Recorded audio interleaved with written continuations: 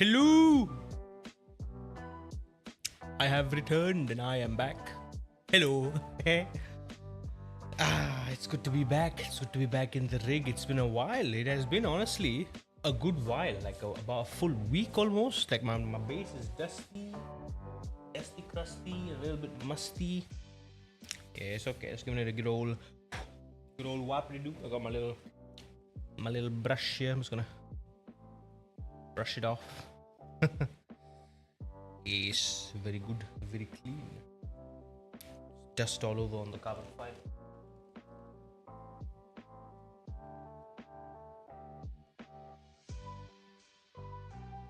I say I take care of my stuff, I really mean it, like every inch.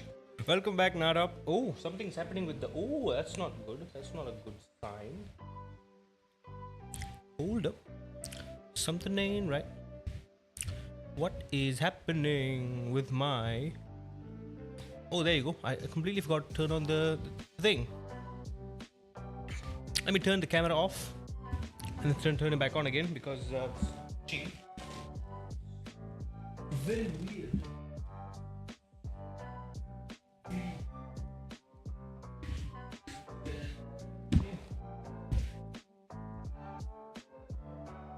Are we back?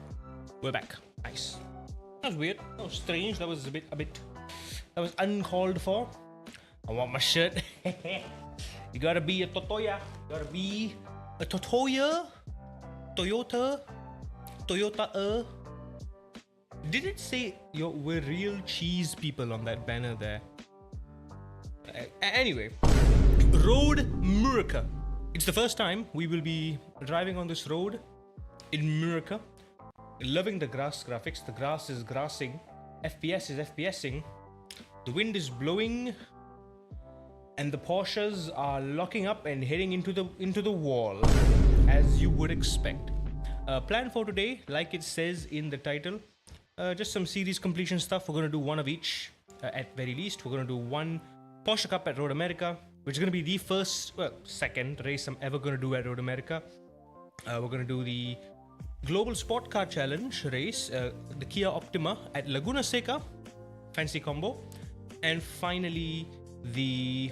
I forgot what the third one is. GR86 at... Check schedule. Wrong mouse. Where is it? Hang on. The third thing we're doing is GR86 at... Oh, look what! It's gonna be our first ever... Well, second. We did the Kia Optima race at Mugello last time. This is gonna be my second ever race with the GR86 at Mugello. So it's going to be fun to see how the racecraft works in Mugello. It's going to be interesting. I'm just going to jump in my car. Is it just me or is Twitch being slow or buffery? I do not think it is an problem on my end. My end, the bitrate is good, CPU is good.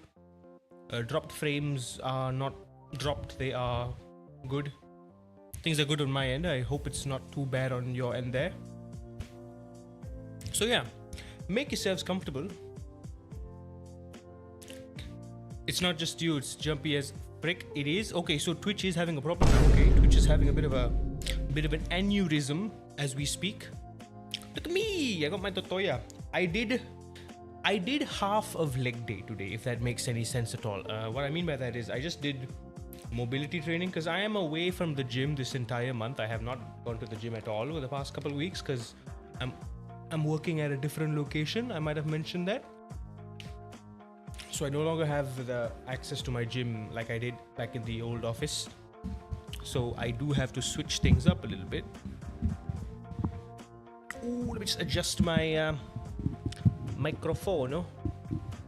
I have to keep switching like monitors and cameras, and the other day we did a standing stream recapping the events of I just realized I can't hear the audio. The audio isn't audioing. I think I haven't. Hold up. Let me just hold up. Oh, okay, I know why. Okay, silly me. Okay, now, oh my god, if I didn't turn that on, you would not have been able to hear the game audio as well. Silly me. Anyway, we're back. I got some coffee. I got some protein in the back, which is being blocked because you can't see it. Right there. So keep it there. There we go. Lovely protein. I need a desk, man, so I can like put my little trophy. It's sitting up there on the shelf. Looking hella clean, hella nice.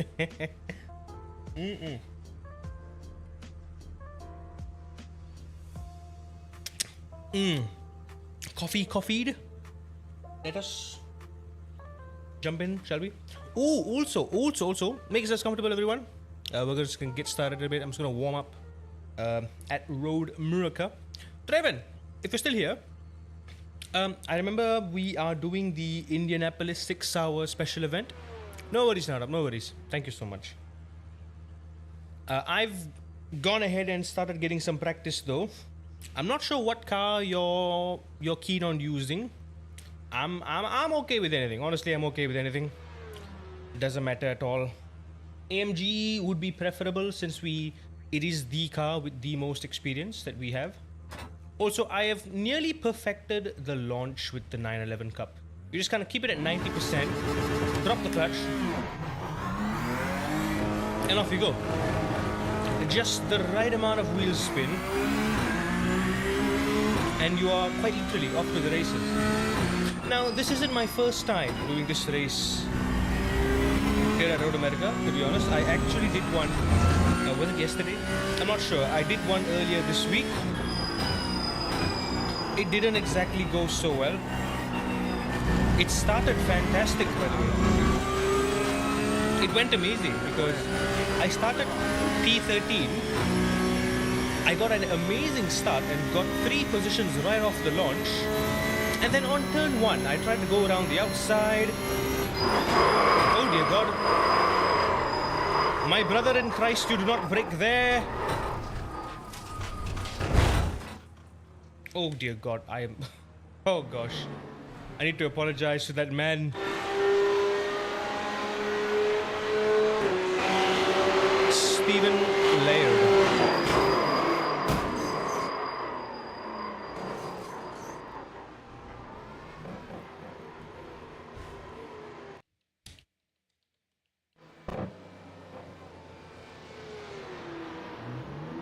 There we go. Look at me being respectful and all. Anywho, long story short, started P13, went to P9, tried to go around the outside on turn 1. Someone went ka-thunk. I spun, went to last place, which was P23, fought back up to P9, lost a lot of safety rating in the process.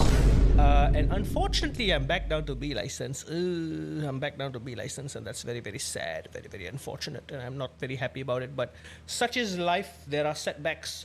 'Tis but a minor setback in the grand scheme of things. Nothing we can't recover from.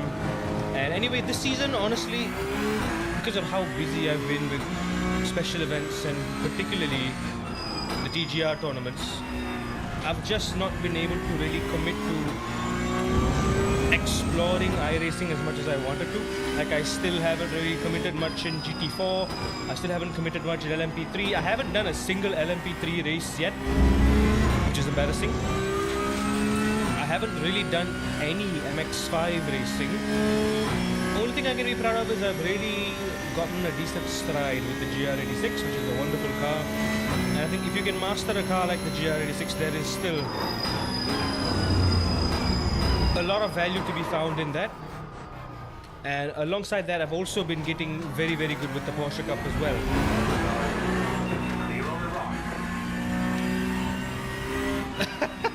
I tried to move on the inside to let him pass. He had the racing line. I'm so sorry, my dude. So, I mean, I want to just highlight one thing real quick. This highlights a inherent flaw with iRacing, which has been one of my biggest complaints since day one. Pitch being poo-poo. Oh, crap. Thank God for YouTube then. I'm glad you all are there.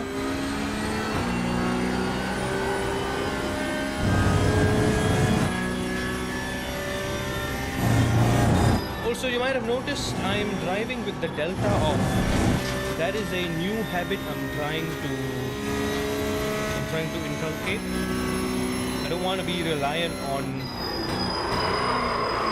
Oh dear, that is a terrible, terrible lockup. I do not want to be reliant on the delta telling me if I'm fast or slow. I want to be able to tell for myself if I am doing the right thing. Alright, I think I have to put the brake bias backward. The brake bias is already very heavily rearward bias. I need to increase even more to the rear. And it seems like I can't go beyond 70% brake pressure, or that is cause for lockup. So as it stands right now, I am about 2 seconds behind the lap record at Road America, which I think is decent for a beginner, given I have not at all driven around this track before, or at all, period. So I think that's a good benchmark to start from, and then we're just gonna slowly build it from there.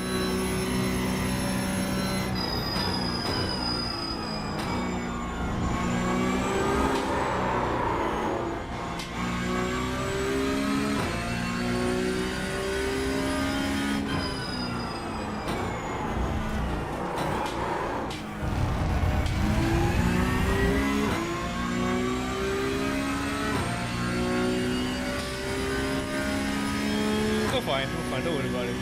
Don't worry about it, it's Porsche Cup, I know what I'm doing. 3.5.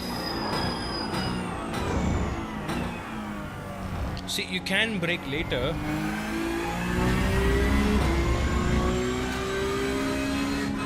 But it really is hit or miss.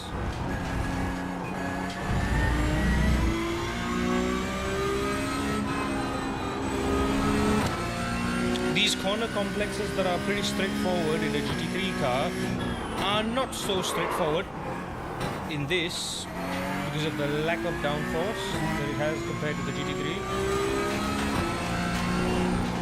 I'm just gonna do a quick lift here, go really wide and then cut back in at the end of the barrier on the right. There we go, beautiful double apex. Still feel I can carry a lot more speed in there. Just a brief tap on the brake and then get on the throttle again. Beautiful. Since this is a new track, I really need to train my vision as to what my references are, what markers I need to fixate on, and what I should do in the event that my markers are blocked, because you do get into pretty close fights on this track. For the most part, the markers are all on one side of the track. You don't have markers elsewhere. The markers are very subtle. Yes, there are brake boards all around, and there's the, just like you get the Nürburgring Nordschleife, there's like white lines on the edge of the track. But then again, if you're following someone very closely and you can't really see the road ahead of you, it's very hard to pinpoint these references.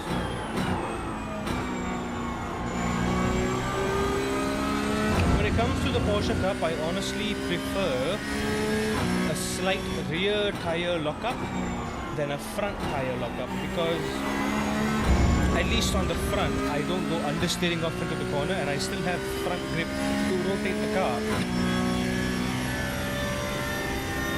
With the rear lockup, I'm still roughly pointing in the same direction. I'm not really using... There we go. You see, if I lock up the front tires, it's just instantly you're gone. And I'm trying so hard to pump it and not lose it.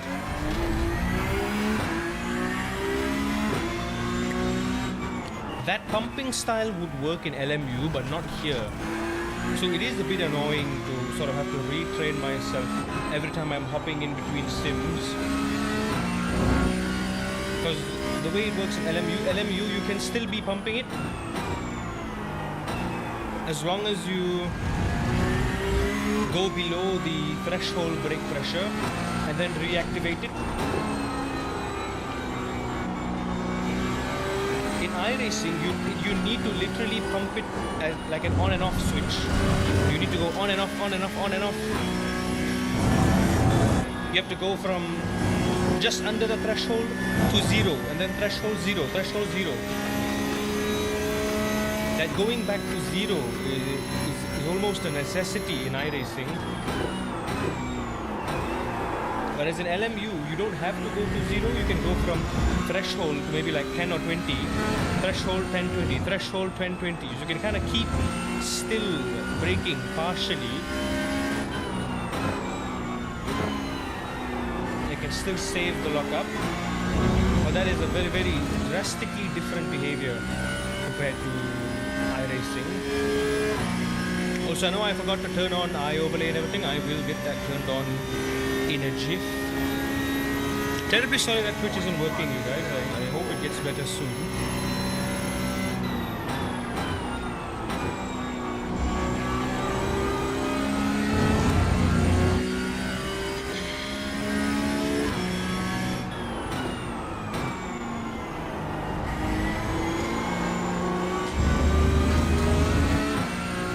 honestly can't tell you all just how much I love the Porsche Cup. It's such a wonderful car. Now, to be fair, the past two Nürburgring Endurance Championships I have fumbled quite greatly, should I say. I have fumbled them pretty bad. In fact, the past two NECs, I've not even finished the race at all. I've only managed to get just over halfway through the race. And sadly, I've not managed to complete the past two NECs. There is an NEC happening this weekend, another Nürburgring Endurance Championship. We love that. Yeah, I need to be more cautious with that corner. It does turn in.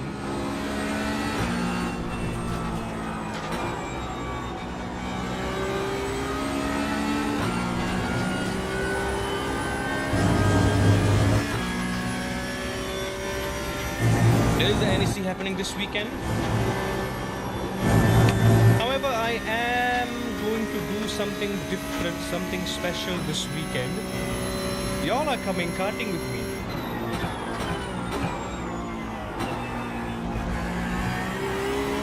You can use all that runoff area on the other side. I like to just tap on the brake, then carry on the throttle. And brake just where the tarmac sets. There we go. I'm going to take you all karting. I'm going to Baranang one more time. I think you all have been to Baranang with me as well. You all have seen me at Baranang.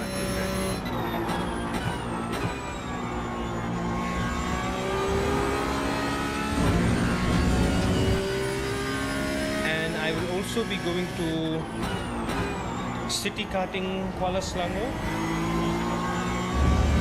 where I will be finally making the most out of my two-stroke race kart tickets that I had from over 6 months ago. But I'm finally going to be able to use them on the new track. Can't wait for that. Brake hard, brake confidently. Use all the runoff.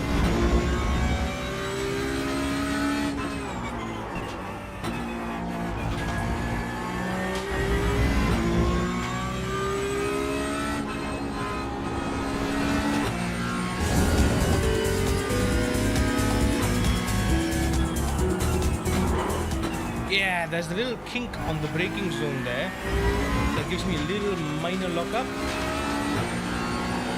Okay, thank you for the follow there, Nuob. I don't know how to pronounce your name, but it is a funny name, and I like funny names. Welcome in, pleasure to have you here. Yeah, go.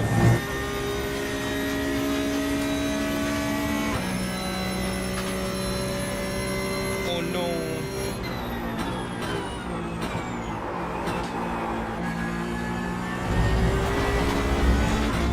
Oh, that was off track. So there's a misconception with that line there. You can afford to brake a little later. You can afford to brake slightly later. As long as you can reel it back in. The track limit is not the white line, it's technically the edge of the sand pit, and you do have to swing back in. You do have to swing back inwards.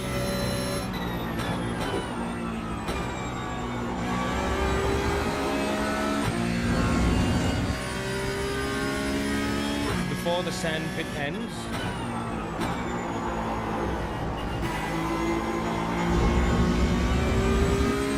Here's a fun fact about Laguna Seca, the Porsche Cup race at Laguna Seca last week.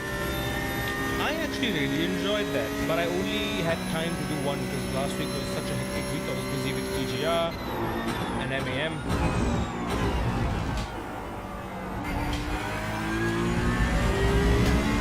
A part of me is still telling my brain that you're braking wrong.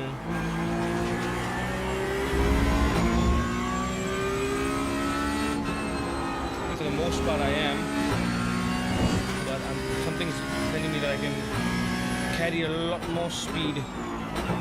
There we go. I can't be fully to the right for that corner.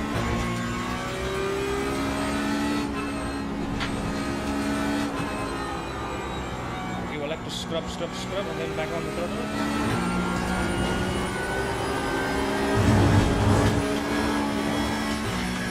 Fine, don't worry about it. Yeah, people mess up this corner a lot more than they mess up the long corner. With the long corner, people try to be safe. Yeah, as soon as I've passed the final board, that's my cue.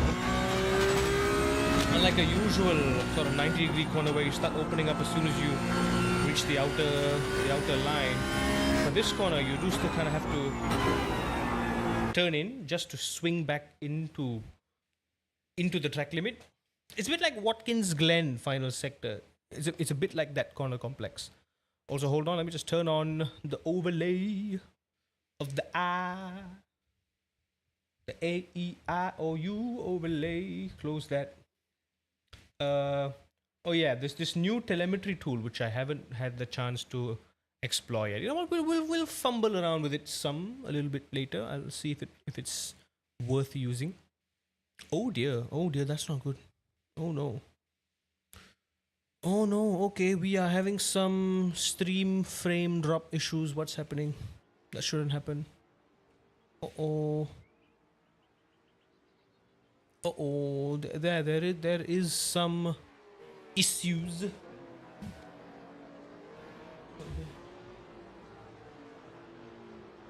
No, that's not good. No, that's not good. No. 2K field, right? Not too complicating. Now, would you look here? Here, this is interesting. This race in particular has changing conditions. It's been a while we've had changing conditions in a race. This one in particular, lightly wet. You're on a dry tire.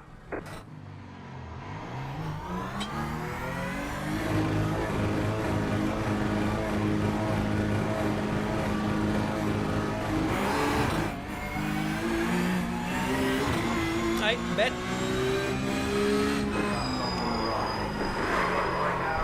Oh dear. Yeah, it is a good idea to swap over to the moist tires, I believe, at this point. I did practice with the dry tires, and they seem to work. I was able to do like a 2 minute, what was it? 2 minute 14 second, 2 minute 15 second lap. Okay, let's see what the weather looks like. It's still... Precipitation goes back down to 0, but I wonder if the track state remains the same. It's still lightly wet. There's a good shot that it is going to dry out during the race, or it might just dry out when the race starts, or I don't know. It's going to be tricky. It's going to be very different to the first time that I drove this. I think dry tires is a bad idea in general. This track is also weird in a sense that it has puddles. It has the lowest point of...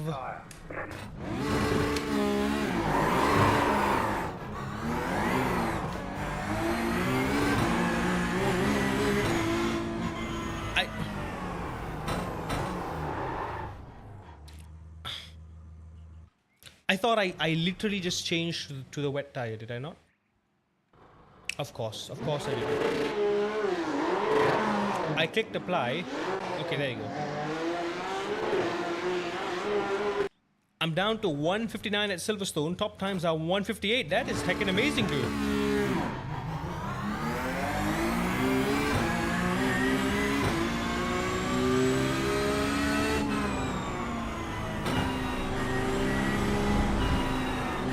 So for now, considering that it is only lightly wet,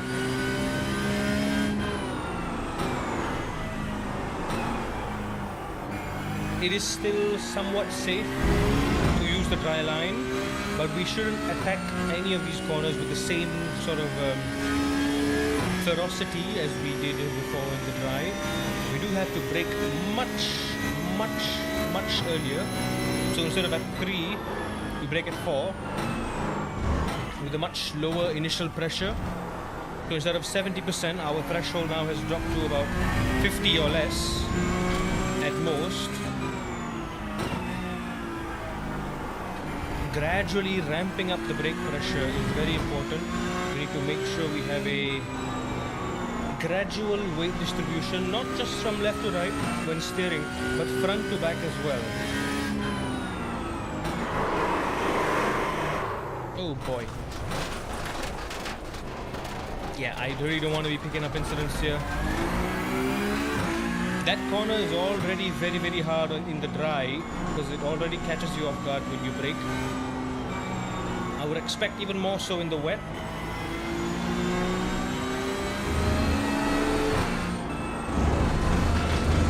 Yeah, ideally you want to not carry as much speed through there.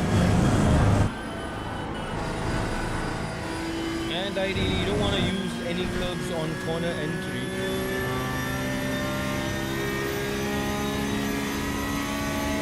You want to brake at the kink. 50%, no more, no less. Hold it. I wish I could do some Silverstone with you too, Draven, but I just got demoted back to B, unfortunately. I just want to focus on the series completion. Next season, you know, if I have time. I mean, next season seems likely because I'm pretty much done with all my tournaments. After September, after TGR, there's not going to be any tournaments. There's no real major high racing pressure event. There'll be one a month. I think there's Indianapolis, and then there's Suzuka 1000 happening after that. At the end of the year, there's production endurance, and then there's something else. There's a GT3 at Virginia. I'm gonna brake very early. There we go. I tried braking at 60%. That did not work. Got a micro lock up there. I'm just gonna pull the brake bias even more toward the rear because I do not trust this gal to stop. Yeah, big understeer there. Silverstone is B license rate. Oh, it is okay. Okay, you know what? I'll try setting a lap then. Hang on, that 158, 159, is it fixed setup or is it open setup? If it's open, I can't be bothered, to be honest. The trick that I found to braking to find if you're on the limit, just listen to the tires. Especially in cars without ABS, listen to the tires. Just like when you're steering and you're trying to find the limit, by hearing that tire scrub. Same thing when you're braking. Hear that tire scrub. If your tires are scrubbing more than they should, they will emit a noise. And if you're hearing that noise, that's usually a bad sign.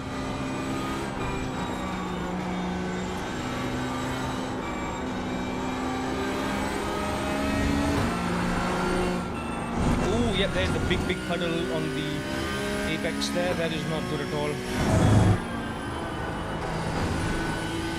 Big puddle there. You can do fixed or open. The times are similar then, I assume. After the kink, immediately brake in a straight line. And even that, it's barely enough to make it. Just narrowly missing the apex there.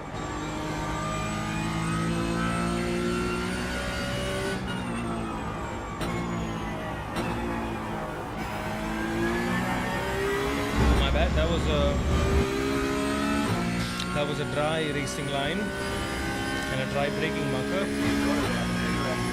Yeah, we're not gonna have enough time to do one more lap, unfortunately. This is the only lap we've got. Is it good? Hey, somehow it is.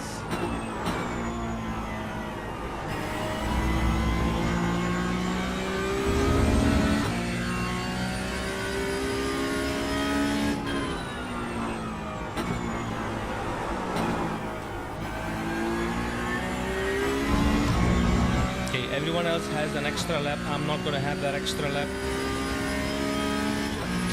Yeah, the only time I've actually driven on Silverstone is for fun. I drove it with the F4 car. I'm going to brake just after 4. There you go. 50% brake pressure. No more, no less. There we go. It is still technically possible. Oh yeah, gotta get that turn in before the crest. Like you would. Rule of thumb. Get on the throttle early there, just a light brake just to get on the rotation. The brake at the 3 board. Stabilize the wheel through there. Mess up the lap. Okay, that is a dangerous braking zone. Because the track kind of dips. That is an evil corner. That is an evil corner.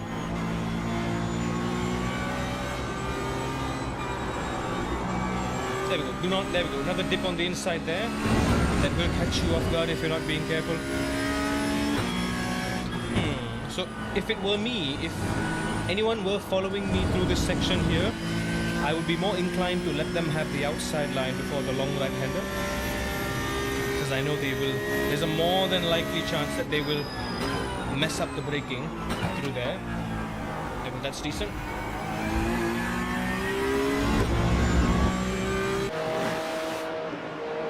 Ooh, there you go. Someone has gone quite a lot faster than me. A 22.9, which puts us in P2 quite neatly. But there are a lot of 224s behind us, so...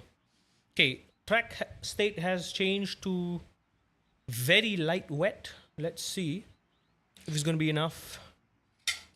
Let's see if the wet tires are still viable at this point.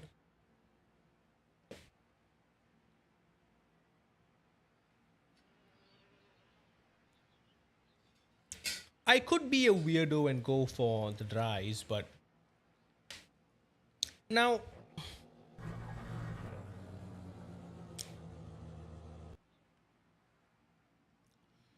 yeah, you know what? I'm gambling. I'm going on the slicks. I'm going on the slicks. I'm doing it. I'm doing it. You're on a dry tire. I'm doing on the slicks. I'm on the slicks. It seems to be that everyone else is on the slicks. Now, theoretically, very light wet should be fine. Let's just hope there aren't any shenanigans heading into lap 1, turn 1. Assuming I can get a perfect start, this should be pretty well. I need to be easy with my clutch bite point because we might get a bit more slip angle than we might expect. Either way, let's just see. Anyway, as I was saying, I only driven Silverstone once or twice. Once with the GR86, second time with the Formula 4. Never really driven it with the GT3 car. No idea what it's going to be like, what I can expect. Thought I was driving cold GTP tires. There are quite a lot of cars in here. I'm assuming there's like how many cars are in here? 20? Usually Porsche Cup is quite loaded. Yeah, there's about 20 or so odd cars. 25 to be precise. Let's get away with a nice clean race here, lads, shall we? Lights are off. Pop it in first gear. Hold the clutch.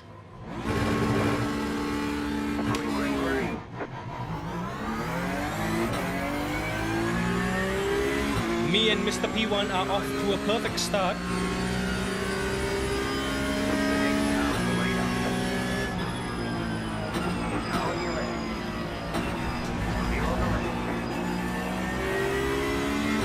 So, now assuming everyone is on the dry, on the slick tires, we all need to be just as careful. Yep, there we go. There goes the first casualty of the race, me. Oh, this is going to be very, very challenging. My only concern would be that if we did choose to go for the wet tires, it would have probably resulted in worse results toward the end of the race, where the track starts drying up. Oh dear Lord.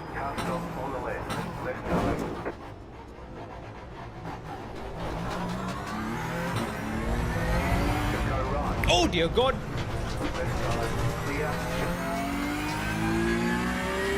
That was clumsy from the guy. Okay, okay. Off track, it's fine. Okay, at least it wasn't a times 4. That's all I'm grateful for. Okay, I need to have a very light foot here. You got a slight car on the left. Ahead. You got a slight car on the left. Oh my god. Everyone's just losing it here. P1 is only 15 seconds away.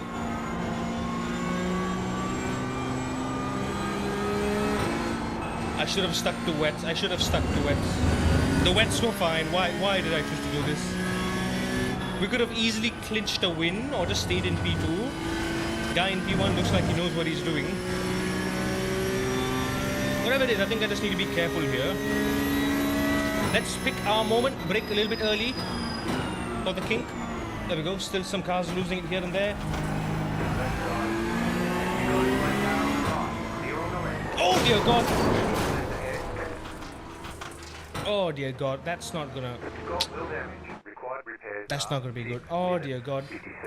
I stalled. I was yay. That was a nasty call. Like at this rate, I knew he would spring and rebound, so I was either planning to go hard left, but he kind of stabilized here, which gave me a choice, and I went hard left, which I was initially planning to do, but it was, oh, I could have gone hard right, because you never know. You never know. Oh, dude.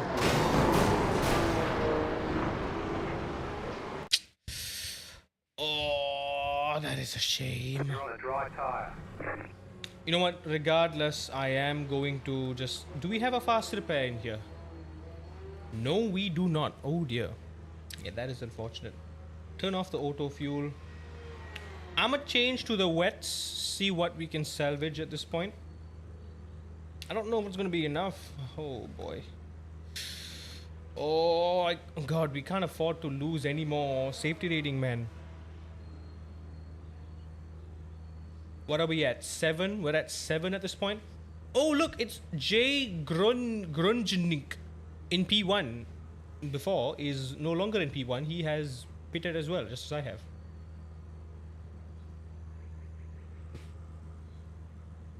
Oh, required repair 7 minutes. Yeah, nah, screw this. That is unfortunate. That is a very unfortunate incident. Oh boy. We could have just kind of held it steady and got out of it soon enough, but that is a shame, dude. Also, am I using the right preset right now? Okay, no, I'm using iRacing. Oh boy, I'm at 1.47 in the B license. Any less, if I lose 0.47, I am going to be so screwed. There we go, GT3 fixed fan attack. Now, technically, the first race that I did has already completed. There we go. We're at 7 out of 8 for Global Sport Car, 7 out of 8 for GR86, 7 out of 8 for Porsche Cup. I've got one more Porsche Cup to do, which is the one next week. I think it's at Portimao. However, I need to do one of GR86 and one of Global Sport Car to actually finish it. And this is a dangerous spot for me to be in as well. I need to be above 3 safety rating. My hope is to salvage whatever I can in the NEC this weekend. We do have 25 minutes to practice for this, so let's do that. First impressions were I was able to adapt to this car and track combo pretty quickly because I kind of figured out a few nuances at Laguna Seca, having driven there in the GR86 and what was it? Another car? Porsche Cup. Last week was Porsche Cup. I drove Porsche Cup here, and I was about a second behind the fastest lap record. A second, 1.5 seconds behind the lap record. So I knew. And that was with the Porsche Cup, mind you. Porsche Cup, this is a high risk track too. Like I was just taking it easy. I wasn't really like trying to push the exit everywhere. I think I did a fairly good job with the Optima too. It's all about just getting the rotation, getting it to slide and then just exiting smoothly. So yeah, tricky part of course, corkscrew definitely. Corkscrew turn 1, it's easy to lose it through these two sectors. Another unexpected corner, turn 6, this part where you have a blind crest and then you have to quickly swing over to the left into that little big sausage curb. Yeah, it's very dangerous as well. I did lose it here a couple times, picked up a couple of incidents. That's not very favorable. Shall I keep it steady, see what we can do? Am I aiming to get A class? Correction, I'm aiming to get back into A class. Yes. I lost it yesterday when I fumbled. This race, in fact, I was trying to get this race out of the way. In fact, I started P1. And yet again, it's not really my fault. It's kind of just, you're poor and you don't have triple screens, so eat sand type issue. It's really not my fault. Turn 1, Cadillac Carnage, of course, in front of me. Optima's behind me. I got a wonderful start. I went into turn 1. Everyone just kind of locked up and was spinning around. So I took the very wide line. It looked clean. And the guy in front of me was also, Cadillac, he was also had the same idea going on the outside. It was clean about halfway through turn 1, turn 2, in the middle of the hairpin. And then all of a sudden, someone spins into him. He spins and I have nowhere to go, no time to react. I just crash. And yeah, it's just a complete bumblefest in the front. And yeah, when I try to recover, another Optima also crashes into me. And that's the end of that. That's the end of that, pretty much. It sucks. It sucks. It sucks when that happens. And like I said, you're driving blind, man.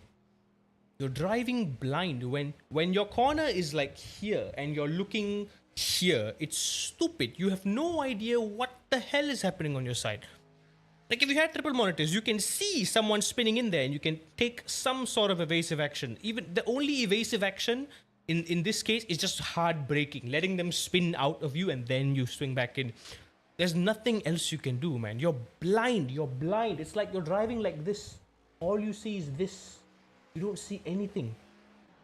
I honestly don't blame anyone for messing up in iRacing, especially if you're on a single monitor.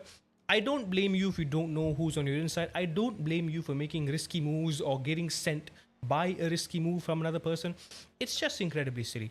My iRating is just barely under 2K, but it's at a measly 1.9. I was around the 2.1K mark, and then after a couple of shenanigans over the past couple of days, that has gone down, and it will go down again because I just fumbled a Porsche Cup race at Road America on the first lap very badly, unfortunately. I did not manage to avoid a car that spun in front of me in time, and I just went right into him. Very sad. Anyway, first rule of Optima, bring the brake bias all the way to the back as much as you can, and then bring it up by one click, which is 57.5. That's the sweet spot. Don't ask me how I know, it just is. Get out smoothly.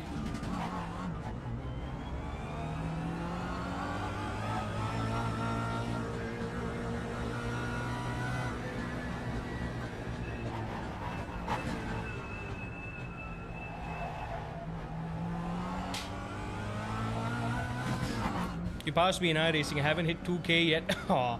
I mean, you don't have to really prioritize it or worry about it. The only thing you really need to prioritize is safety. But it really is random, It really is random in iRacing. Anything can happen. But there also is a pattern. There is a general trend. I think the reason why it's been so hard for me to grow in iRacing is because the series that I most focus on are perhaps the highest risk series of all. MX-5, Porsche Cup, Optima. There we go, picking up an incident there.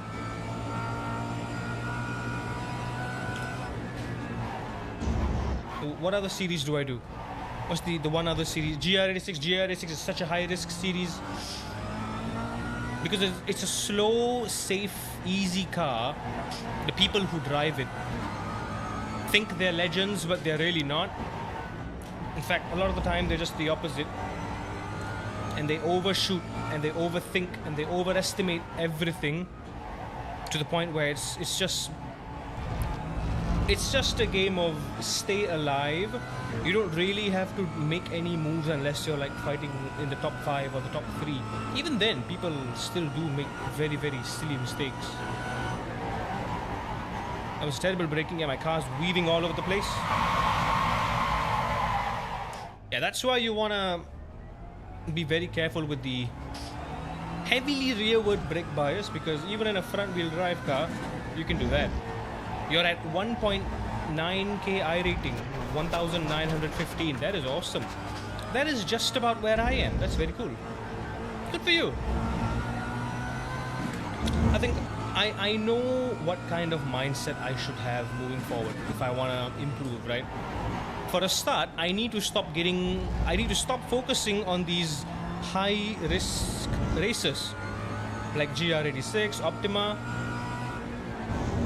The thing is, right, next season onwards, I think I've bought a lot of tracks in the 6-7 months, in the 8 months now that I've been iRacing. I bought quite a lot of tracks, and I do truly hope that next season, at least next season, I will be able to do a B class or even better an A class season in its entirety. In particular, either the prototype with the GTP or with the GT3, a full season of either one of those with the tracks that I already have, or at the very least, maybe I need to just buy like one single track, right? I want to start moving away from these high risk combinations. 7.901. Because it's really not worth my time, and it's really not worth the effort of practicing so hard only to get taken out on the first lap. Sometimes it's a fault of your own, like the Porsche Cup just now. I completely fumbled that. I take full responsibility for that. But then again, that just amplifies what I'm saying. The risk is so high, anything can happen. You can be super aware, you can be super safe, and things can still happen that will ruin your race. We started P2. I spun at turn 2 for a very silly mistake, so anything can happen. Keeping that in mind, you just have to... The best way to mitigate a risk is to eliminate the risk entirely, which in this case is to not even get anywhere near the risky races, such as Optima, MX-5. Even this race that we're doing here is a very high risk race, but I am forcing myself to do at least one of it just for the sake of series completion. That's all the reason we're doing it. GR86 is generally more favorable because it's slower pace, right? You can take more time to think. It's a lot better on your brain. 32.387.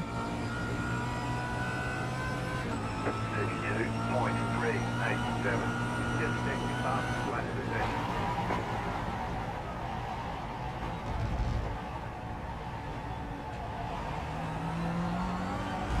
You only drive GTP and IMSA. Yeah, see, that is a very good, safe combination, because generally the people who drive in those classes are, well, somewhat competent. Those cars aren't the most dangerous, reckless cars to drive. They all drive a certain way. They're predictable. Even if someone drives in an erratic, moronic way, it's predictable what they are going to do. It's predictable to anticipate what's going to happen to them. Whereas the cars that we have here, Porsche Cup, Optima, MX-5, GR86, they can be a touch bit unpredictable, and that adds to the risk. If the risk also involves your diminishing power in decision making, then that's a big hazard. That's a big no-no. That's not going to help you get ahead. It's only going to make that journey harder.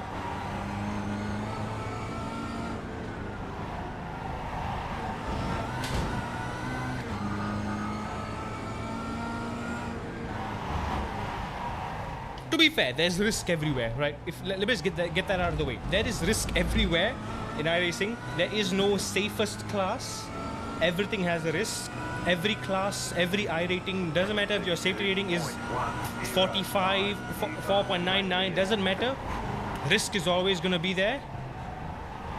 Idiots are always going to be ever present, omnipresent, till the end of time. People are going to take some uncalculated risks, some riskier risks than usual. Sometimes that might be you and me, and that's fine. That's racing. Mistakes happen. We're only human.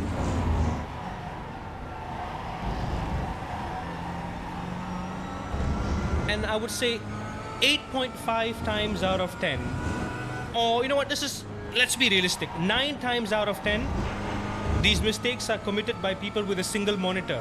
They have, unless they are actually competent and they use the look left and look right button, they have no idea what's around them, who's around them.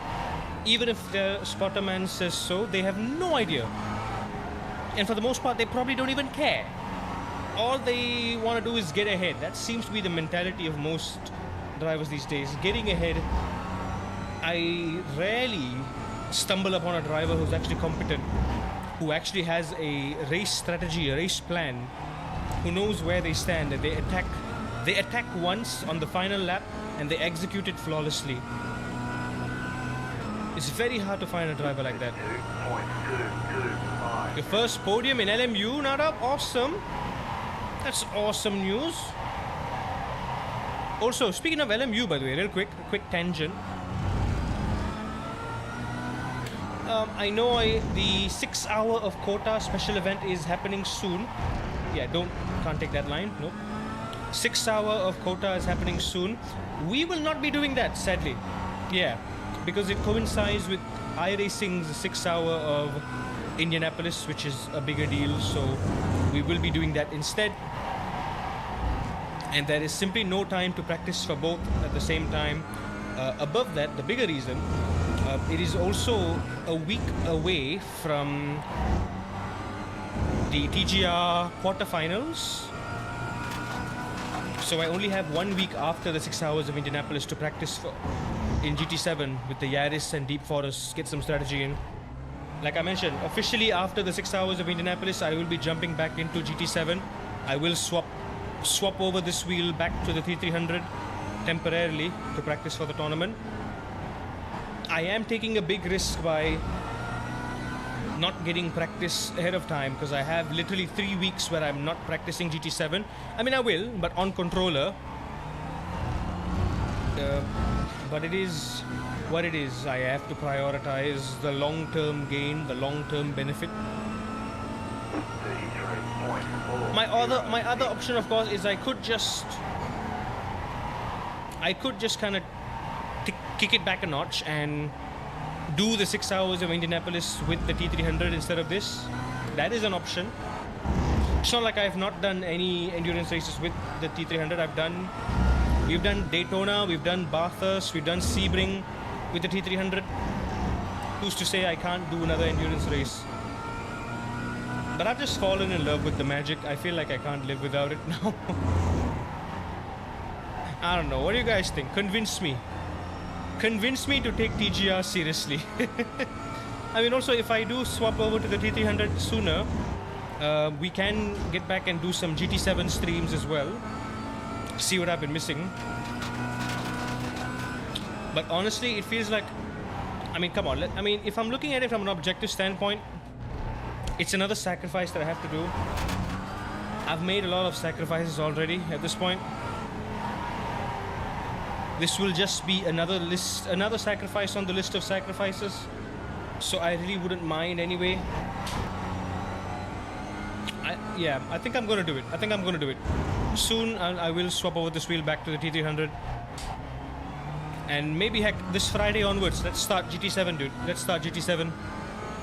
Okay, no, hang on. This Friday there is NEC. I still want to do NEC with this. After NEC, after I've done the NEC on Sunday, after I'm done with the NEC on Sunday, then I will swap it back on Monday. Monday, our stream will be GT7. There we go. Yeah, I'm just going to call it right here, right now.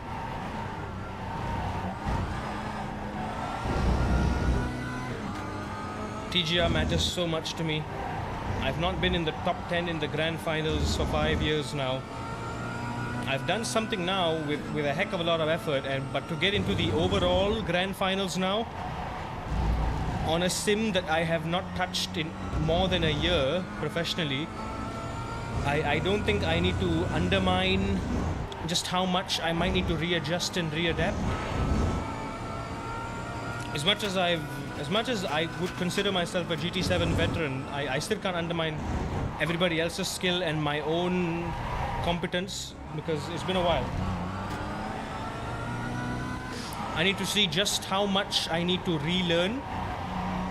And at the same time, I need to see if all my skills that I've learned from iRacing, LMU, Assetto Corsa, will they transfer over in a positive effect back to GT7, back to where it all began?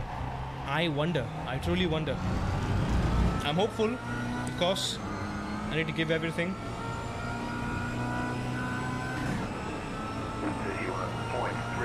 I don't just want to get knocked out for no reason.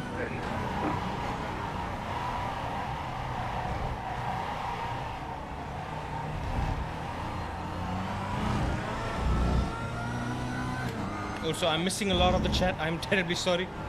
I am low-key concentrating.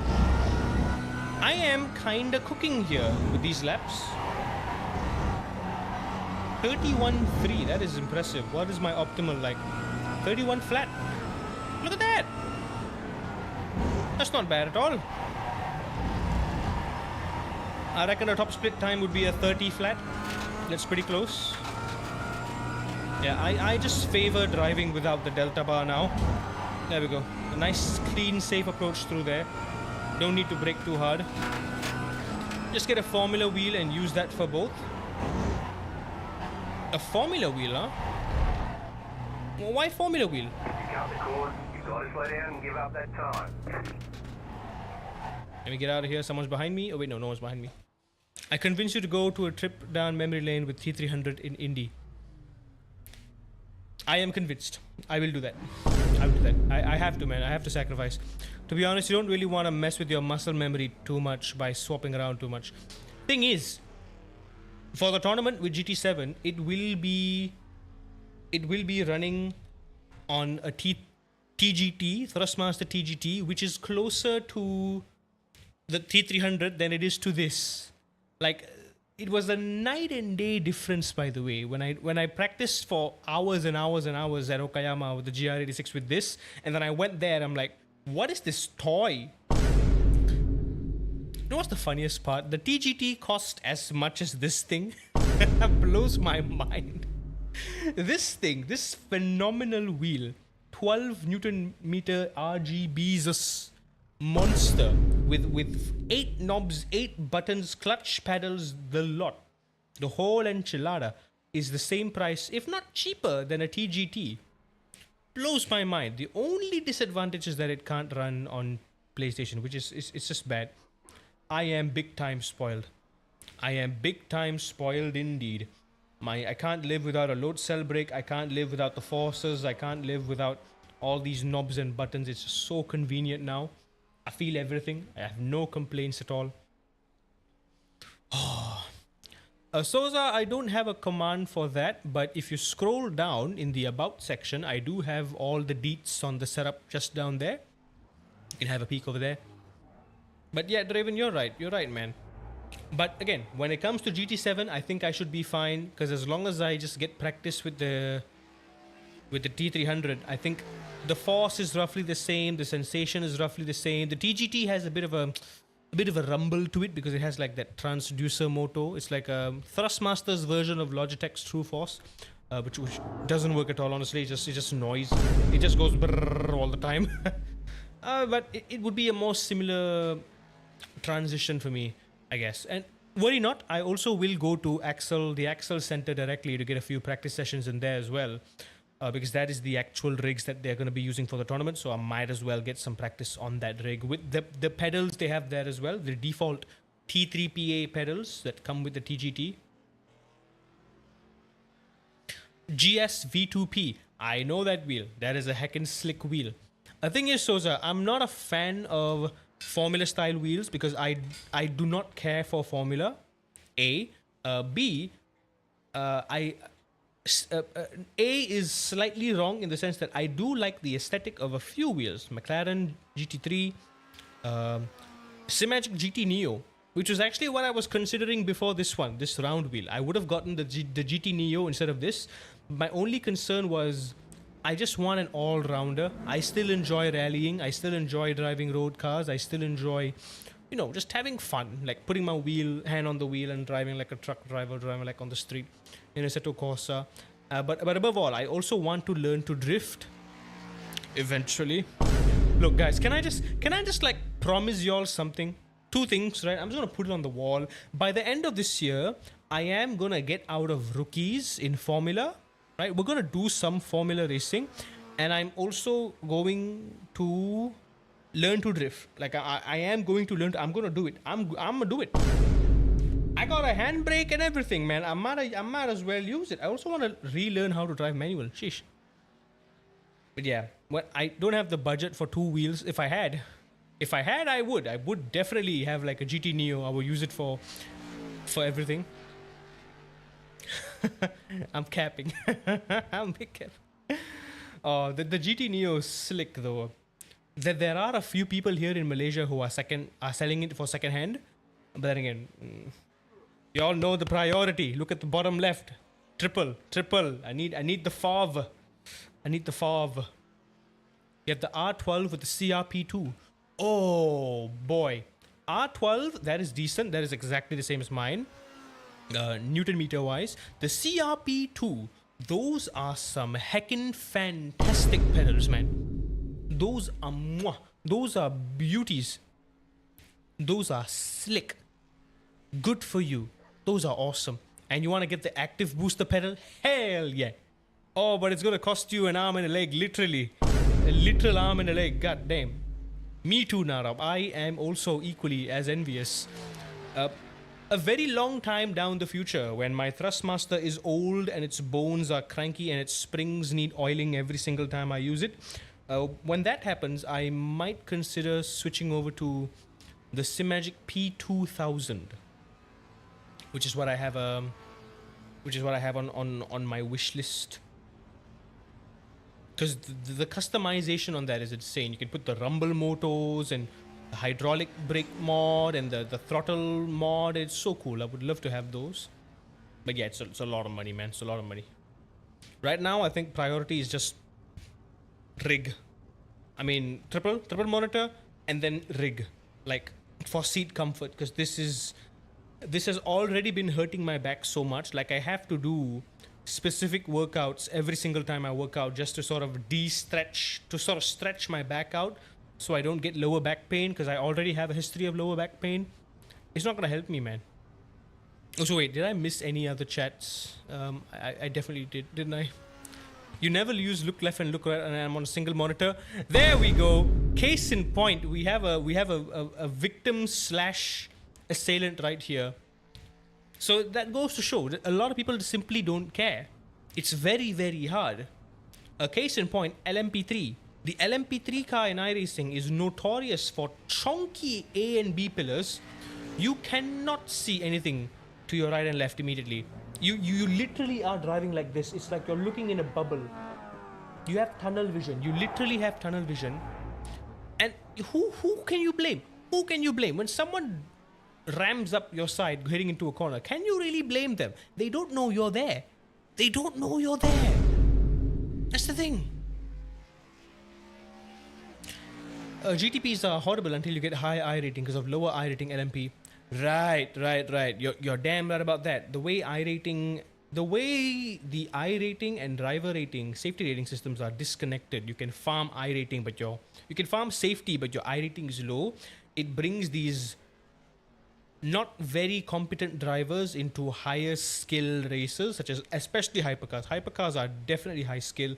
Porsche Cup, definitely high skill. Even this, I would say, this Cadillac and Optima, I would say very high skill. The only beginner ones, I would say, GT4s are definitely beginner, so I would forgive mistakes done in GT4. Even GT3 to an extent, depending on the I rating. MX5, M2, GR86, you just expect mistakes there, because those are classes meant to learn, meant to push, so that you can evolve into these more complex classes, right? Yeah, under 1500 with those GTP drivers, exactly. Those are the hardcore safety rating farmers. I remember watching when I still started racing with the line. I have evolved since then. I've taken a different approach to racing now, a bolder approach. I do still turn it on once in a while if I'm desperate, but for the most part, I try to figure it out myself. I try to push what I know from what I've learned. And then I look up a guide and see how far off I am, and then I adjust and tweak. because I like figuring things out on my own, right? That's just been my entire life. That's been my entire sim racing journey. In fact, I figured everything out on my own. I like that a lot. And I want to keep that journey going for my own personal development and for your learning as well. Because you get to see me actually figure stuff out and not just copy what someone else is doing off the bat. I want to have a bit of trial and error to see what works and what doesn't. I'm spending a lot of money for an actual rig here in December. Ooh, like rig. Looking at getting a Track Racer TR20 or next level FGT Elite. Ooh, hang on. That is a good choice. FGT Elite. Here's the thing, Sosa. That is actually very close to what I've been looking at. I've also been looking at the Track Racer TR160, which is a slightly chunkier version of the TR120, and the Next Level Racing GT Elite, not the FGT Elite, just the regular GT Elite, because I do not care for formula position. Even in this is the FGT, but it's very clear that they built the F part first and then just like cobbled on the GT part. That's why it's F-GT. It's just they just smashed it in there at the very end of the design phase, to be honest. So it's ergonomically a mess in the GT mode, but it's wonderful in the F1 mode, and I can't be bothered for the F1. I just want a nice, dedicated, comfortable GT rig. You don't need a TR160. Why not? I would like it here. It's beefy, man. That's like an end game rig. That's like the one rig I will need till I die. You know what I'm saying? Like that's like a forever type rig. Like this is not a forever type rig. This I'm using it till either it breaks or if I can sell it off to someone. It's overly beefy. The beefier, the better. I am Indian. I don't eat beef, so I'm gonna say the chickenier, the better. But still. Carpet Smiley, welcome in. I don't know if it's Carpet Smiley or if it's Carpet Smiley, as in a smiling carpet, or if it's Miley who likes carpets. Either way, hello there. Thank you for the follow off stream. I just noticed you followed off stream. Appreciate that. Welcome in. I mean, okay, but you have a point. It is expensive. It is heckin' expense. The only reason I would consider Track Racer is they are one of the few companies that ship here. Expensive. I would say more expensive than SimLab because they ship from America and not the Netherlands. Next Level Racing is just horrible. I can't buy anything directly from the website. They would direct me to Malaysian retailers which sell it for way more expensive prices than MSRP, so I can't be bothered. And also, if I were to get like Next Level Racing's add-ons, like the triple monitor stand, keyboard and mouse tray, gear lever, plate, all that stuff, I can't find them here. So SimLab and Track Racer are great because I can get the entire thing. I can get all the add-ons and the accessories that I want. I don't have to worry about anything. But it is very expensive. Very expensive. It's more than twice the price of my new wheel. It's crazy, man. I do not have the budget for that at the moment. It's going to be a long-term thing. Like I said, I'm fine using this. It's going to hurt my back, but mitigate and work with what you got. Am I right? By standard aluminum rig. That's what Azib from Pepega also suggested to me as well. Because in Malaysia, you have these like sim racing stores who create like custom sim racing aluminum rigs. They're called Sim Match. They're like this bootleg brand. But because it's bootleg, ecosystem support is a bit shoddy. There is the concern of reliability. Like I've seen a lot of complaints. They say it's aluminum, but it's really not. You know, there's a lot of things to worry about. And I'm paying for a lot. I'm paying for so much for a nice fancy rig. I really don't want... Like I said, if I were to get a new rig at this point, I want it to be a forever rig. Like I want it to be there. I don't want to worry about it. I'll clean it once a month. That's it, you know. I just want it to be here in my room forever. Till I grow old and die. Till I become a real racing driver. I want my kids to be able to jump in that rig and turn them into racing drivers. That's the kind of rig I'm looking for.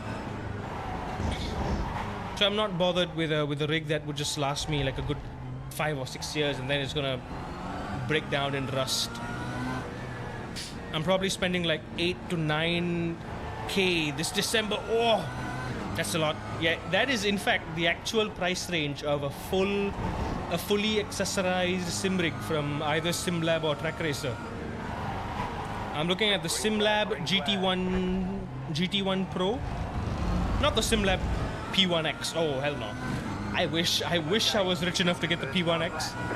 That thing looks hella slick.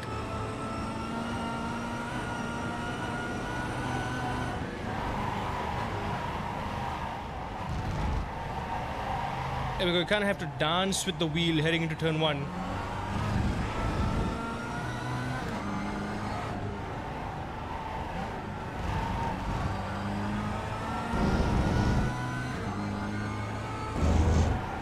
I've learned something about the Optima, and that is front-wheel drive cars really rotate with the brakes to a new meaning.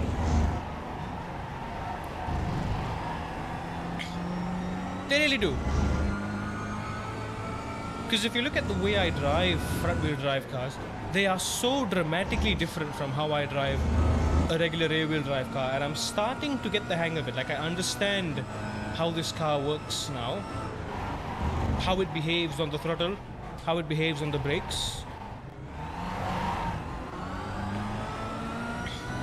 It's one of those few cars where you let it rotate instead of making it rotate, because this car understeers like a boat that is still anchored.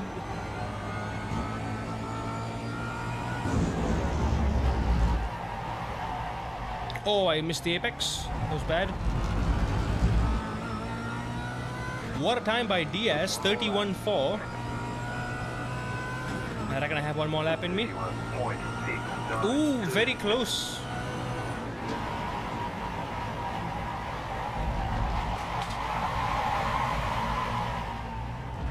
Oh yeah, nah.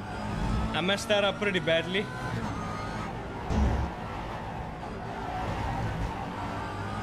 So you're allowed to take some risky, questionable lines with this car, but because of the way you need to intentionally get the rear to step out in a car like this, it's okay as long as you can keep the slip under control.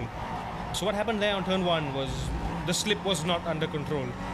It went from slip angle to oversteer, and because there is no power going to the rear wheels, it's very hard to stabilize. The only way you stabilize a front-wheel drive car is by getting on the throttle. And it only mitigates the slide by just literally shifting the momentum from front to rear. Oh dear, that's an off-track penalty. I gotta be careful both on entry and on exit of the corkscrew. That's a bit too late with the trail brake. It's okay. Your end game is gonna be an R21. R21 is a bit much, if I'm being honest. Moza have an R15, don't they? Or am I tripping? Or is it an R18? That's enough. Honestly, this right here, Simagic Alpha Evo, 12 Newton meter, this is enough. I'm more than happy with this. Chicken flag. Like, this is endgame for me enough. I don't need anything more. I don't need anything better. I think I can go pro with this. I can hit the big leagues. I can hit the IRL with this. This is more than enough. Like, this thing has enough force to simulate real go-kart strength. It can simulate pretty much anything to a realistic degree with all the detail, and especially with the realistic amount of force. I really don't want to ask for anything more. I really don't. In terms of the base, this is all I need, man. This is end game for me. I love it. I don't need nothing else. I really don't. Even for wheel, I technically don't need anything else. Like, yeah, a GT Neo would be nice. A nice new shiny wheel would be nice, but I don't need it, you know what I mean? I don't need it. It's a want, but not a need. I'm perfectly happy with this. Again, quoting what Draven said before, it was perhaps one of the things in my life that it's worth getting into debt for.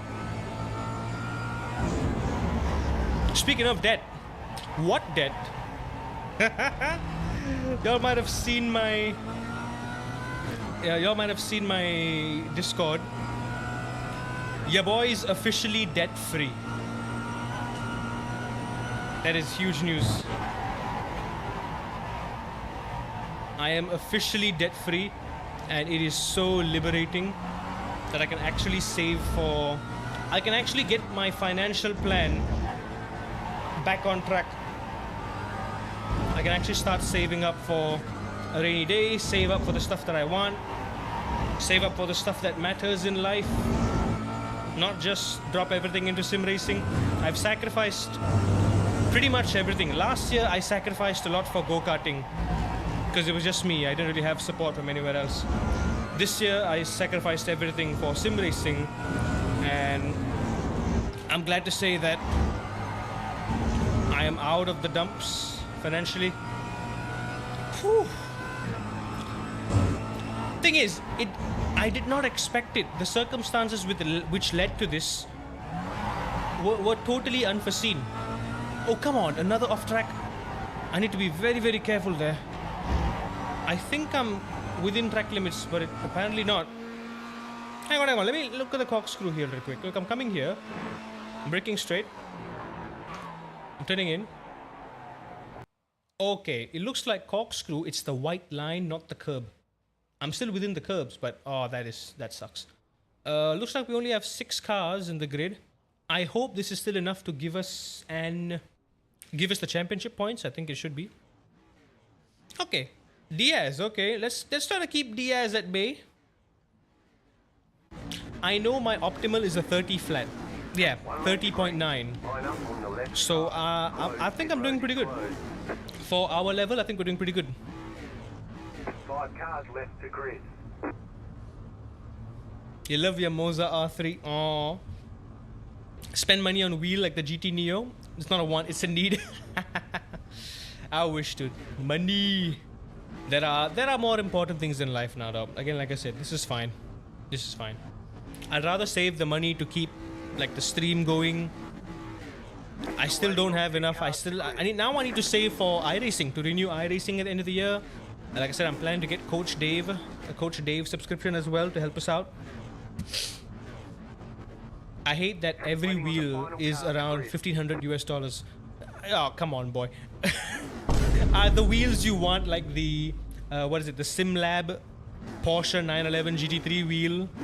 Or the SimLab McLaren, or not the McLaren, the AMG F1 wheel. Like, dude, it's so overkill, man. The Bentley GT3 Fanatec.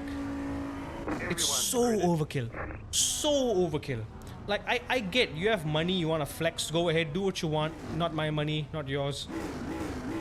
Do whatever you want with your money, am I right? But it's so overkill, dude. You literally have it to flex. Everyone who has a wheel that expensive, I don't think anyone who has a wheel that expensive hasn't flexed it in one way or another on the internet. Wait, whoa. While I'm yapping here, hang on. Diaz. Daniel Diaz. Hold up. His livery.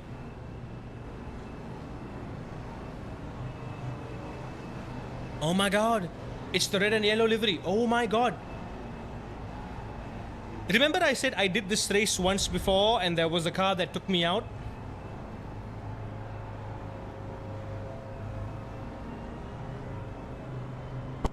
Diaz. It's Diaz. Diaz, I am on your ass. Should we enact revenge? Or should we keep it clean?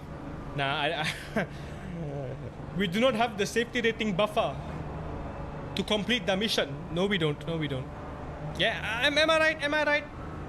Anyone who has the money to splurge on stuff they don't really need like that, they're not gonna keep it to themselves. They are so not gonna keep it to themselves. Come on. You think the average Joe is gonna buy something like that and be quiet about it? Heck no. Heck, it's already a question of the average Joe wouldn't even buy something like that because they can barely afford rent. I'm being real. I'm keeping it real with y'all. Okay, Diaz is taking a weird strategy where he's building a gap.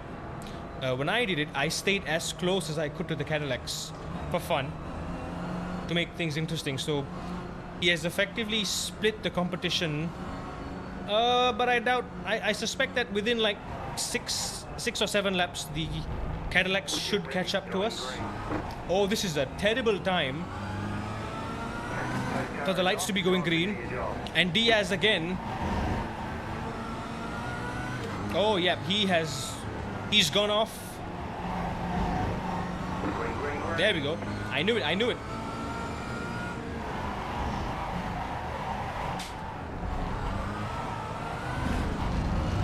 I knew he was going to be up to such shenanigans.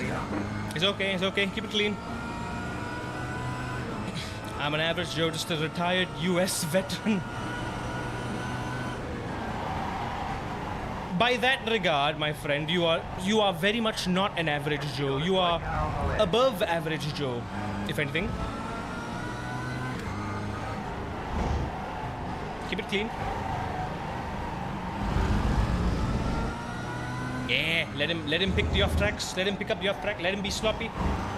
You know you are as fast, if not faster than him. Let's keep Mr. Price on our tail. You know your markers. You've practiced here enough. Why do you salute me, Nadab? Oh, you salute Souza, right. Thank you for your service. Are there any stories you can tell us, Souza? From your pre-retirement days?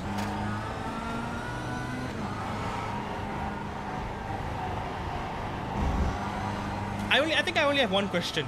Is it anything like the movies? When I say movies, you can refer to anyone. There's a gazillion movies about military life and what it's like. Just pick one, any one. They're all the same anyway. The plot is the same. Anything that is safe to be shared online. Ah, Daniel. Oh wait, that's not your name. Your name is Diaz. Hermano, I have found your weakness. You're scared going through turn 1, man. Okay, he's taking very questionable lines.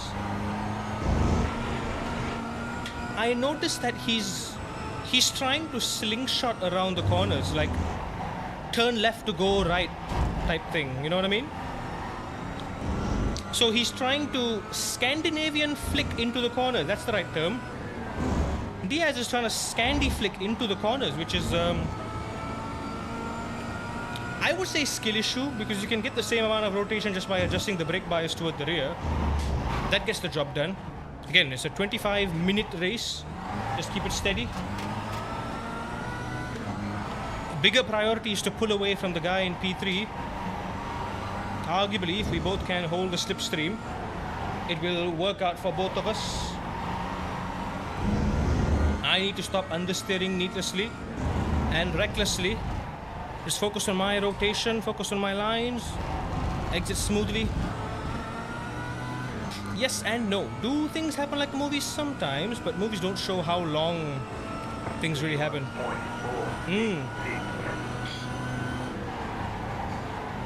Right, that's definitely something that is simplified. When shite hits the fan, engagements can last for a very long time, and it is physically and mentally tiring. That much I can understand for sure.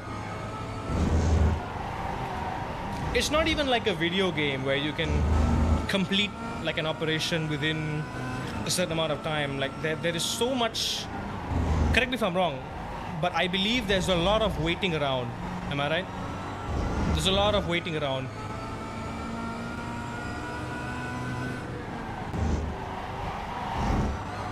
Because nothing is certain. You don't know all the information, so a lot of the waiting around is just trying to make sure if whatever info you got is right, and just to make sure everyone is on the same page. that it's safe enough to make a move. It's real dangerous and trippy stuff, but God, y'all don't just have balls of steel, but also the patience of steel. The patience you need to have to endure that. Ooh, mad respect, man, mad respect. I like to think of myself as one of the most patient people on earth, but you're up there too. You're probably up there too. You was an aircraft gunner, goddamn. 31.359. Just set your fastest lap to session. The car in speed 1. Just set the fastest lap. Oh, Diaz, look at you. 897. Okay, Diaz, you going for fastest lap now? I see you. I see you being slick like that. Okay.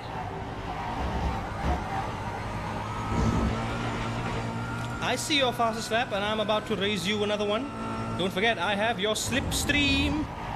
I have your slippery stream, my friend, and your stream. Your stream is very slippery. What am I yapping? Diaz gets the idea. Don't you, Diaz? Diaz knows I'm on his ass. Damn, you must be really good at Battlefield then. The game, not the not the real thing.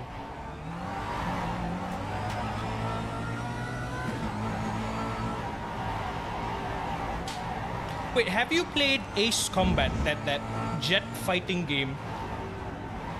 There's a VR version as well. I think you would love that. You love Battlefield. It's a stereotype, but also, am I wrong? I'm not wrong. It ain't a stereotype if I'm not wrong. 130, come on. 31.108. Ooh, close. New fastest lap to you. I think I just need some cleaner entries, cleaner exits. Okay, I am matching Diaz right now, which is awesome. Just need to be a little bit smoother on the applications. There we go. Diaz taking a very late turn in for turn 3 here. I'm just going to prioritize smooth in, smooth out.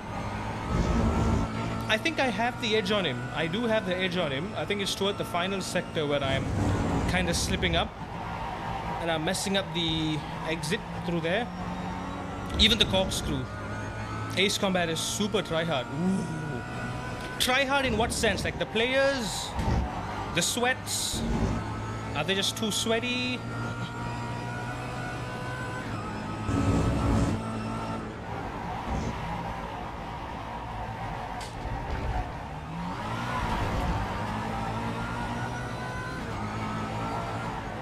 Yeah, for this long corner, I just used the GT3 line that I know. Yeah, that was a bit understeery there. That was bad.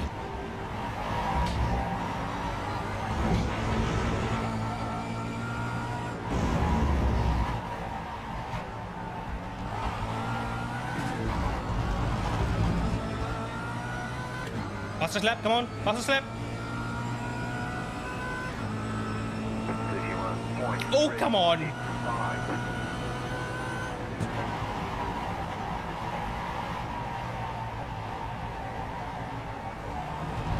Also, it's going to be harder and harder to get fastest lap as time goes on because I am literally posting these front tires the longer I drive.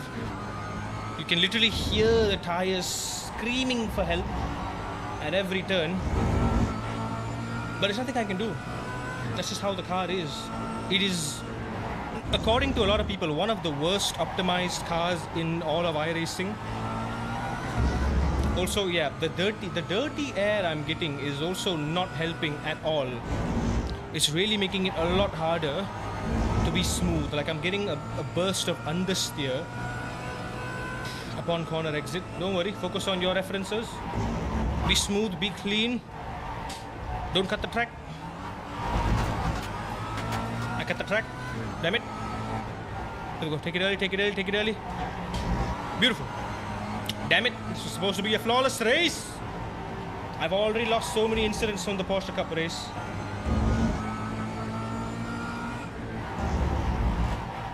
Not yet, you know what, not yet. I don't want to make a move just yet on Diaz.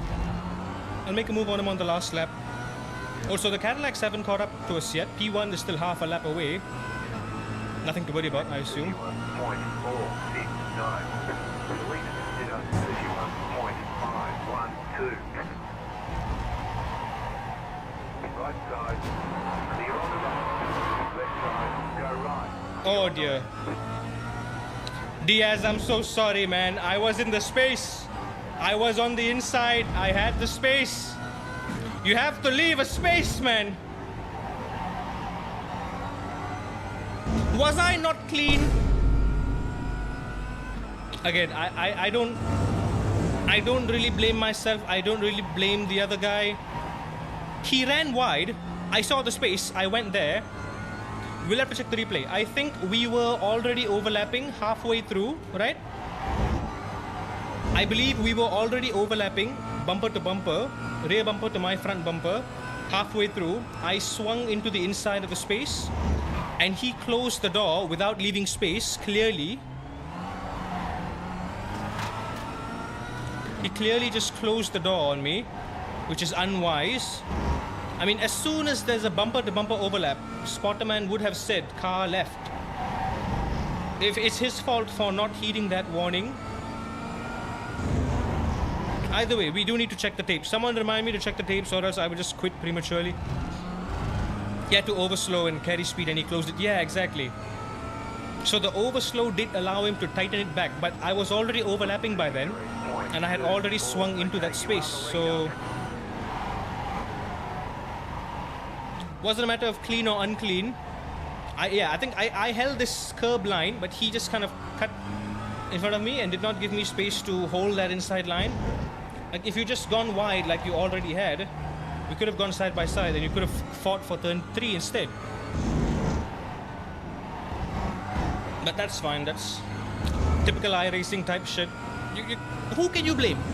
Who can you blame? Man, more than likely doesn't have triple monitor, so do I. Who can you blame, really?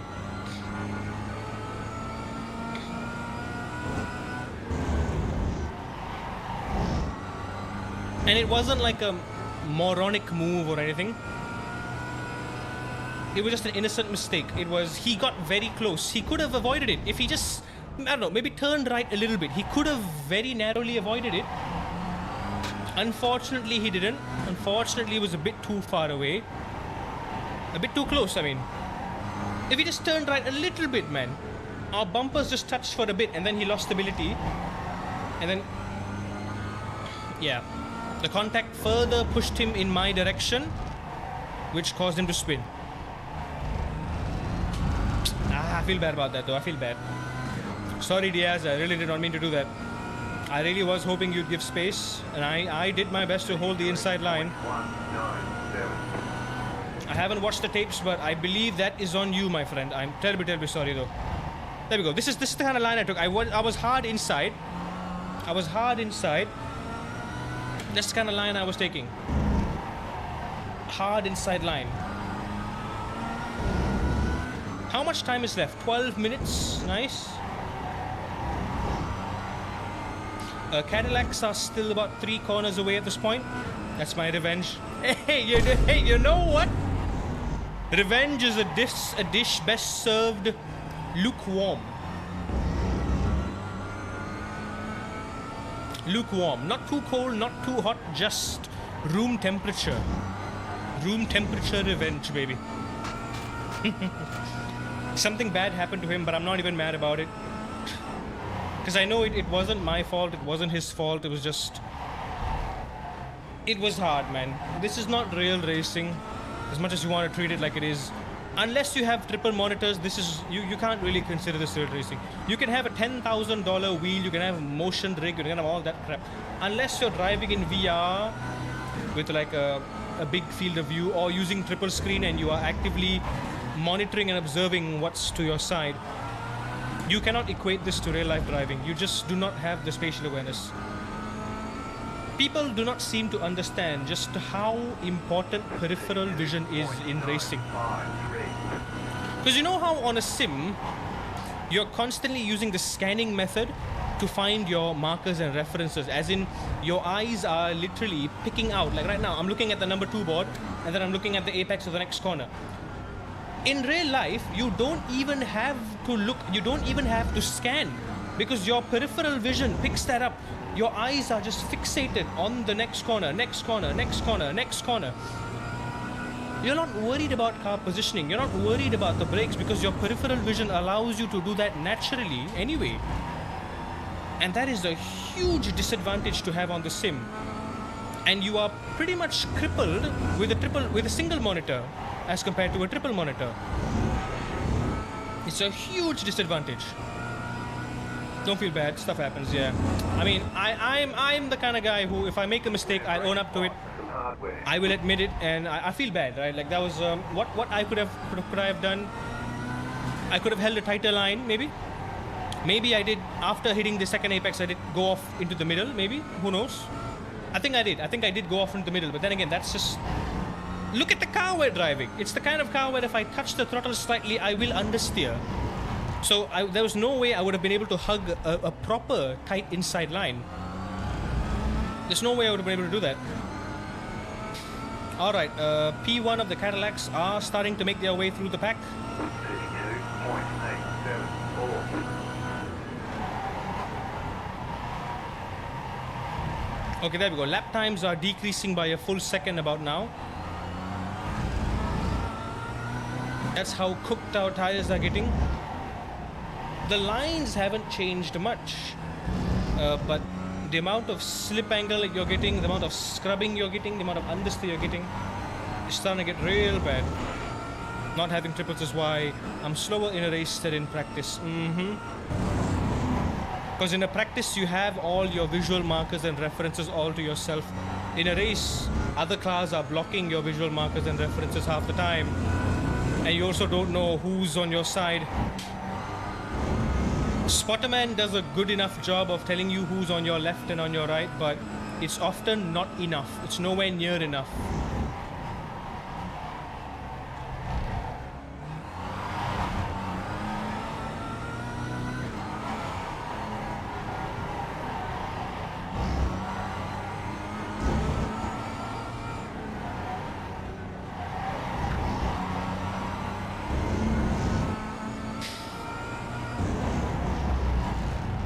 But damn, Laguna is a really fun track when you get the flow. It really is. Like I said, I drove with the Porsche Cup here the other day, last week. A lot of fun. 31.951. Another case of me fighting from what, P9 to P2, and then I killed it on the corner before the corkscrew, that fast left-hander over the blind crest. Yeah, I killed my car there. I went flying over the sausage curb into the wall. But it was good fun.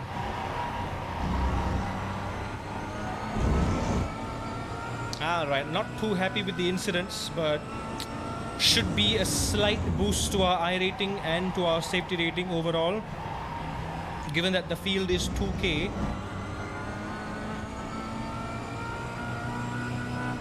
I wouldn't be surprised if this is the top split.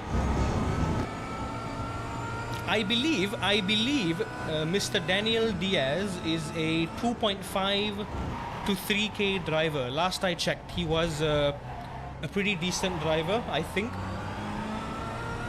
So the fact that we're lapping somewhere close to his level is already says a lot, in this car especially. Like I said, I'm starting to figure out the secret with this car on inducing the rotation on the brakes and how to be more efficient on the brakes and how to be more efficient on the throttle. It's fine if you're being hesitant. In the end, you just have to listen to the wheels, listen to what the tires are doing, and manage it appropriately.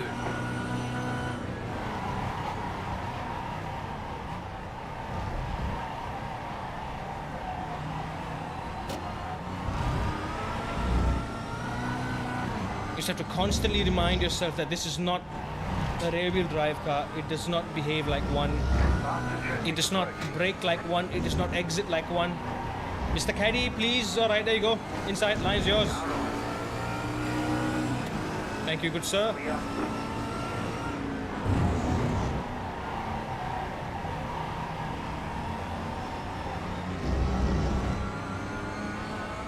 Is there another one? Yep, another one right behind me. There we go. Yeah, I hit that sausage curb on the inside with the Porsche Cup and I killed it. I killed myself. 3 seconds to P2. Let's see. 5 minutes to go. That should be about 3 more laps-ish.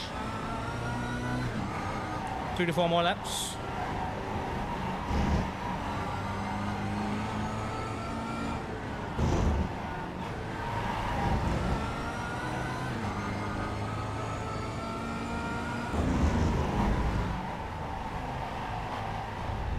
Faster traffic approaching.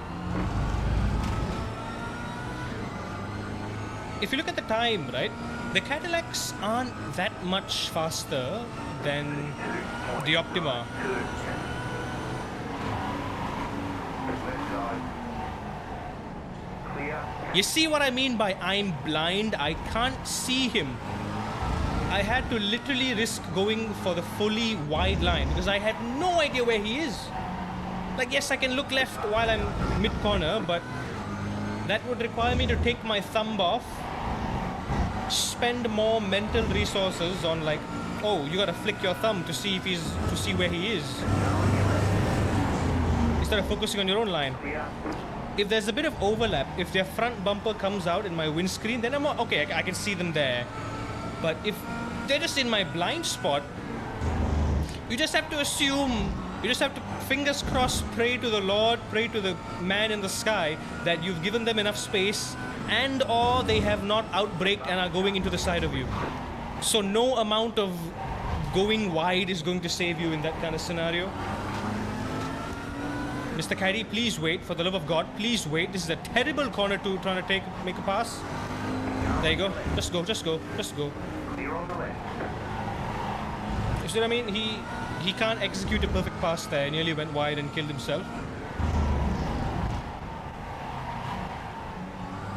Yeah, a lot of grip losing in the final corner there. 3 minutes, that's 2 more laps. Let's go. Why are you slowing down? 4.167.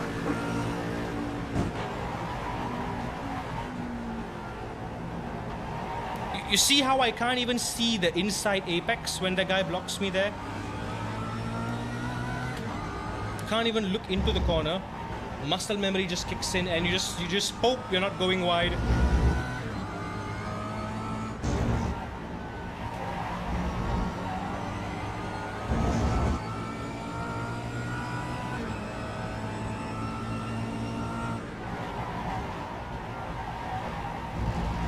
Hey, also, I'm assuming Twitch is up and running right now since you guys are back here.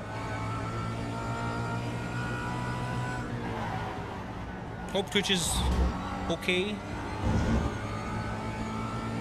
Okay, yeah, no more dropped frames on my end. That was weird why that happened. Usually when there's like an encoding overload that happens. Or there's like a power spike, a power drop, should I say.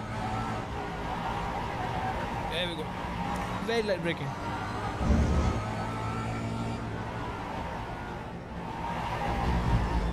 Not gonna lie, if you really think about it, if you dissect the driving style of this car, it's very similar to the Porsche Cup, but in reverse.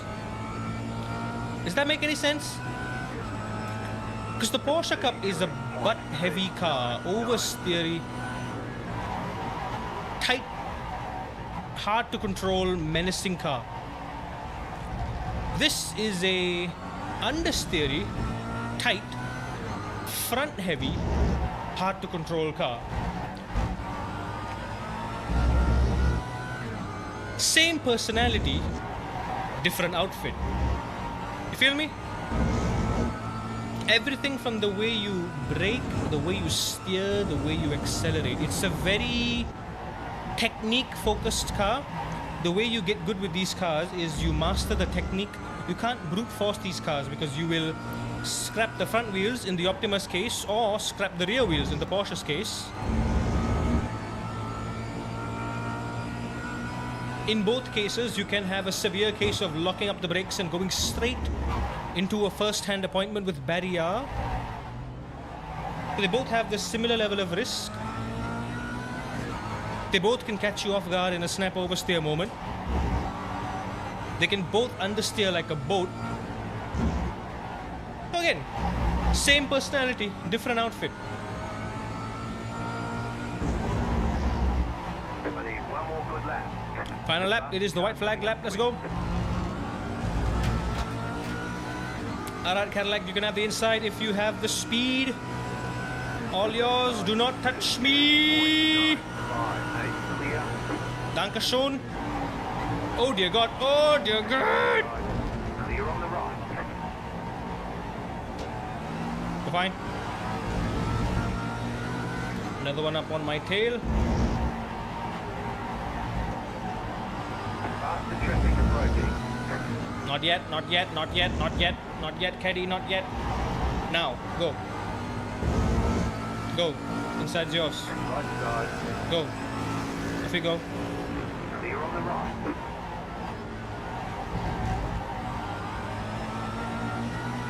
It's fine now. Lovely.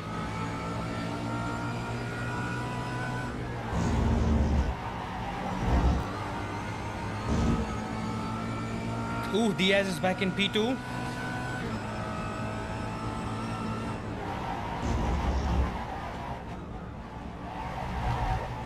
Alright, step one after the race, we're going to apologize to Diaz. Let's hope he doesn't leave soon so we can actually see what happened on the tape. Oh no, the caddy went off. That's sad. Anyway. Wait, is this the final lap? Okay, this is the final lap. Look at the tape. Okay, yeah, look at the tape. Time to watch El Tepo. 5 laps overall. I mean, 5 incidents overall over You won. 18 laps. Jeez, that's a lot of laps. So it was just one major incident.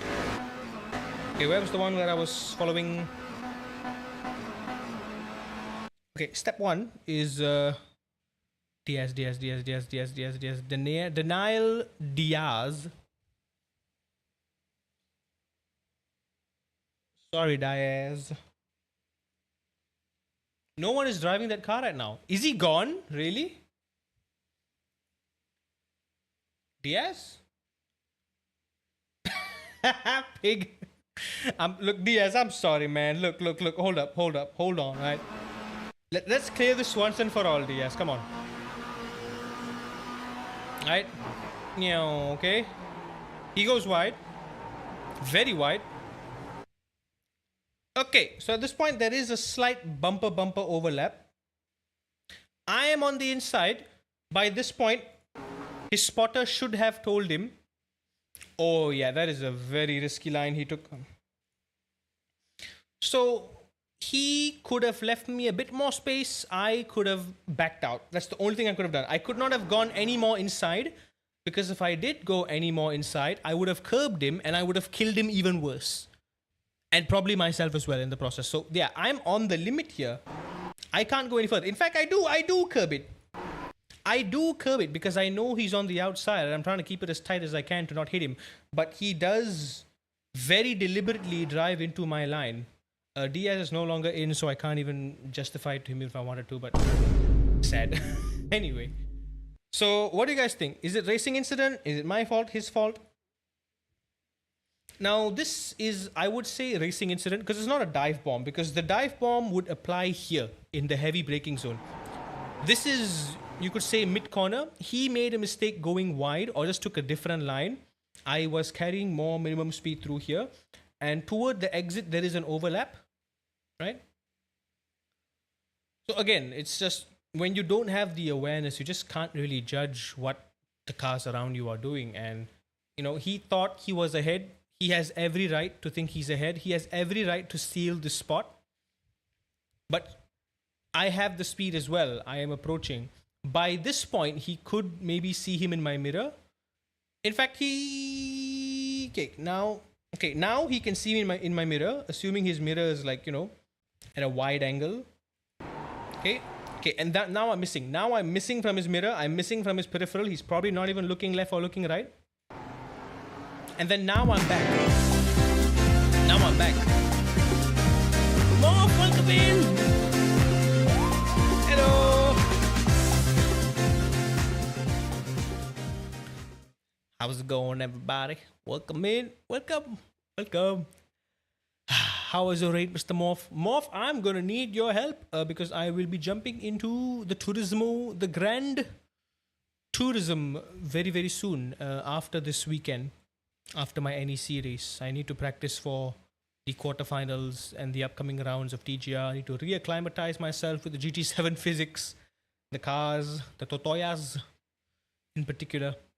Just get good as much as I can, get some strategy in. Hope you're doing good, Morph. Scorpion, welcome in, man. Love the emote, damn. Here we are. I'm just reviewing an incident that happened to us with the P1 leader here. I got into a bit of a racing incident. Man just called me pig and then disconnected. Typical stuff. Yeah. Since you guys are here, let me see what y'all think about this. Here's I'm the IKEA mobile. This guy's the DHL mobile. So here I am. It was hardly a dive bomb because we're both decelerating at the same rate. But he runs wide in turn 1 of Laguna. I carry more speed. He goes wide, tries to swing back. I have a slight overlap here. I carry more speed into the apex. I keep it very tight. Very nice and tight. He just puts himself into the apex instead of leaving enough space. Then again, can't blame him. He just doesn't know I'm there. Can't blame him at all. I know he's there because he's in my field of view. I can see him. He can't see me. He can only see me right about now. Now I'm showing up in his rearview mirror. He can see my rear bumper sort of come into view. But he still doesn't give me enough space. Blames me is definitely by this 3-letter word here. It is obvious that he is upset at me. He's obviously upset at me for this. Yeah, I tried to like slow down and like look. I'm lifting. I'm hoping that he can recover and go back, but it was too late. He's already beyond the point of no return, and I just I mean, he does do a pretty slick 360 recovery. Good for him. Good for him. At least I didn't send him into the wall. That would have been bad for me, but I think this goes as a racing incident. It's not a dive bomb because again, I was decelerating at the same pace as him into turn 1. But he went wide, so I just capitalized on the mistake. This is the thing with iRacing, you know. It punishes you for good racecraft because of the general lack of awareness, both on my side and on the other driver's side. Everyone is on single monitor. What can you expect, honestly? What can you realistically expect? That's all him. He knew he was there. Come on, yeah. No, he didn't. In the braking zone, yes, but in the braking zone, he probably saw me at the same gap. When he went wide, I'm out of his mirrors. I'm not there. And then because I have the speed, I'm coming alongside him. As soon as there's an overlap, his spotter would have said car left if he has a spotter on at all. If he had listened to that, he would know, oh, there's a car on the inside. I better leave a car's width. He didn't. Swung to the apex anyway. Bada boom, bada bing, bada bam. Collision and gada boom. Ooh, I like that. 88 point. 88 point. God damn, this dude. Not up. Not up. Not up. What was that he's supposed to be? What do you mean, not up? Come on. God damn it, not up. Do you know that this bar right here, this is pretty much single-handedly not up right here. This is one man's effort right here. So I just need like, I don't know, like 20 more Narops and we're full.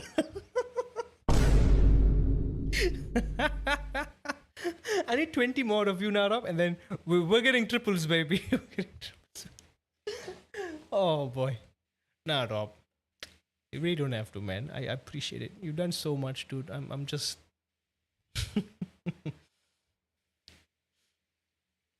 I'm basically my pig savings bank, the little piggy bank thing. You're too kind, man. You're too kind. What did I do to deserve you, man?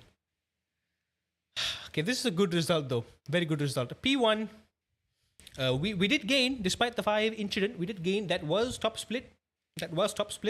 What is the... look at that. Look at this here. 3K driver. So safe to assume my pace with the Optima is quite optimal. Very good. Which means I can put up a fight with the Optima. Then of course there is the risk. There is just a general risk, man. The risk is risky. Gain is gain. But the gain has probably been negated anyway because of Porsche Cup. How much did we lose from that one race? We got 7. -2. Okay, so we're basically back to square one. We lost 2, gained 1.8. So yeah, back to square one. Lost 87, gained 88, net positive of 1. All right, we're getting somewhere. We're getting somewhere. All right, what's next? We have done. Okay, we tried to do Porsche Cup. There's one happening in 20 minutes. We done this. This is cleared. Don't need to worry about that. Next up, I think let's do a Mugello.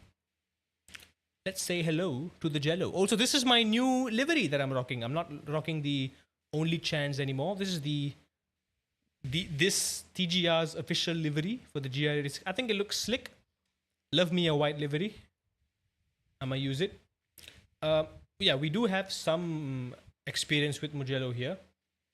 When I looked at the lap times of the top split dudes, they are pretty similar to what I've been doing in my own practice sessions. So let's see if I can replicate that. But it is going to be challenging though, because we know how tricky Mugello is, especially turn 1. If you mess up turn 1, that deficit just carries all the way for like the next 6-7 corners. In fact, no, for the entire section, it carries. It just carries. Because it just adds up. You lose so much time. So looking at it here, 207, 207, 207, 207.2. I think I saw a 207.1. Yeah, 27 flat here. 2.6. Okay, 2.67 is the fastest we've seen here so far. 2.6, which is pretty average. I think times that I was doing was around the 2.08 mark, which is a second split type thing, which is pretty close. So I think my current knowledge of the track and my own capability is roughly there. I'm about 1 to 1.5 seconds behind top split, which is, yeah, to be expected. It really comes down to carrying a smooth momentum throughout turns 1 to turns 9. It doesn't end till turn 9 because it's basically one big continuous sector. The speed just carries all over. And then 9, 10 and 11 is like one individual chicane, long chicane. And then 12, the speed you carry through 12 will affect your speed by the time you reach Busin, the final hairpin. So it is very, very tricky. Very, very tricky.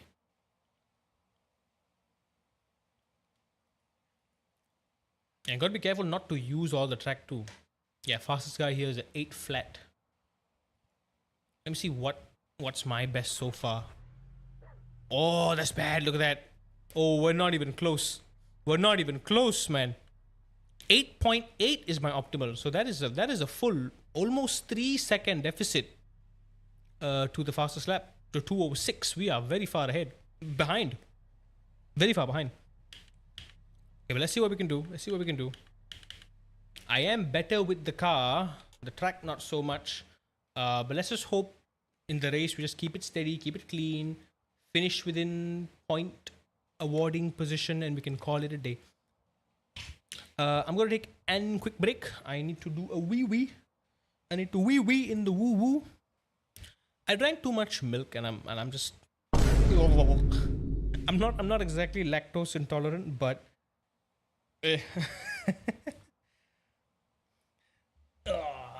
milk does things to a man.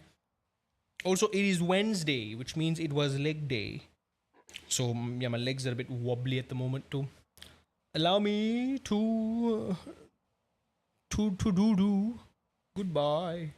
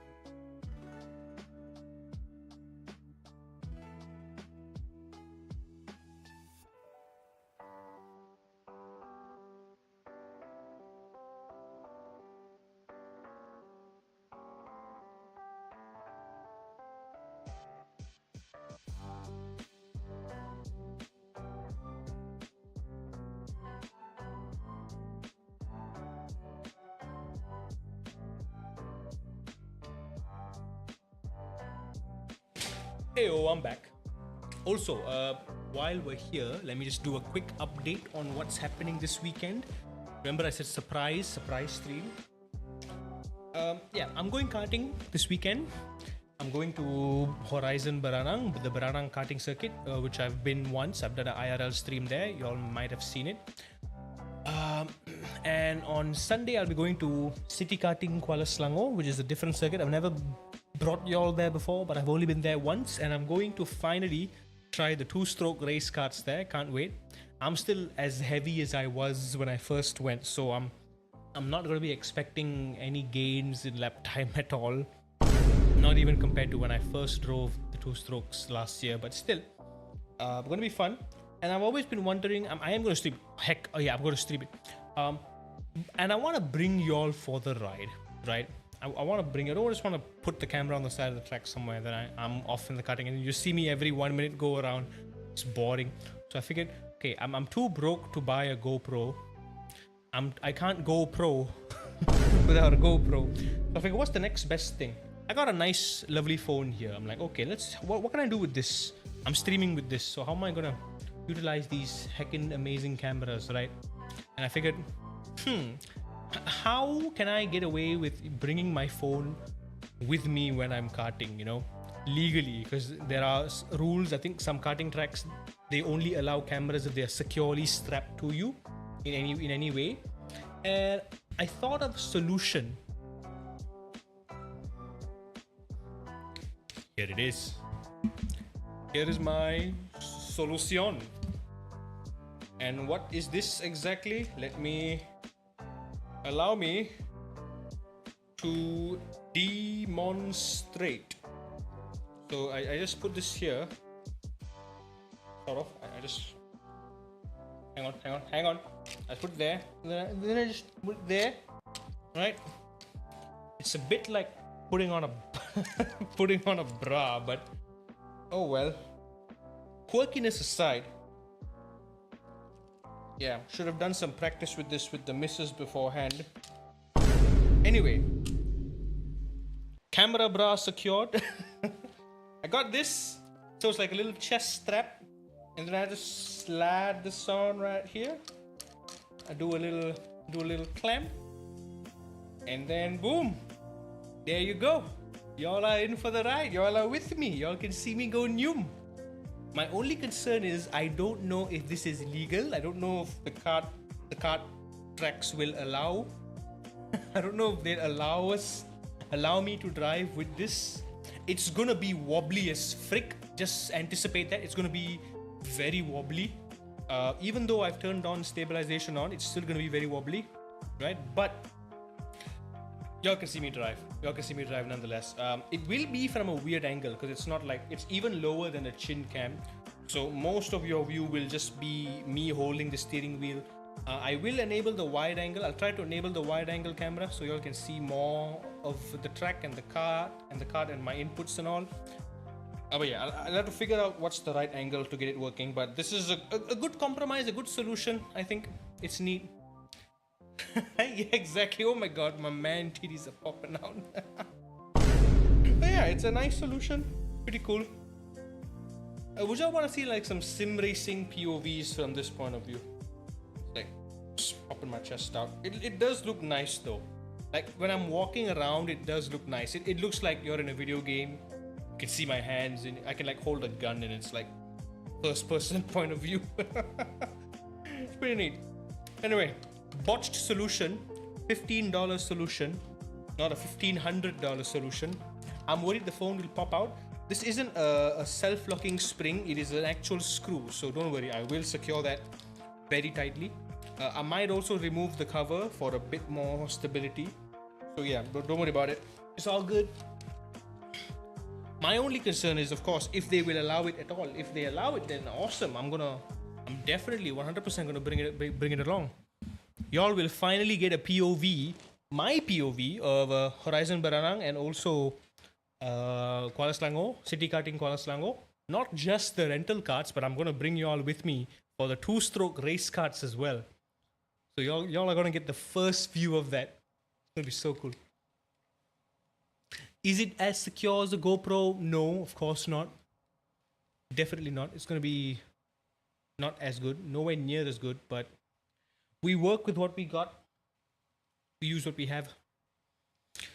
This is an solution. It's got to work.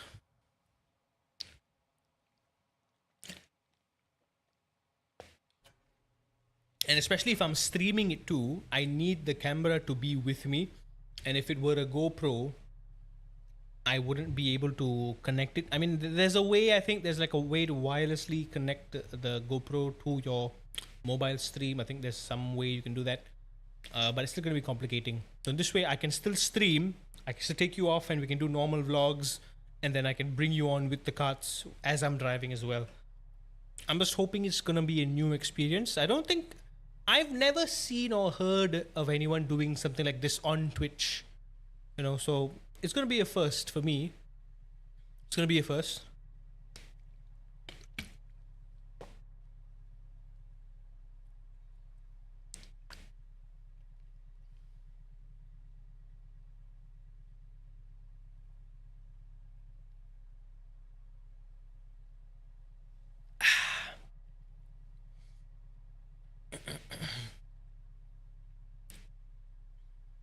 I do low-key want to just jump in ACC for fun. Because the boys are doing ERGP Endurance this weekend. It's going to be, I think, a 4-hour race at Imola. Me, on the other hand, I have plans. So I'm going karting. I am bringing the missus along for karting as well.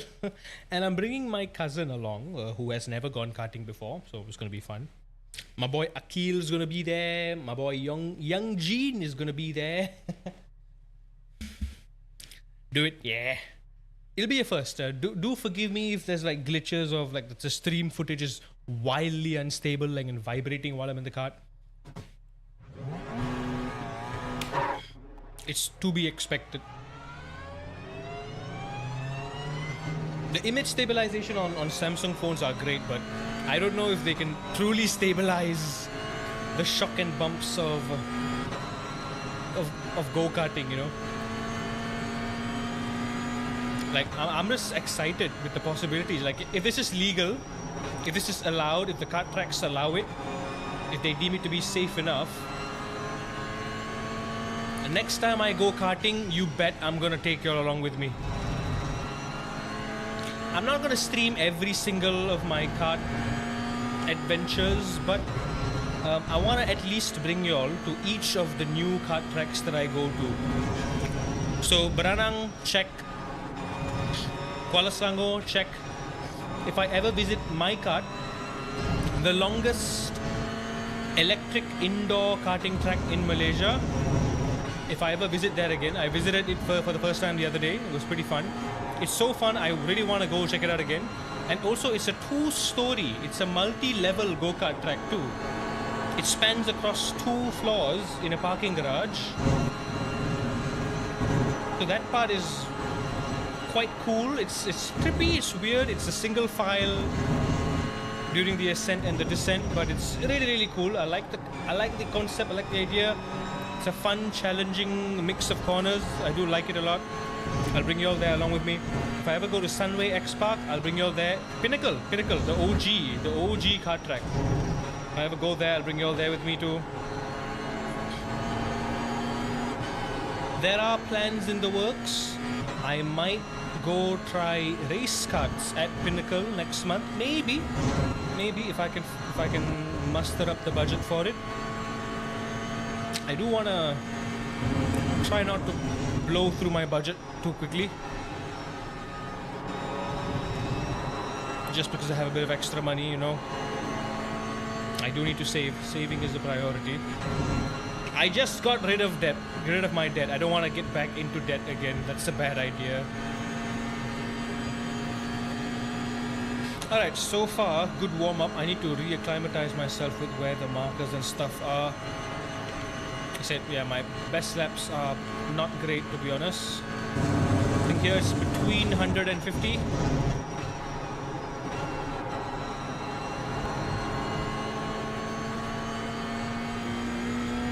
There's one thing I've learned with the GR86. The key is smooth. That was not smooth.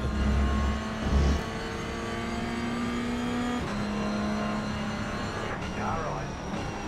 Clear. The key is smooth.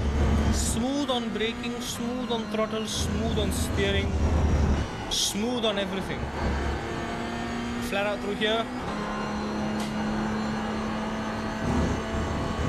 I believe it's also flat out through here. Barely, barely. A slight lift.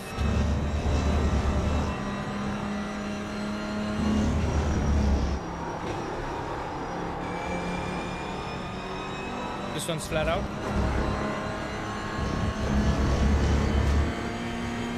Again, I've only ever raced on this track with the Optima, so my Optima lines are coming through right now. And my Optima lines are not optimal for this car. This car I can use more of a GT line, but I can take the corners a bit tighter because it's got a lot of mechanical grip. But again, smooth, but very smooth.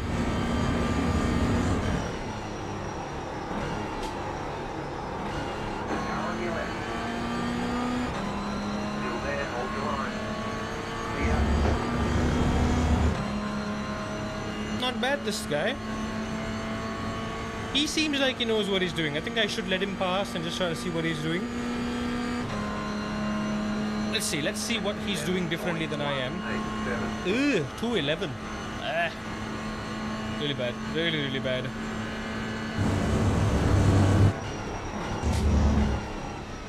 Car right. Oh yeah, he obviously Left side. knows what I'm doing. Knows what he's doing. Stay on the right. Clear on the left.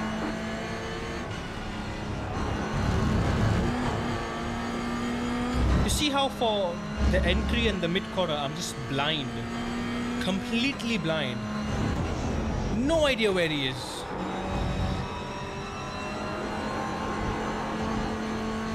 Okay, my expectations for this race are not high at all. We might end up losing some I-rating here. I just want to keep safe, to be honest. I just want to stay really, really safe. I don't want to take any risks. Keep it clean, no incidents. Lift early. Get the rotation down. Yeah, I don't think you can go flat out. He did not break through there, but I think a slight lift would suffice just to keep the momentum down, to get that grip on. Oh, he braked so late. This is not the right line, I think. The line is to sacrifice the first one so you can attack the second one. That's how I think Verstappen takes it too. Oh, he goes for an aggressive double apex-ish. Ah, that's an interesting line. He double apexes that corner instead of rounding it off. I want to observe. I want to observe how he's taking his lines, where his brake markers are. Ooh, he brakes at 50. Dives inward. There we go. Roughly similar exit speed. What's the optimal at? 2088 still there.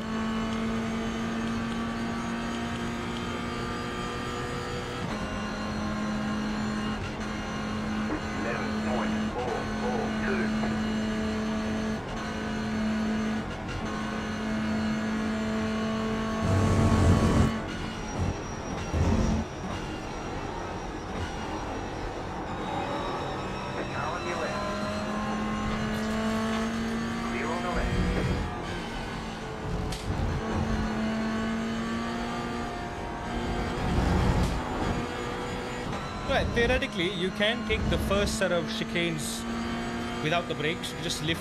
You don't need to use the brakes to rotate the car. The speed you're carrying is enough. I think, yeah, the second one you can go flat out. So a lot of time on the table still. A lot of time left. And you can keep it tight here. Turn it into the board there. Okay, this is a messed up corner. You get it wrong and you just pick up an incident.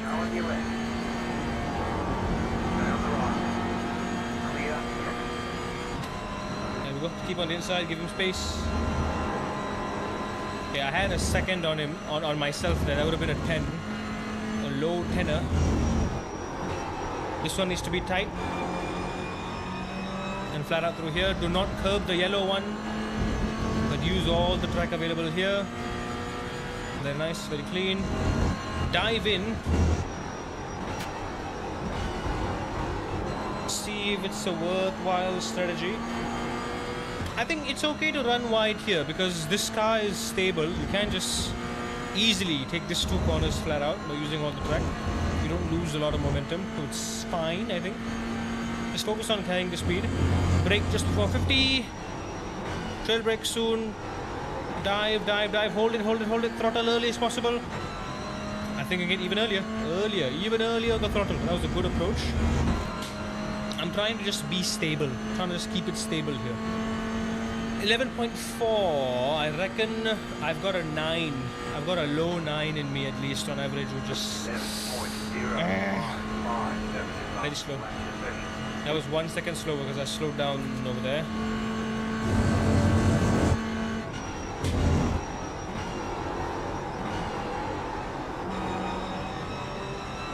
This corner reminds me of the Okayama hairpin. It really does. There we go. It just rotates by itself. It just goes. It just rotates. It just rotates when you lift.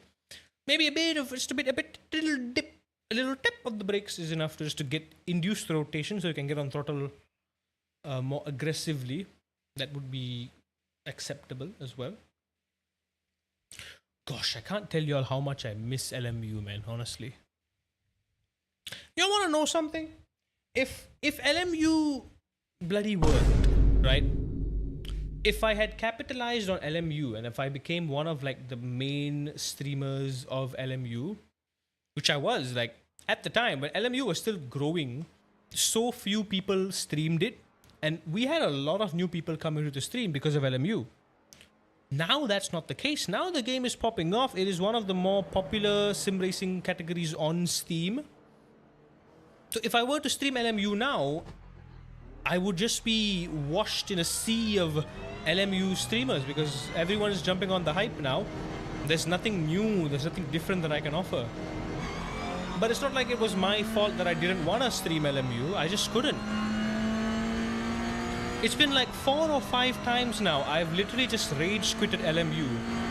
Because the very first race we did, the very first online race we did, something messed up. The game just booted us out and I just had enough of the game wasting my time that way, so I just couldn't be bothered. And y'all know more than ever, I hate when games or anyone wastes my time. I don't have time to spare, I don't have time to lose, I especially don't have time to waste. I've got so many other priorities I gotta focus on.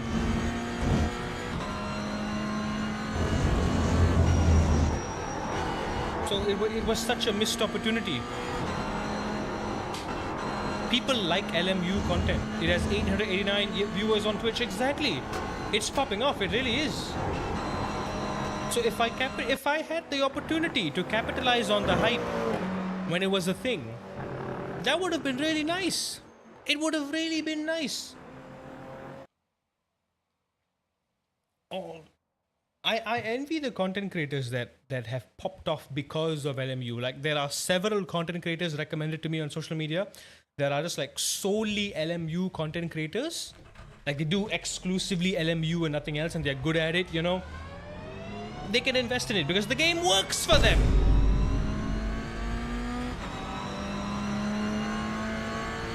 I have 20 DNFs in LMU, last I checked. 20 DNFs.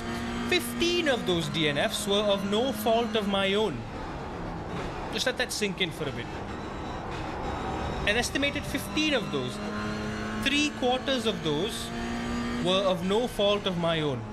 And maybe 4 or 5 were of my own. I actually rage quit myself when I like made a mistake on the first lap and I spun and I was like, yeah, nah, this is worth it, I'm just gonna quit.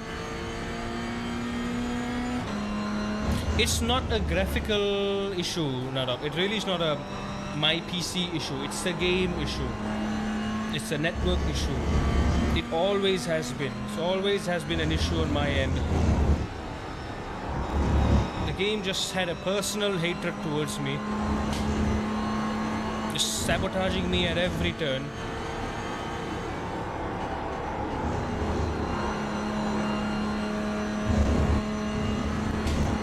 And it sucks, you know. I love the game. I love the game so much. It is literally one of my most favorite sim racing games. But when was the last time I streamed it? When was the last time I played it? Y'all don't even know. It was the 6 hours of Partaking, probably. That was the last time I touched the game. Never touched it ever since. Because temporarily I have lost faith in the game. Like they released a hotfix, another patch today or yesterday, recently.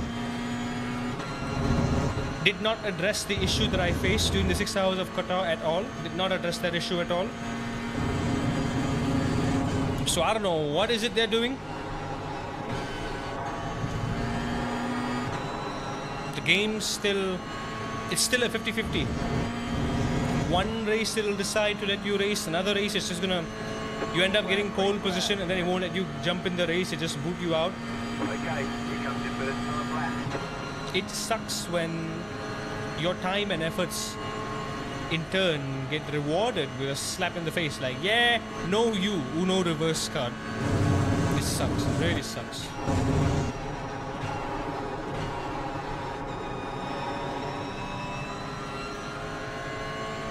Yeah, it really isn't a PC issue, Nadab. It really is not a PC issue.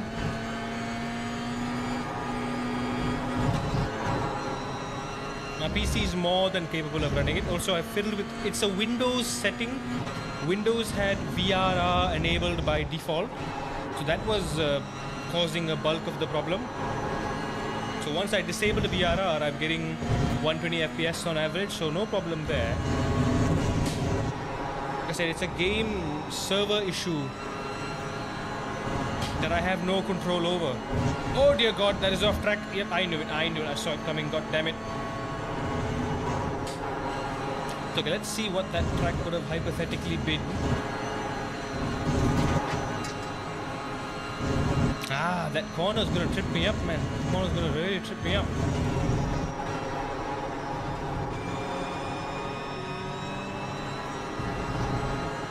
Oh, I gotta really concentrate with this track. So compared to LMU, compared to iRacing, LMU, I would argue, would be a much better place for a new small streamer like me to grow. Because more people are interested in it, interested in seeing what it has to offer and the things that you can do there. Compared to iRacing, which has been around forever, and there's like a gazillion iRacing streamers. So there's nothing special, nothing different that I can offer compared to these other established streamers, content creators, you know? So LMU on the other hand, like, I enjoyed it, you guys enjoyed it. Some of the clips I did were kind of funny, they were doing well. I've had some moments. I've had some moments in the game. There's definitely a lot of things we could have done. Ooh, 8.6 in P1 by Zhang. Let's see if we can get close to that.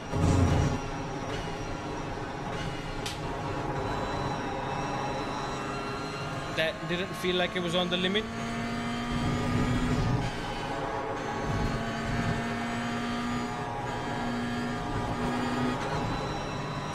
Probably could have gone flat out there. 8.4 by Julinek.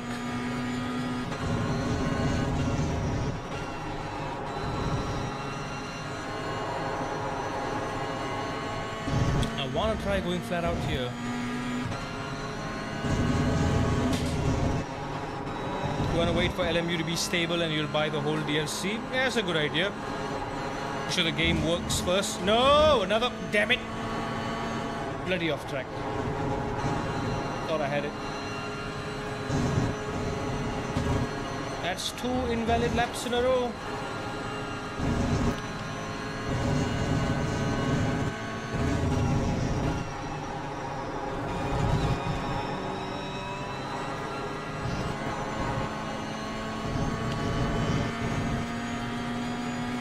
optimal is the 8.8.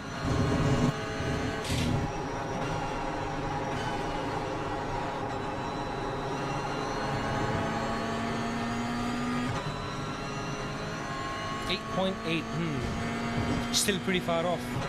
8.8, I'm 2 seconds behind the 6.7 that I saw.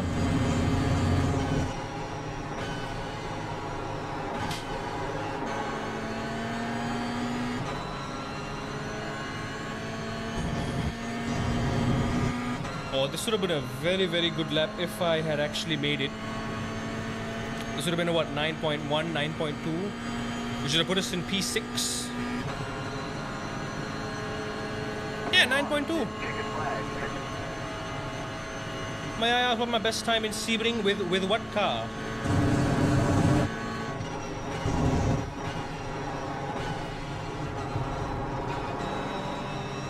Yeah, see what I mean by turn 1? You mess up turn 1.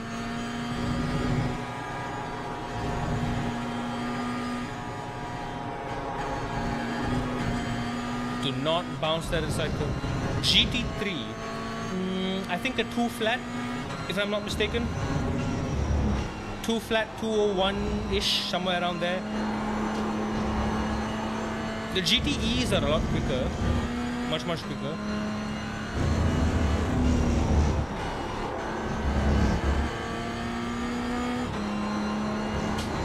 There we go. Really, really find the grip, find the grip. Find the grip, find the grip.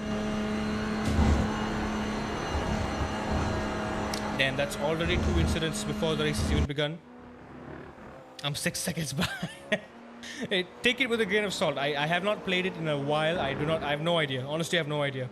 I do know that GTE, I can do about a high 159, but 2 flat, 2 ones is where I'm at usually with the GTEs. With Mr. Ashton Smashton. Alright, looks like I'm on the back row. Yep, literally back row. My pace is somewhere around here though. P6, P7 on average. So we're still quite a long way to go to P1. Let's hope there's carnage. Let's hope we can capitalize on it. So it is a 2.1k grid. So this is... One to go. Next time by. This is on the right side. of people. Drivers of 2006. equal Pit skill. road is closed right now. Why can't Field they today, just... look for opportunity. Why can't they just bloody do GR86 races with a standing start? And if they do rolling start, why do they waste 5 minutes doing a rolling start of the entire lap? Just have it at like the final sector or something. It's such a waste of time. Just get it over with, you know?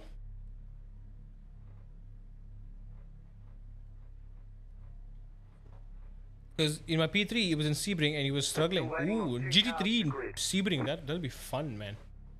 Is there any GTEs on the calendar? I do love a GTE.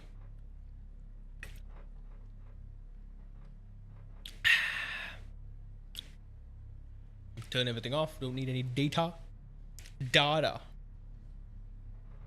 GTE Bahrain. Ooh, GTE in the rain, the rainy track.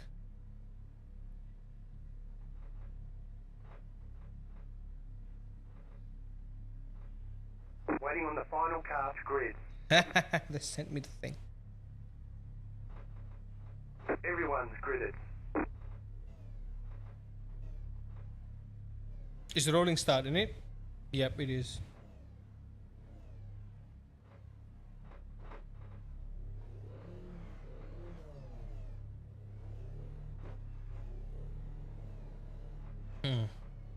I am noticing that no one is rolling yet. Catch up 2 car. Catch up 5 car. Catch up 6 car. Catch up 8 car.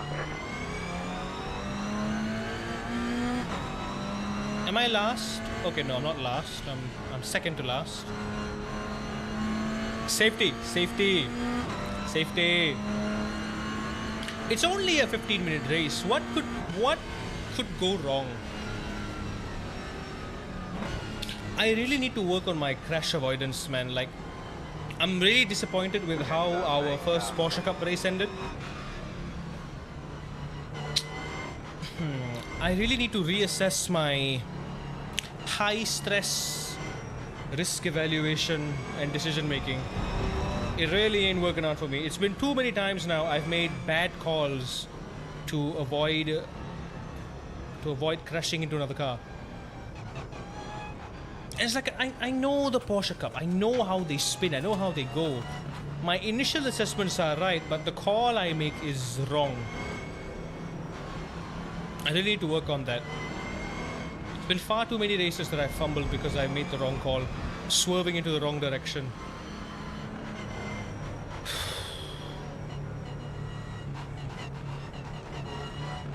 Where's the other guy? Why is he all the way back there? Harris, you okay?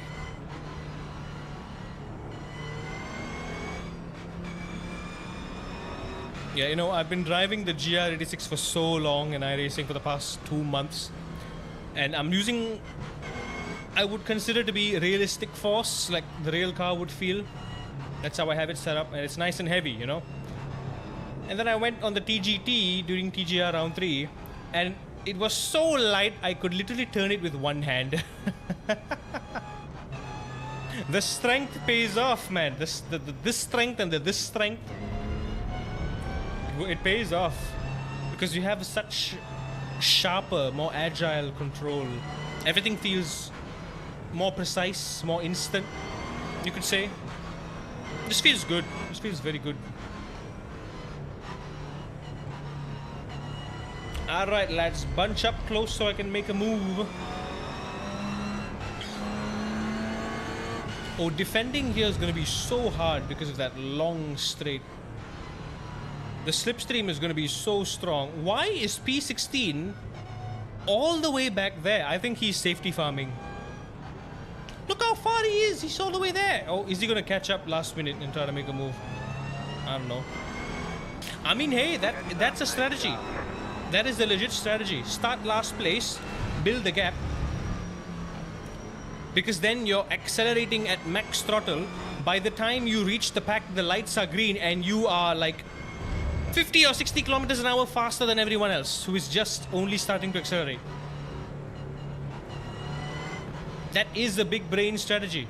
Oh wait, no, there he is. He's here. How did he get here so fast? Wait, hold up.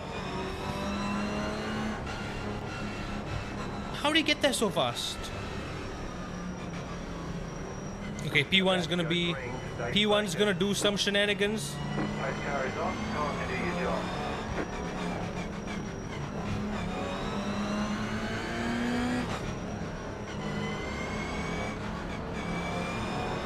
Off we go. See what I mean? There's no real governance on the starting procedure, unlike in LMU. I'm pulling back, I'm pulling back, I'm pulling out.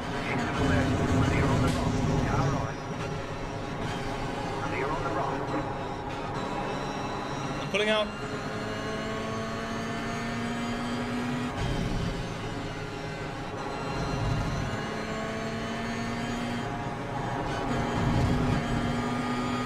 Do not curb the sausage, please. Look, it's only like 7 or 8 laps. Just gotta survive. Nothing too complicated. Oh, he's slowing down. Oh, we got him M-word. Okay. I just have to be patient, prioritize safety, let them take each other out. Yep, there we go. Some shenanigans happening up front. Light on the hands, light on the wheel.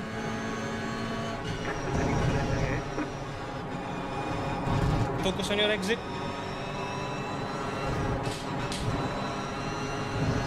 Focus on your exit.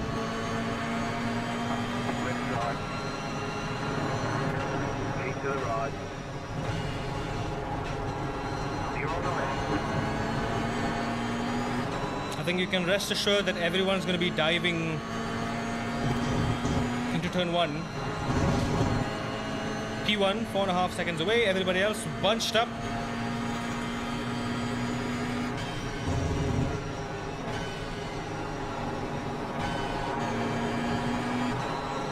There we go.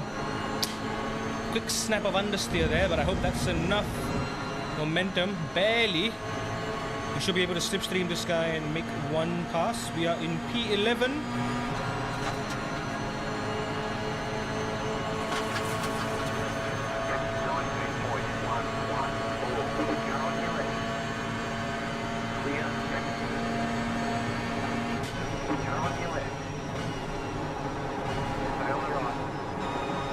Hard inside.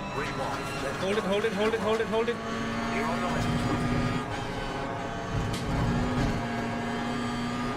Had to sacrifice that line to defend.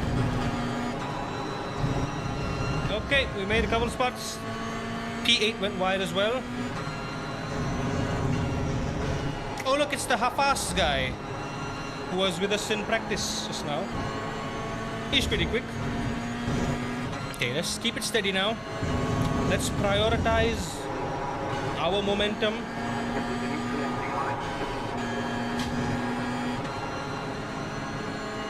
Prioritize el momento. I'm noticing everyone here taking a different line compared to me through that first right-hander going up the hill. They're taking a much later entry. Smooth, smooth, smooth. Smooth is fast, smooth is power. I double curbed it, that was very bad. Stay on his tail, stay on his tail, stay on the slip, stay on the stream. Let them make moves on each other.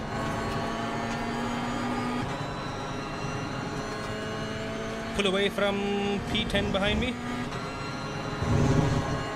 Be clean now, don't get a cheeky track limit penalty. I think we are starting to build a bit of a gap. But he is, as long as he's within slipstream range, we are not in the clear. Okay, well, third gear is fine. Don't need to drop it into second gear. I think we're good. Yeah, that P10 is definitely within my slipstream. But the gap should remain because I have a closer gap to the front. Then P10 has a gap to me. Break between 150.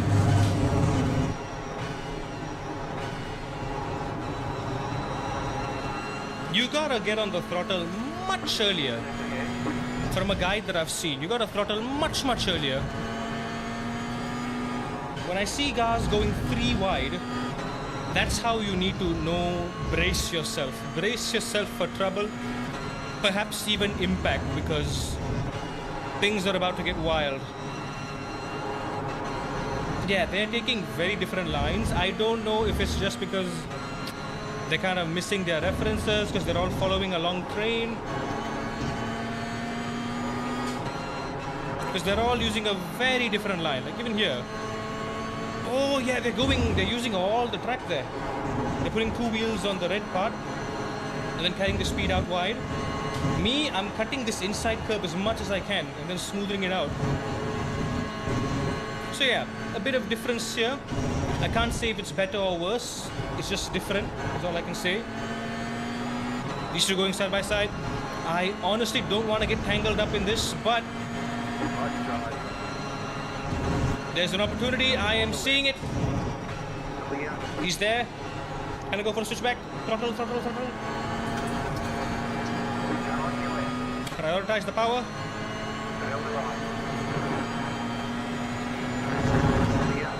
Woo-hoo-hoo. Too close, my guy. Too close. I gave you space there. Way too close. Just brake early. You had to downshift just to get a bit of rotation.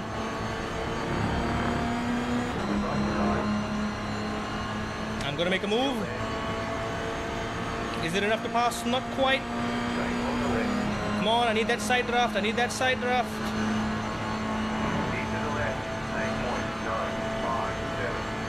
I am going to outbrake you to turn 1. He's got the better line.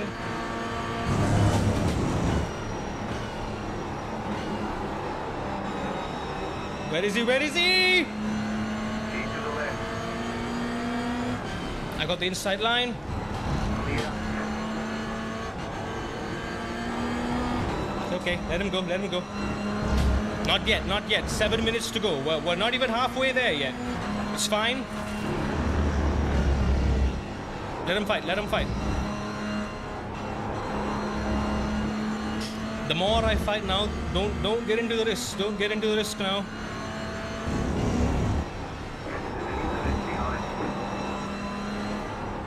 I was hoping you'd say there's an incident ahead, John Spotterman. Come on. Yeah, oh boy, yeah, they're all okay. Yeah, I think they're just messing up their line. They're going too wide there.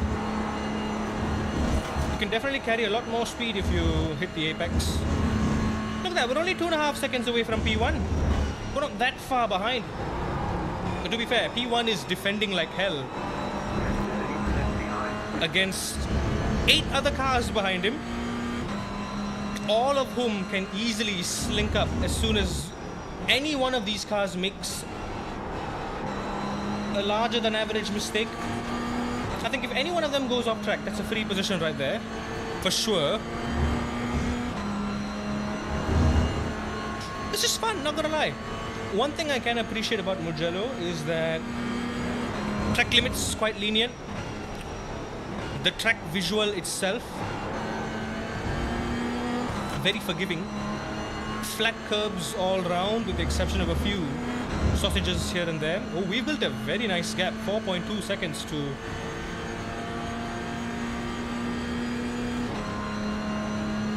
whoever's behind us. 9.426. I'm going to do a funny move.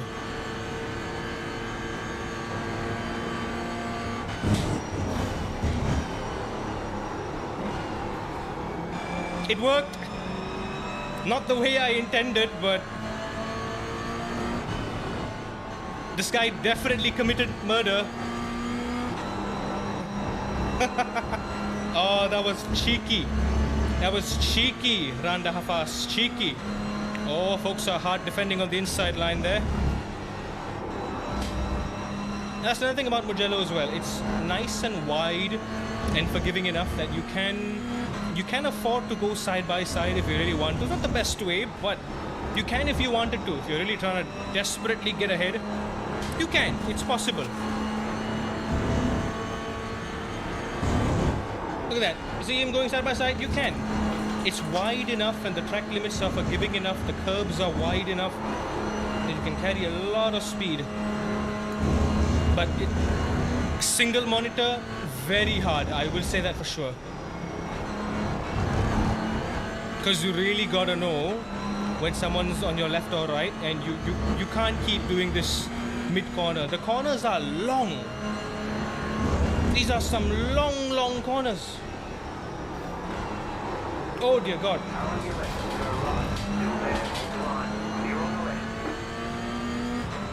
Yeah, this Randa guy is cheeky. Thank God I didn't get a ×4 for that. It's gonna be harder for both of us now because we have a gap to the front. God damn, this guy! Nearly giving me a ×4 for no reason there. Even though I did nicely try to squeeze on the inside. My goal is to kind of bump draft this guy because I want to catch the pack in the front. I reckon, yeah, there's 2 more laps. Should be 2 or 3 more laps at best. Okay, no, this might be 2 more laps. Next lap is yellow flag. Yellow flag? White flag. What am I saying? Oi! You cheeky bugger! Oh, this guy is... I do not want to be ahead of him right now. I want to be behind him for as long as I can. I want him to make mistakes. Yeah, he's big time making mistakes here. I mean, next lap into turn 1, I am gonna try to fake a dummy and catch him off guard. Yeah, look at his lines, man. Lines are so messy. Brother, you are 1.5 seconds behind this pack here. Please catch up.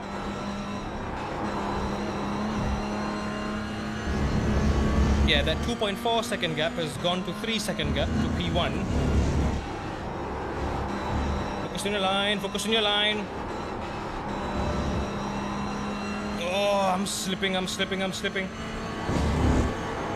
What kind of line was that? You see how aggressively he's turning? So aggressive. I am ever so slightly faster than him in terms of my average lap and my fastest lap. Just slightly, marginally faster. I need to catch up right here. I hope I can, so I can try to fake a move into turn 1. Catch a slip, come on.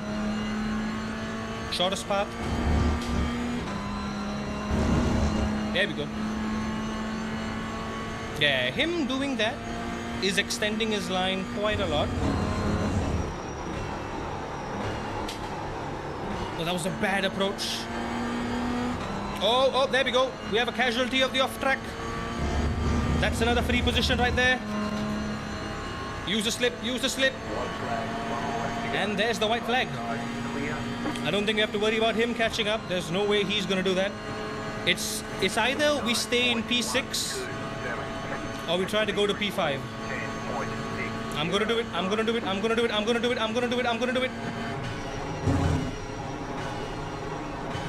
Oh, chaos up ahead. I did throw him off a little bit. He's off his line.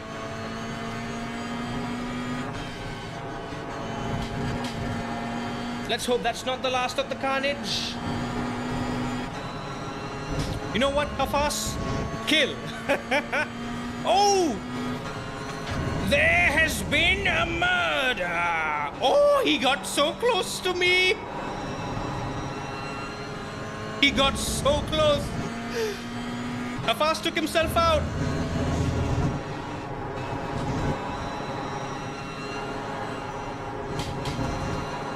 He took himself out.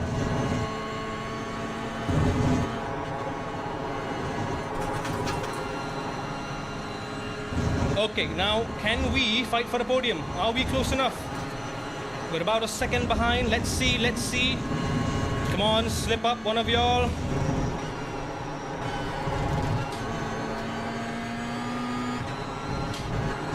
We are barely within slipstream range. The guy who went off track just now is on my tail, very well within slipstream range.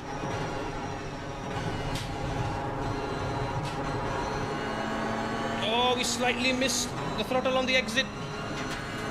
I did not kill him, Your Honor. He killed himself. He brought misfortune all on himself. That was not me. Oh, it's going to be close between me and P7 here. Just have to hold my line. Stick it. Prioritize the exit. Punch it. Stick it. Oh, very close between P1 and P2 there. But that is a neat P4 finish from dead last on a track I've never raced on before with the GR86. I will gladly take it. What a fun race that was. And that was flawless. Despite that guy, that Hafas guy trying to kill me. Ooh, too close, man. Too close. Way too close. Ooh, and that Zhang guy got fastest lap as well. 7.8. I clocked in the second fastest lap about half a second behind him. 8.3. Nice.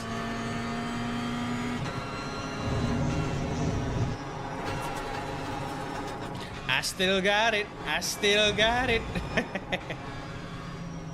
I think if I was slightly bit more competent at Mugello, I think we definitely could have fought for P1. I think there were a few mistakes here and there, especially in the last 3 laps. And with that whole shenanigan trying to avoid that whole crash, was it lap 7? Yeah, there we go. That's him. Yeah, this is the guy. There we go. I fake a dummy. I go there. I go meow. Then they mess up the pack in front. Then they go meow. Then I think he goes side by side, and then he messes up the white car. Okay, the white car.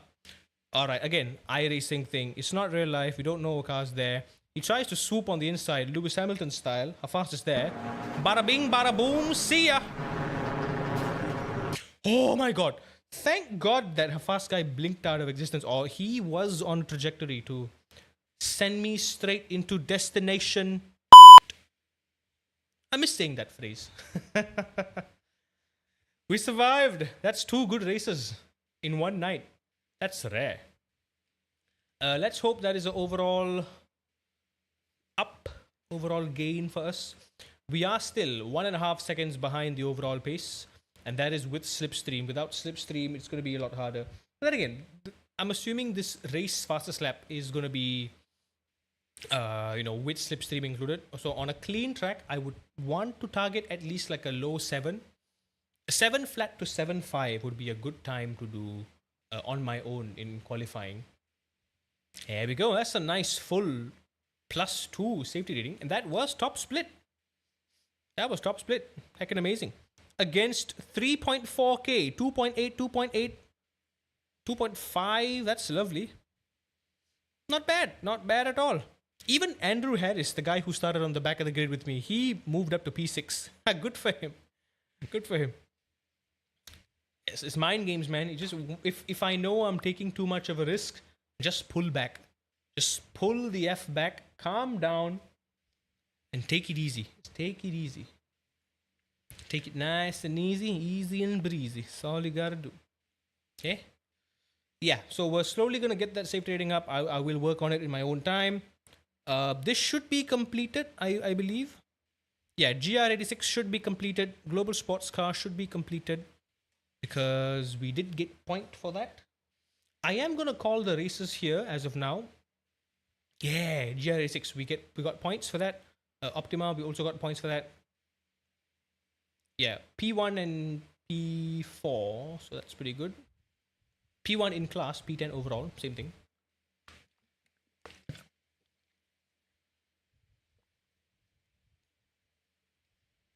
So it hasn't updated here, I think. I think it'll update in the next tomorrow. So yeah, all I have left is, I think, Mao. We only got Portimao next week. Yeah, literally the last one before Hungaroring. You know what? Let me test drive the Porsche at the Mao. I just want to see what it's like. Maybe I can just get a head start on for next week.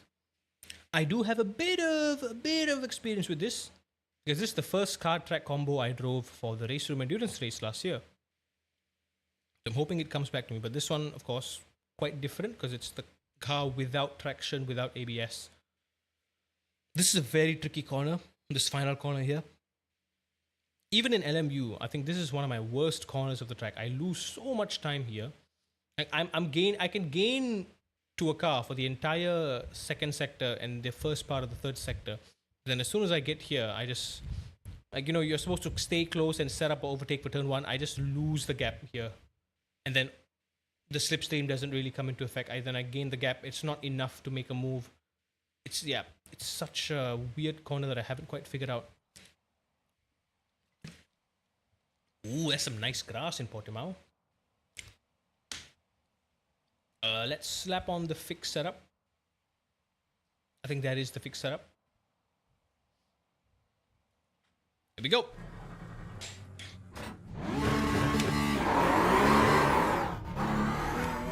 Boy, where's the track?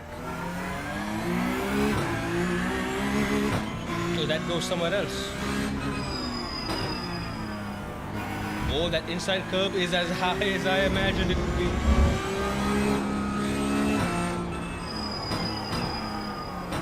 Nice and early. Can you take turn 5 flat out? Not quite. Quite slippery there. Not quite. Turn off the... Don't need that. Take that off. Oh, where are we braking? Oh, there's no marker. There's no marker. There's no reference. Unlike LMU, there's no brake board. That's kind of silly. Oh, that's hard. There's nothing there. Okay, there's one here. 50-meter board.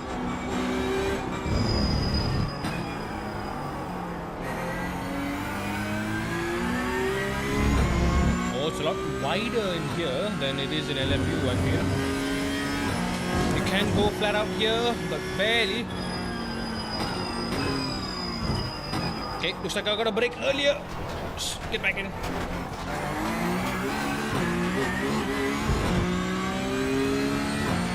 This one should be flat out. Yeah, almost. There's the marker. The white line is not very visible there. Gotta brake early for this one, yeah. As soon as the curb starts, turn. Maybe a bit earlier, twin brake deeper. Bad line.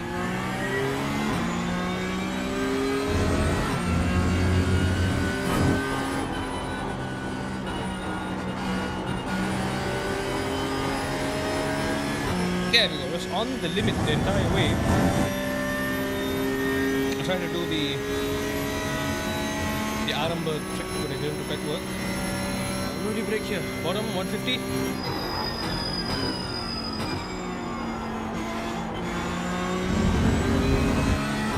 150 seems to be safe.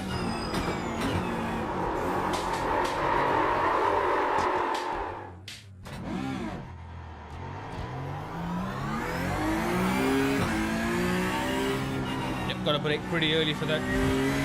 Turn 3. Yeah, turn 3 happen, gotta brake early. Oh, also, yeah, temperature 42 degrees. So you can kind of increase brake pressure here and then quickly fall off because it turns in. Because you have to trail brake away from the corner. Let's test the track limit. If it's the white line or the curb edge, I reckon.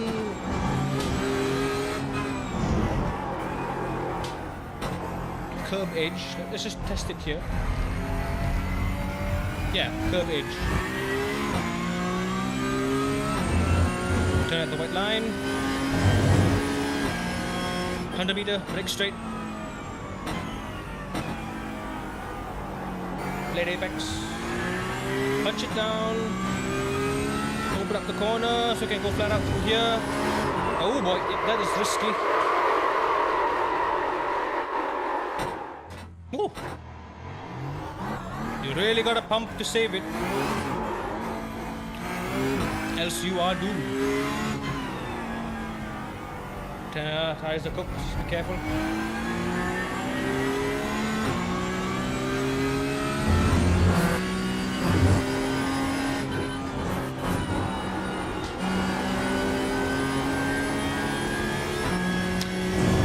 Curiosity's sake, I just want to try going flat out because it was turning, but I don't know if it will stick. I don't know if it will stick. 150.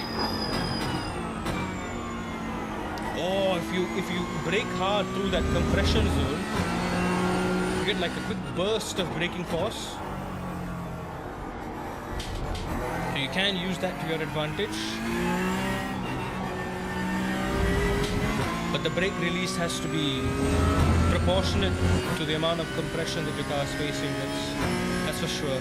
Same thing goes here. Yeah, you can brake harder here and then you can kind of lift off.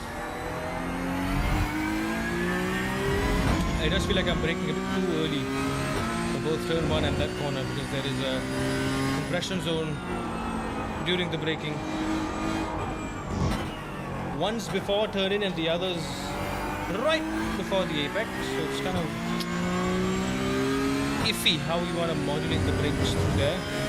Flat through here, smooth, light on the wheel, sort of top the crest, light and then heavy again. Back on the gas, nice late apex, maximum rotation point, quick lift. There we go, can push the brakes a bit later, carry it out wide with the throttle. Quick stab and release. Use the throttle to get it. Nice, stay on the limit, stay on the limit.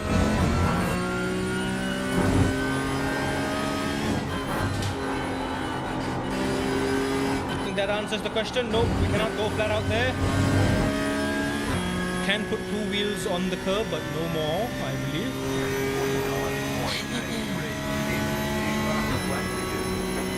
49.8, yeah, that's not 49.8, that's not bad, but it's not great either. I think a good lap here would be around 46, 45, or at least that's the time I remember in race room. In race room I could do a 46, but that's with the TC and ABS version of the Porsche Cup. This one doesn't, so I can't probably cannot get on the brakes more confidently like I used to.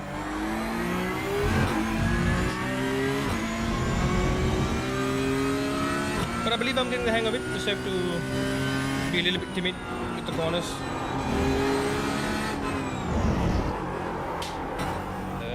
Hey, do not slide it like that. We don't want that.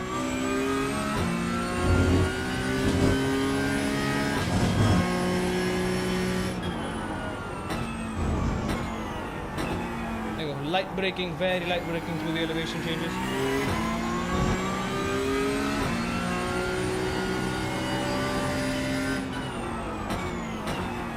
Just before the white line. Hit the yellow curb. Easy with that. For the red curb. Spam and release. Nice and tight.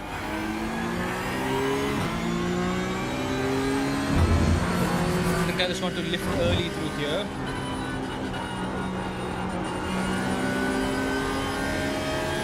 There we go. That was beautiful. That was beautiful rotation.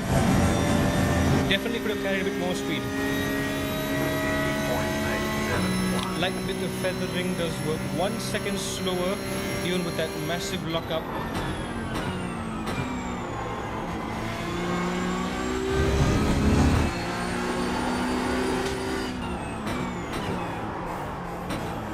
Oh, slight rear tire lockup on turn 1 there. I also feel like you can probably go through turn 4 with just a light lift, but that was not the right line. Much too late. Right on the edge of the track limit.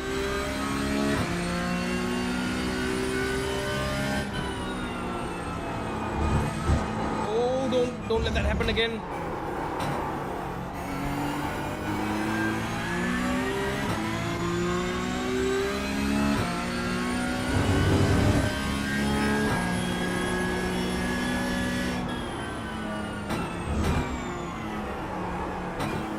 Gone wide.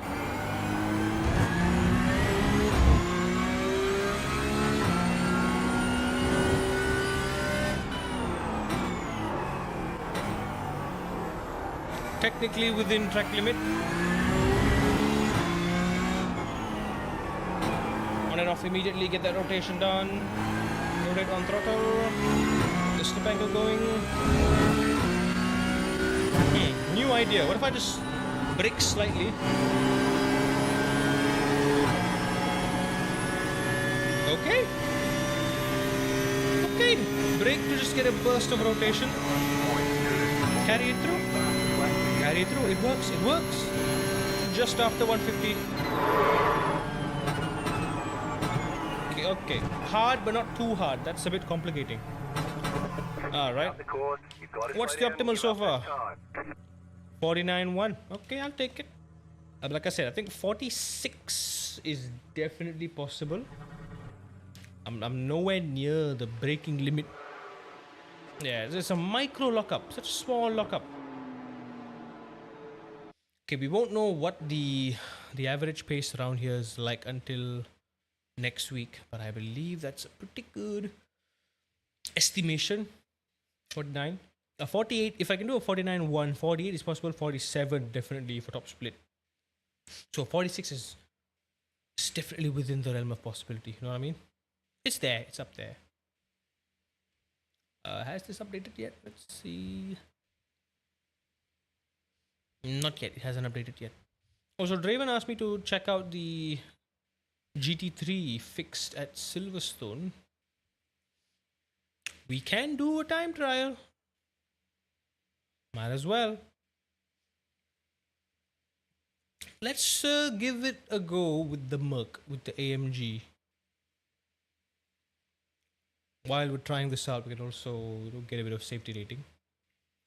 We can't push. We can't push mindlessly though. We do have to be a bit careful with it.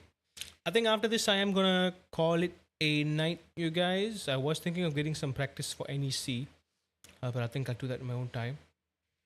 I do have work tomorrow anyway. I have to get some good rest.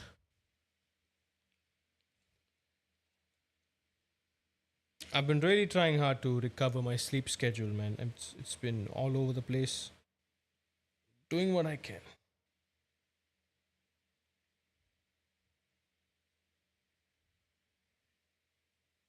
This one's gonna be a while.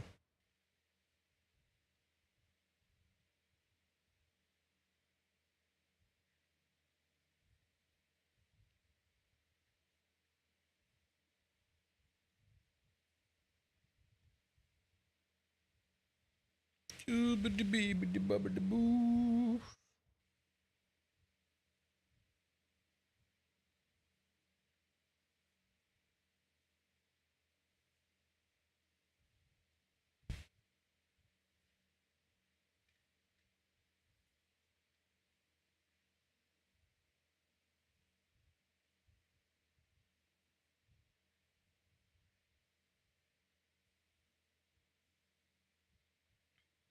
Wanna go nyum nyum. It's been a while since I played a regular video game.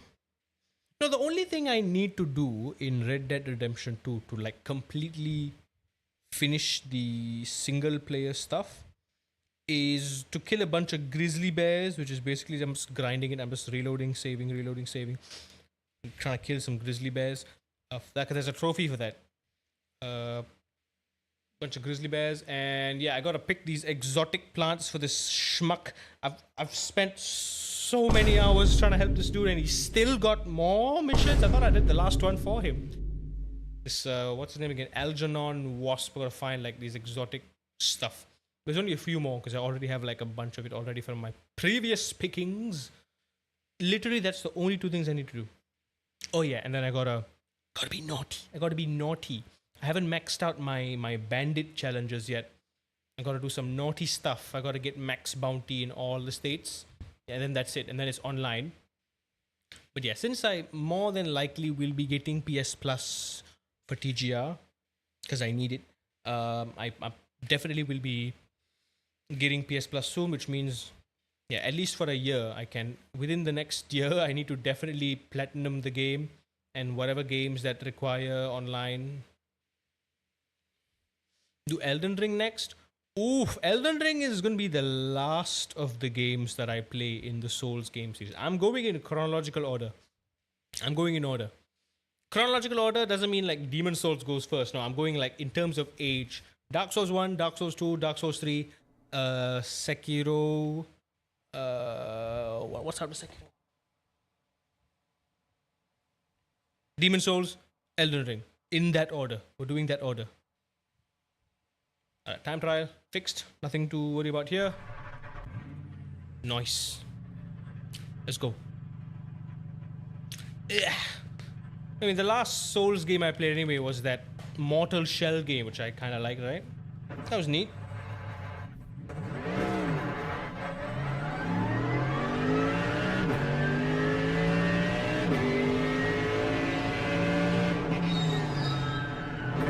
I can't adjust the ATC or the abs in this car, but I can adjust the brake bias. Okay, in the fixed setup, the TC and ABS are very low, so I need to be very gentle with this car. Even with the light braking, I can already feel the ABS starting to kick in. 53% brake bias, that's fine.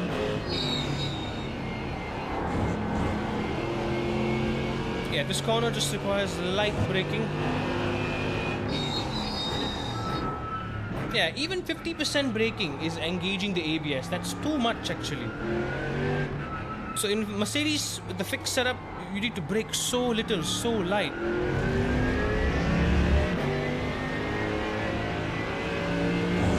What's my FOV? Nothing seems off. 62 is fine. Brake at 100.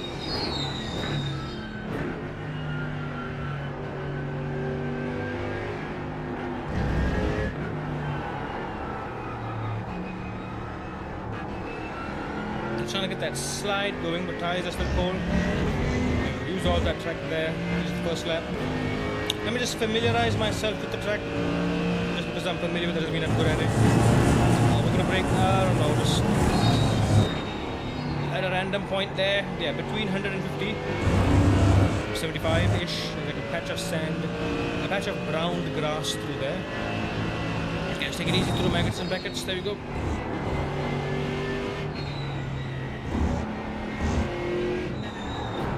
Oh, yeah, even there.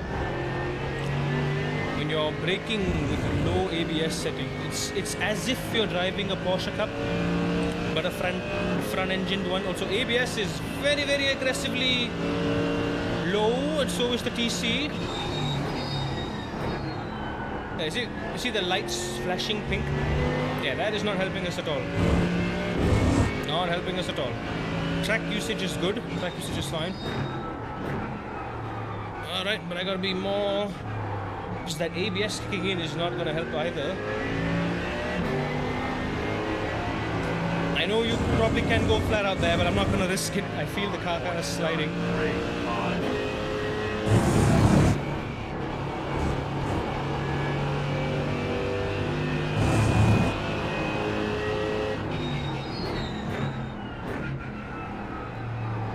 Draven said the top times were 158, weren't there?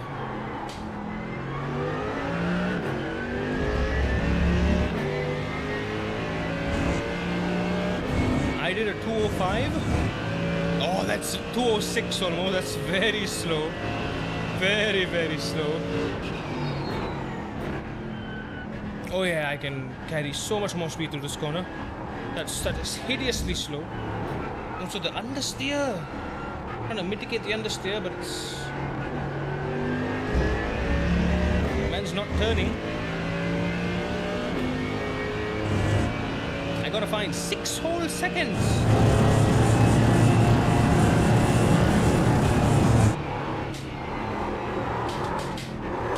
Oh yeah, no, that is sketchy. That was sketchy as hell. Ah, we gotta try that again now.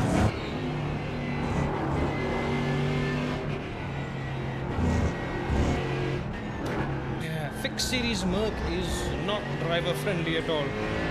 It's one of the trickier cars to drive because the default ABS and TC preset is so low. Only gotta do 4 laps. 4 more laps after this lap. Hope it doesn't tank our safety rating. The brake at the start of the curve.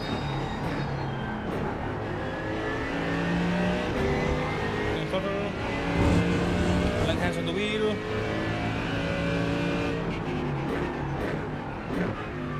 Yeah, I'm instinctively getting on the brakes a lot harder than I should be. Yeah, I need to dive into the corner, start turning in. I think my optimal would come up to about a... Oh, come on, how was that an off track? Like, how is it a white line track limit there, and then other places it's the edge of the curb? Like, double standard. Okay, there's 2 incidents. Let's keep going. It's fine. I guess they'll learn this combination anyway. I think I'm gonna brake at 50.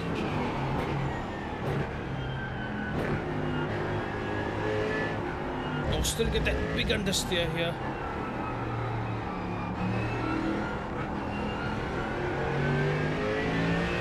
Way too late there. Still 2 seconds ahead, which will bring me to about a 204. Just gonna just do what I did before, brake early. Turn in gently. Carry up the speed, go wide, nice and free, just like that. Beautiful.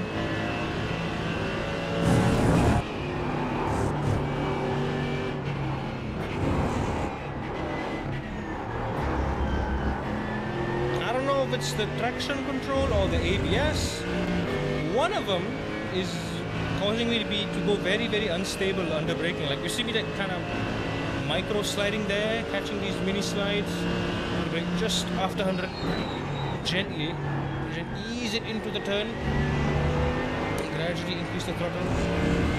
There we go. There I can use all the curb, but then other places it's the white line.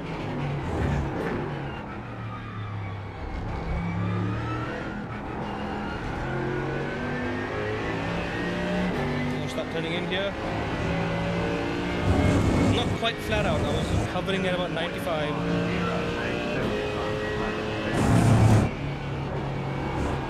Yeah, okay, that is white line as well, so keep it steady. Open it up so we can get it tight here. 100 meters. 100 meters perhaps too early. Open this one up.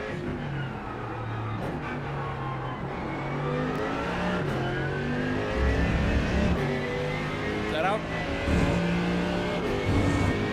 Cut. So we can brake at 50. Brake a little bit harder.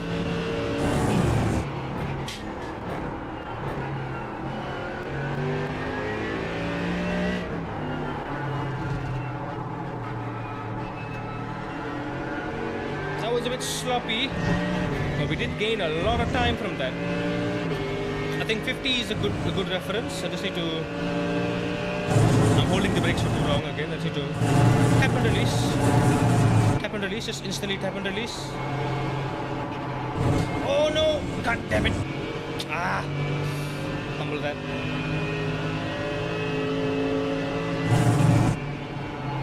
I think the rule is I just have to start braking when I'm bringing the steering back to neutral position, then trail brake into the apex, then immediately back to the throttle. Which is the rhythm. There's a 1, 2, 3. 1, 2, 3 rhythm.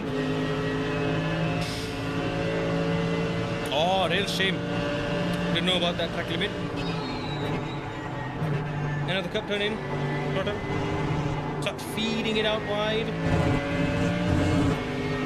There's no way that's a 3.7 second gain.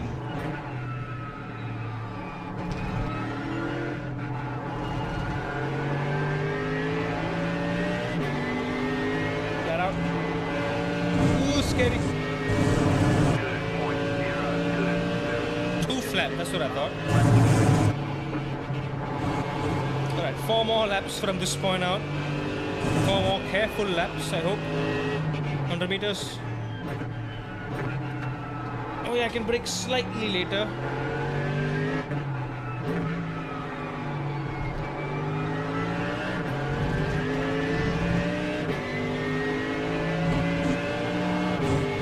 Woo! Yeah, a bit of scrub there, but just kept it smooth. Alright, here, let's get this one right now. 50. Oh, just before 50. Seems like a good enough idea. Open this up just a little bit. Keep it tight, keep it tight, keep it tight. Wait. Punch it. Oh, come on. Are you kidding me? Well, but we're in deep now. I can't quit.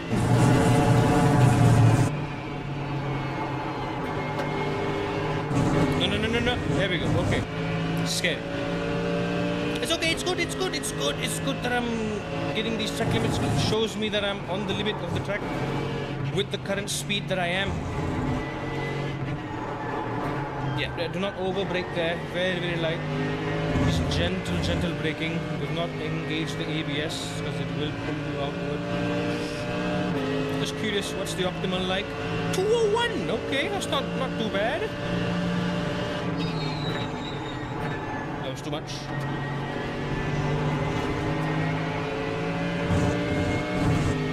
That's fantastic.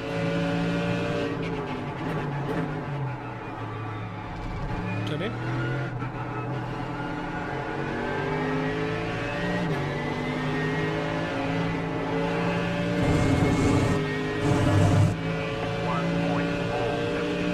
Ooh, that was very good.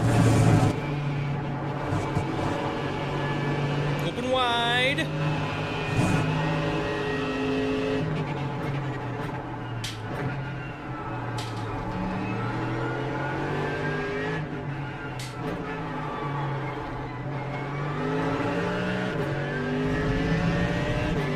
Slightly scrubbed off the entry there. Lost about a tenth. The same thing, I think before 50 was fine, maybe just barely on it. Oh, getting a big old slip through there.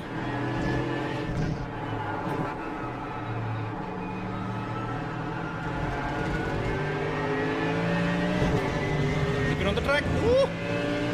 Barely, barely. Why am I taking such risks? Why am I doing this? Curb, punch, there we go. Easy, gentle trail braking. That's the way we like it. Up to the apex, light brake, turn in. Light brake, turn in. Light brake, turn in. Throttle. No! Messed that up. I saw I was going wide and I knew it. Optimal's down very good. Let's just keep this pace up.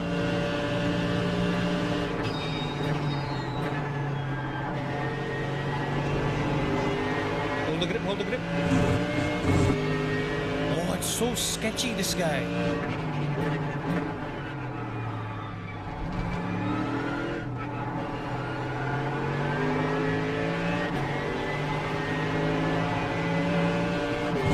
I don't dare to go flat out, man. I really don't dare.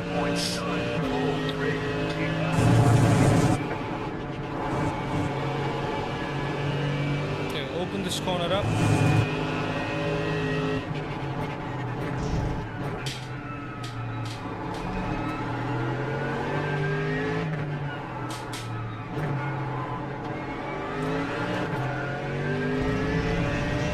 God, it's so sketchy. Because it's low traction control, you have to assume that it's... You have to drive like it has no traction control, almost. And apply a very, very light steering angle.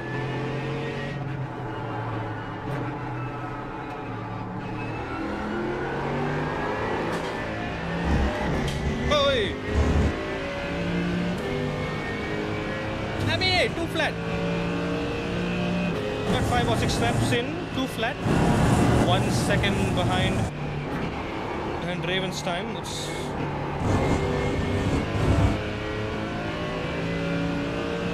and this is on a fixed setup. Imagine if it were open.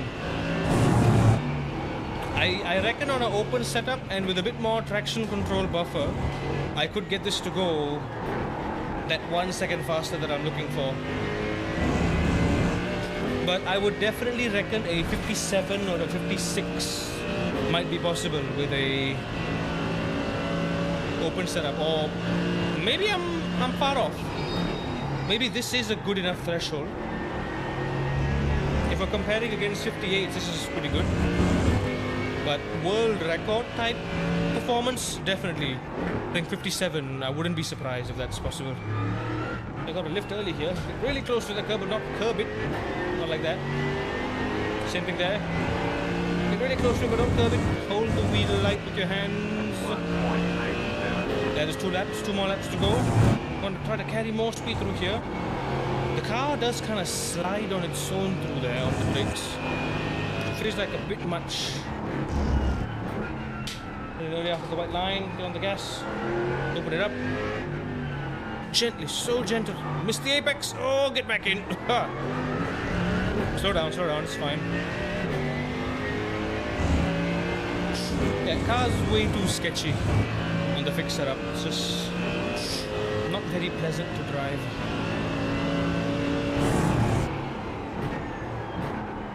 So yeah, the initial stab there matters.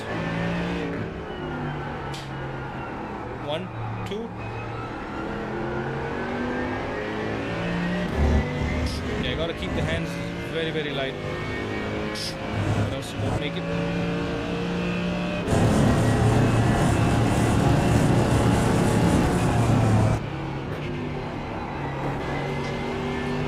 Yeah, really nicely cut that inside curve. I think bumping it does scrub off a bit of momentum.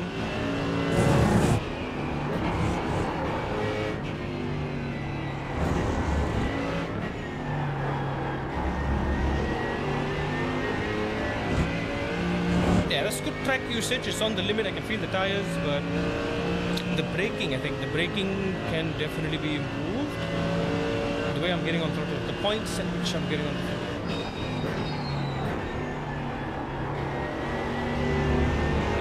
I think track usage wise, I'm really positioning myself just nice. I roughly know the lines. I think I got my markers, I got my points. I think they're all good. Short shift through here. Ooh, there we go. Being brave, going flat out. One more lap to go. Just lightly through here. Ooh. Track limit. Push the curb, push the curb, push the curb. Tuck in. 100. Then again.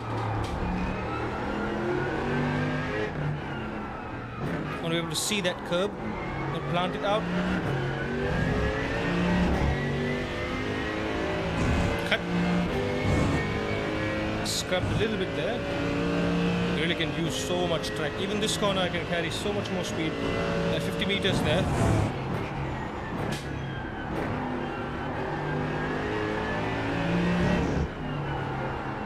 It's a bit of like a go-kart type approach.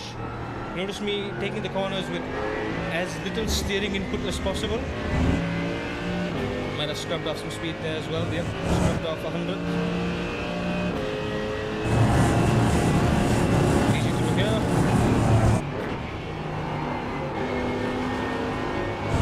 Ooh, keep it on track. Barely. Try to carry as much speed as I can through here. Very light. Very light. Very light, very light, very light, very light.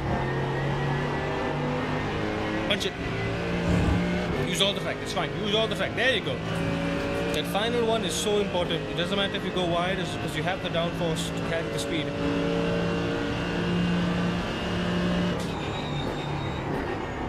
Hey, don't brake too hard. Ooh, barely off track. Just after 100 where the curb starts. Yeah, outbraked it too much.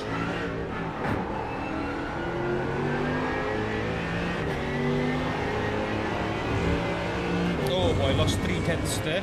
Not bad. Yeah, I think that's not half bad at all, honestly.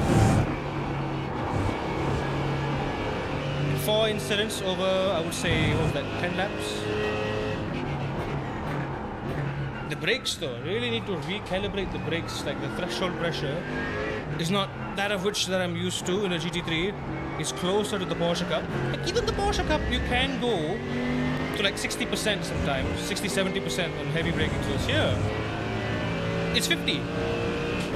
It's 50, no more, no less. Any more you lock up. You can hear I'm braking at 50 here. There we go. It doesn't want to turn if you brake more than the threshold limit of the ABS. It really doesn't. You can hear the tires, you can feel the tires, you can feel the back end slipping. That was a much better exit, 10th quicker.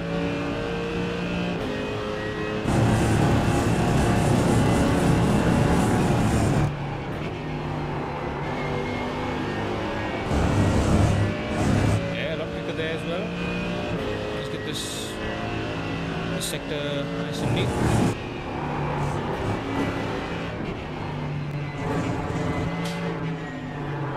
Do I brake too hard? Understeer? No, understeer.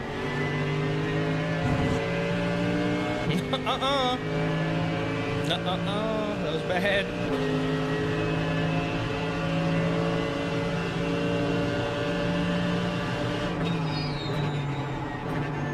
Yeah, the fastest way is really being smooth on the brakes. Minimizing that ABS lockup.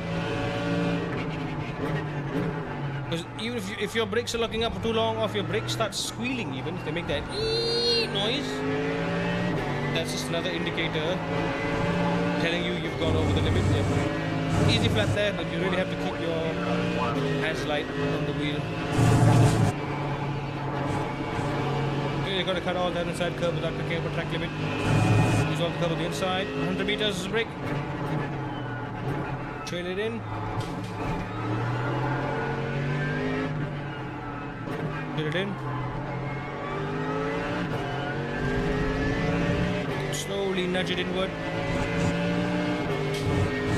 Driven! You still here? Are you proud of me? Is that a good lap time? Or too flat?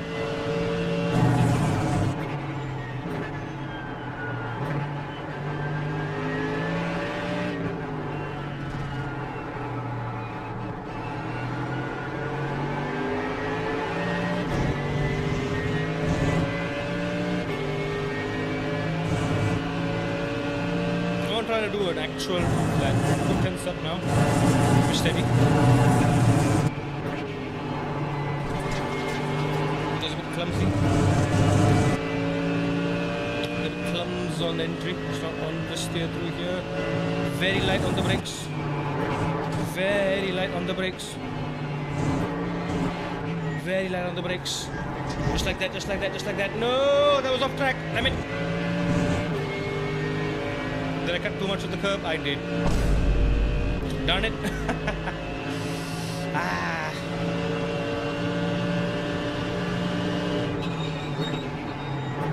I'm on the steer there.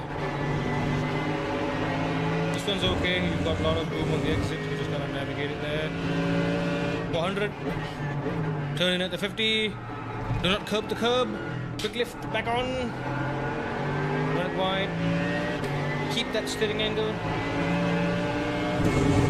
Oh my god, hang on. 59.906.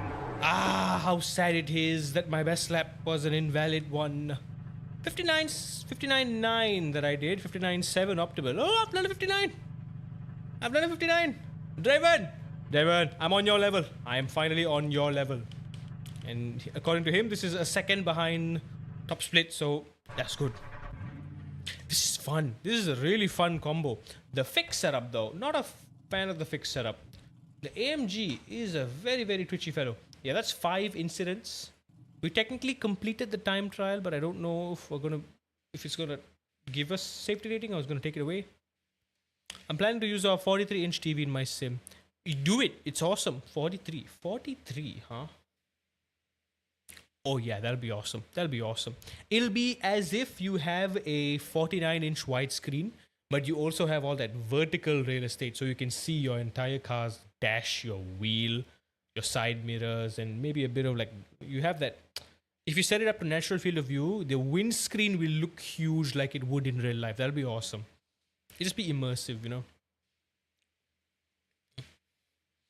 Is this for the 6 hours of Indy? Did that look like Indy to you? That was Silverstone. But good thing. Hang on. Speaking of Indy, before I go to bed, let's just whack. Let's whack and a quick session with that, shall we? Yeah, let's use the AMG as well. I'm keen with the AMG. Where is Indianapolis road course? Now, Indianapolis, I don't know if they'll be using the 2009 circuit, which is this one, or if they're going to be using this one. I'm familiar with both configurations, but it looks like this is the one that is the one. Temperature, auto, practice, starting track state, generate, and then I'm gonna test drive. Right. Okay, what do we get? Oh yes, okay. Time trial rating up, safety rating up. Okay, good, nice, very nice. Is Raven here? I want to brag to him. I got a 59 within a few laps, and I've never driven the combo before. With a fixed setup. But you have to really like focus on cutting the curbs the right way, the right place, carrying the momentum, especially through maggots and beckets. You convinced me. I get a ceiling TV mount on your rig so that it'll be sturdy, or just get one of those, like the one I have here. Like it's like a TV stand. You can get those for like really cheap. You don't need a proper one too if you're just going to keep it in front of your rig. Or if you have like a desk setup, like if your rig is like shoved under your desk, and just put the TV on your desk, that's fine too. Get a couple books or boxes, put the TV on the box. Whatever works, Alright, for the sake of testing, I'm going to use fixed setup, fixed stove. Do they have anything else here? Yeah, let's use the regular fixed stove.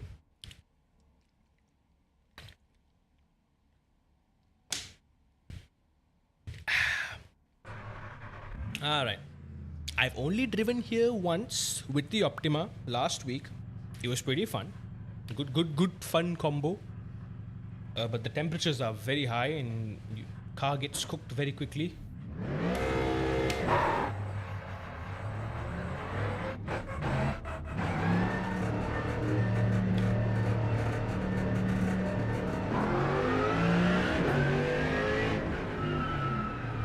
I'm keeping the ABS and TC on the fixed setup setting, just to see how it feels.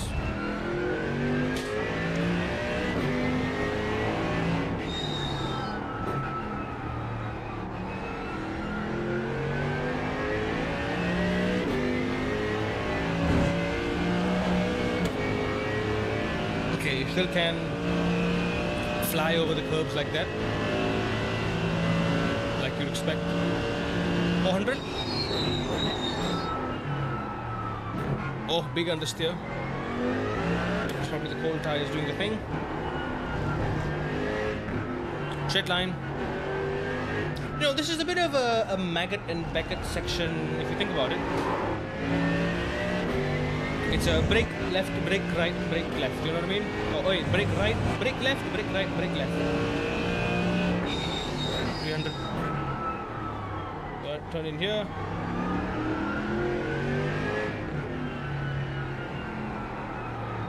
Oi, the cold tire understeer. I would suppose it's flat out through here, but even that, it's so slippery. It's barely sticking together. Barely.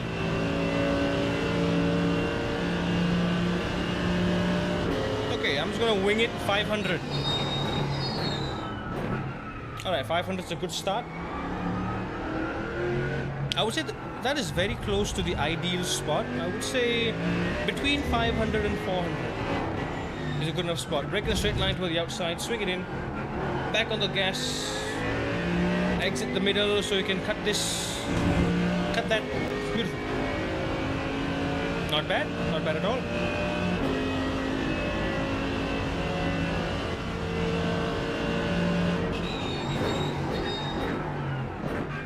Right, same thing for this one as well. Between 500 and 400 seems like a good spot. There we go. Brake, turn, brake, turn, brake, turn. Use all the inside curb, flat, more power. Late apex, late apex, late apex, late apex, late apex, late apex, right there. Swing wide. Before 300. Turn in at 100. Don't curb. I curbed it.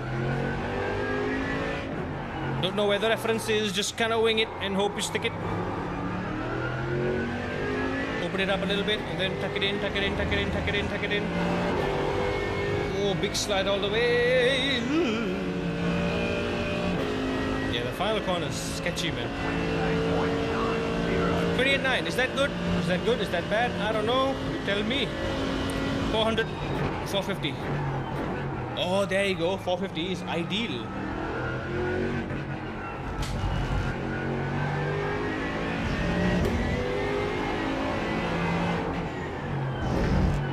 Immediately trail brake, throttle,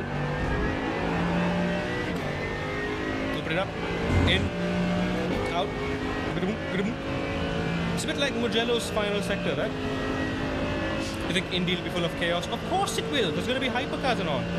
Between 400 and 450, in the middle of the service road. Oh, I used too much engine braking, that was bad.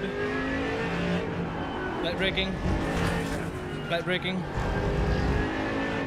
Light braking. Go wide. Use all the track. Hold it. Light. Go wide. 300.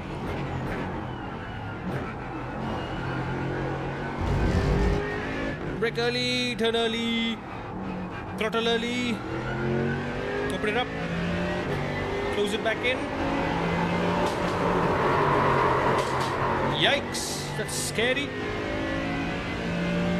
That was almost a 2-second gain, but I messed up that so bad. So you can't even go flat out. Not with the setup at least, and I'm assuming you will need a low downforce setup as well, which would make that final sector much worse. And can you imagine trying to like defend against like a hypercar barreling at you at 100 kilometers extra? Brake in a straight line outside, and then trail brake in. And then get on the throttle as soon as you possibly can. Get that slip angle going. Cut once, cut twice. Gurboom, gurboom. Nice. You can go outside the white line here. Not a penalty, turns out. What is my optimal? 27.6. Not too bad. Service road, turn in.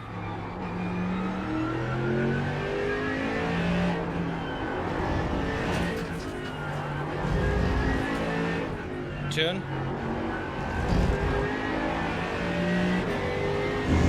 That seems like a decent enough line.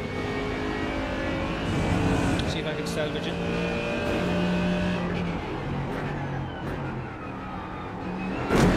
Oh, jeez.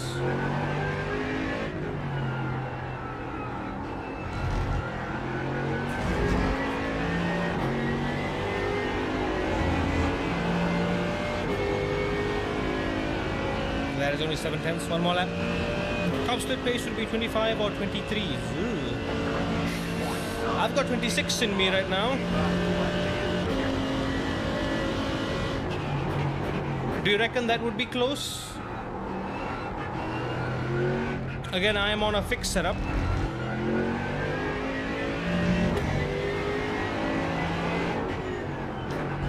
Definitely time to be found.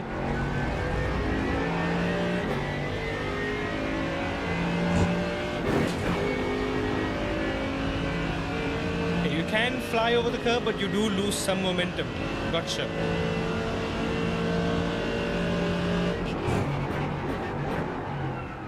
Service road.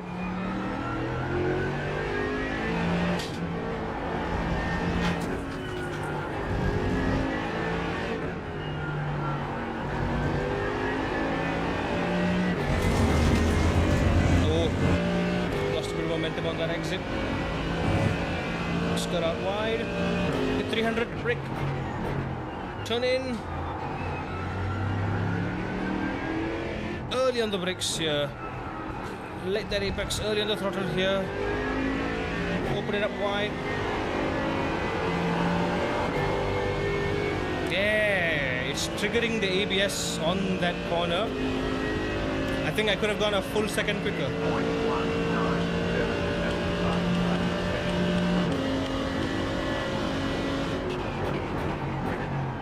I think 400 is a decent braking spot for turn 1 as well.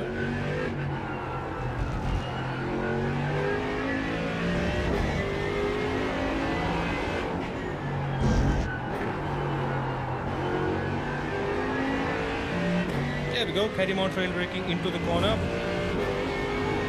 Don't lose momentum there. You lost momentum there. I don't think it's going to be that quick, Nara, because I'm doing low 26s. I would reckon at most maybe 2 seconds slower.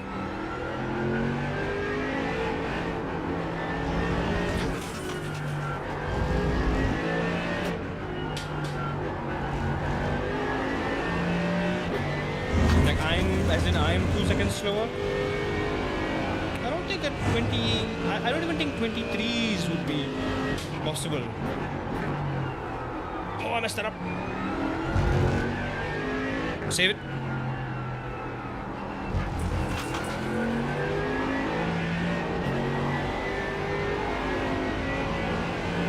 Yeah, you see me kind of fighting the wheel there in that final corner because you have to open it up. It's not a corner you can just go flat out. Look at that, 50%, 60%. 60% is the ABS trigger point. 25.8 is my optimal. 26 flat, 26.1 is my best so far in 6 laps. And 0 incidents.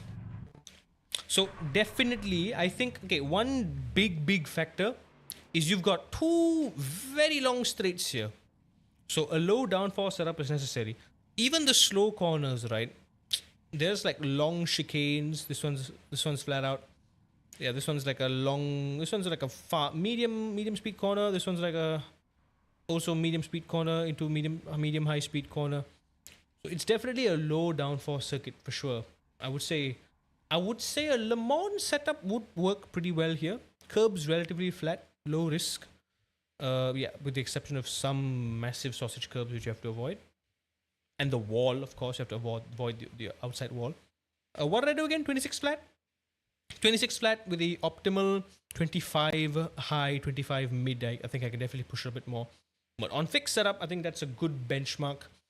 I think references, look at that. In 6 laps, we already found a bunch of references. It's just, brake at a position where you know it's early, right? And then you have to estimate, oh, how soon did I reach my ideal minimum spot, my minimum speed when I'm turning into the corner. And then you just kind of, okay, maybe I can push that exact much distance. So okay, 50 meters, let's brake 50 meters earlier or 50 meters later. Then boom, you're kind of exact minimum speed. And then you can kind of just feather that point more or less. And you have to also, it's a matter of making sure you're trail braking properly. Damn. I kind of like the Merc on fixed setup. It's a different kind of challenge. It's a Porsche Cup like challenge. You have to really focus and concentrate when you're driving it. Maybe I'll give it a go. Maybe I'll give a GT3 fixed challenge and go. We'll see. We'll see if we have some good. We potentially can do something good out of this. 20 minutes. That's going to be a 10-lap race. So likely similar duration to the Porsche Cup. Porsche Cup is just risky because there's a chance of rain for the Porsche Cup races. So I'm less likely to do that. More likely to do this. We can get this a go. I'll try to do one off stream. But yeah, next season onwards, right? I really hope the schedule will be filled with tracks that I do actually have. Because right now, after the 3 new tracks that I bought, which was Portimao, Indianapolis, and what was it? Did I buy Imola? Was it Imola that I bought? I think I bought Imola. Was it Imola? Do I have Imola? Enzo Dino Ferrari. Yes, I do. I do have Imola. Look at that. I got Imola. We've not tried Imola yet. I've got Imola. Oh yeah, Road America as well. So it's only 4, 5, 6, 7. 7 out of this year, but because I didn't start off with it. I have a feeling next season, the Hatch and the Fuji will be in use. So will Suzuka. For the Suzuka 1000, definitely. I have a feeling the Bend will be used as well because that's a new track. But the new tracks are a bit of a gamble because Portland Raceway came out last season. It wasn't used nearly as much. It was used on the season it came out, but then the next season there's like nearly nothing. And then this season the Bend came out. It's used in like so many series. The Bend is one of the most popular ones, but because it feels weird to be getting a new track. And it's a high chance that it won't be used in the next season. So going for a safe tracks is a good bet. I think at this point, next up on my list would definitely be Interlagos. Interlagos is a very good popular track. Fuji Speedway.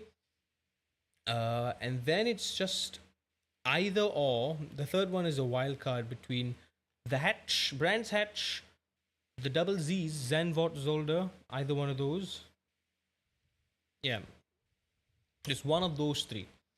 But I think Fuji and Brands Hatch, something we need to keep an eye on for next season. But definitely, if we're going to start really focusing on special events and start really mastering what we're doing here, I need to stick with one or 2 cars at most, right? In extreme circumstances, maybe 3. So that's probably like, I don't know, let's say Porsche Cup. Porsche Cup is definitely on my all-time favorites. GT3, because we do almost all of the big special events in GT3s, and Hypercar, because there may be some big events or special events that I do want to use the Hypercar for, and the Hypercars they're not perfect like LMU, but they're fun. They're still fun. They're a whole different level of skill, and they're all, I would say, the GT3s are by far the easiest to get around because of they have a bit of a safety buffer with TC and ABS. Porsche Cup, a bit more advanced. Hypercar, a bit more advanced. I will be foregoing all of the rookie class stuff. MX-5 and BMW M2. GT4 is a very big, it depends. Same goes for LMP3. I don't think I'll be investing much time in LMP3 as well. I'll do some time trials, I'll do some practice with it, I'll try to get better. But I'm not competent enough for me to want to do it yet. So no, not yet. GR86 also It's a rookie series. Just no. Production car challenge also no. Endurance challenge no. Ringmeister heck no. NEC definitely we will be doing that. So yeah, it's all just managing our priorities, what works for us and what doesn't. So just really hoping next season we have a good mix up of events that we can use. And hopefully it is among tracks that we already own. So yeah, like the GT Sprint series is a lot of fun. Yeah, GT Sprint especially because these are 40-minute events. You can still get away with maybe 2 or 3 times fours. You can go up to like 10 points, 12 points, and you can still possibly get away with a positive safety rating. So that's the catch here. It's longer. It's the equivalent of a full stint. It is not fixed, so it's open, so you can use setups, which is nice. So like once we have the Coach Dave to help us out, that'll be very helpful in this as well. So either fixed or GT Sprint, we can focus on like those two series. And honestly, if we focus on those, if we can just focus on, if we are able to, bottom line is if we are able to complete a full series next season with what we already have, beautiful. Because that's one fixed series, GT3 fixed, and then one open series, which is twice as long, like a one stint endurance thing. And that's covered. That covers us for the minimum participation requirement, and that gives us the free monies. How much is it? $7? $7. Yeah, so two of the $7, and that's already the cap of what we can earn per season. This season we are earning $12. We already got 8 here, 4 and 4 from GR86 and 4 from Global Sport Car. We will be getting another 4 for Porsche Cup next week once we're done with that. So we will be getting a full $11 here, which is basically a free track for next season. So that'll be a good thing that we can do. So what have we got here? Okayama.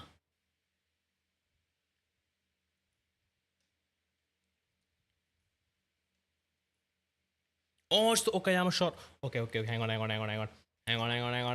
Before we go to bed, before I go to bed, hang on. I just wanna. Never tried this car before. I've only tried the Formula V. It is a bit of a slippery pippery boy.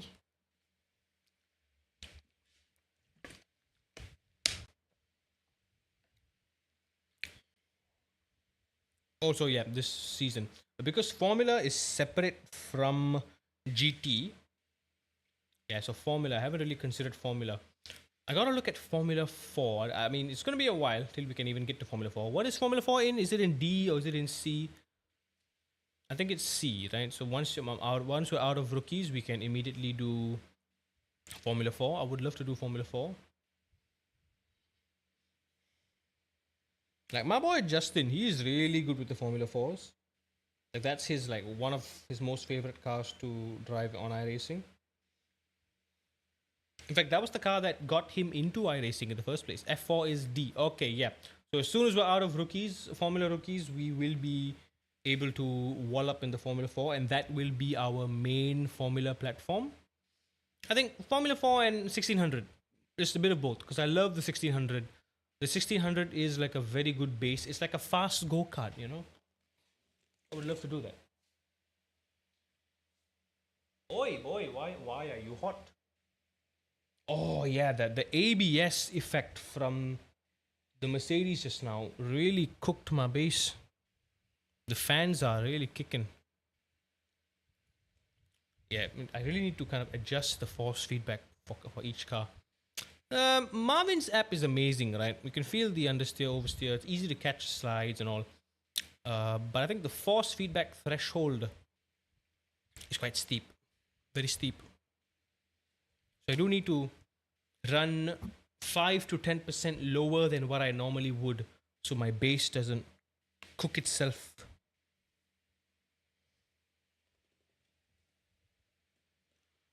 We most certainly don't want that.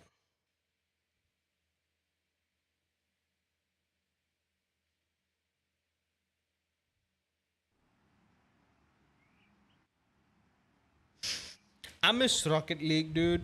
I miss Rocket League. Rocket League is fun. Have you all seen the whatchamacallit? Project Moto Racing. Project Moto Racism. That is a pretty fun game that is coming out soon. That looks pretty neat. 8 laps required. 50 degrees Celsius. Jesus. Anyway, here we go. Oh, hello. Oi, oi. Oh, that is heavy. So why is my... Oh, the wheel. Brake pressure 53. Oh my god, that is heavy.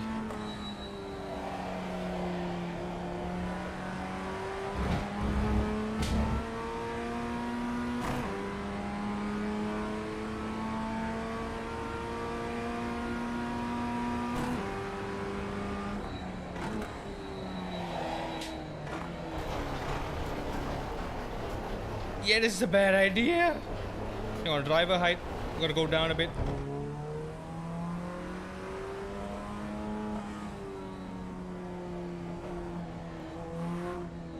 There you go, that's about right.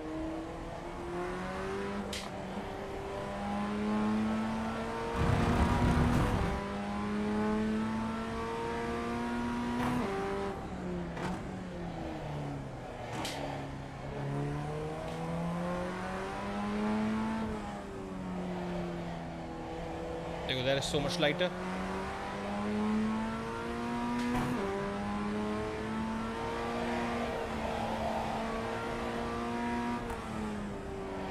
Is the penultimate corner flat out? Let's see. So definitely I can feel the go-kart. The go-kartiness. 5.342. Oh, that was messy. And you can full attack turn 1.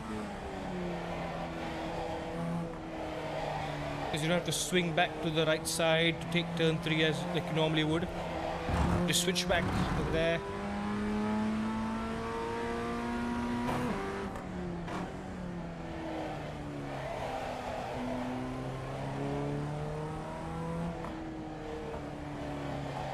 I can feel those tires scrubbing. They are light. It is light.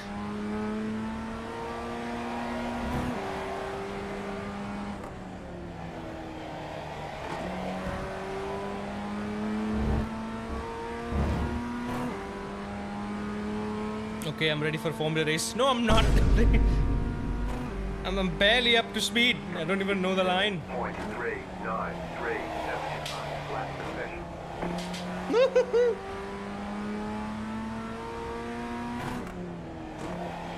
I haven't even tested the straight line braking of this car. I don't know what it can do. I don't know where the ABS, if it has any. Does it have any? It doesn't. It does not have abs. Oh, TC. We're fine. I just gotta do 8 laps. Just gotta do 8 laps. We're fine. Oh, this is slipperier than the Formula V.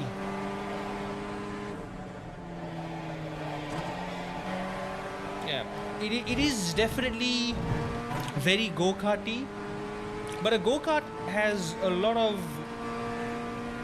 weight to it. The power to weight ratio is a lot lower. 7.634.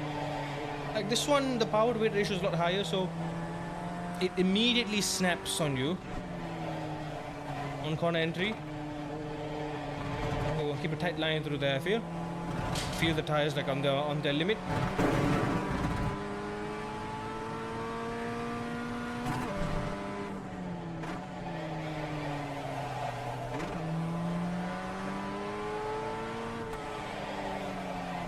Oh, this is very new to me.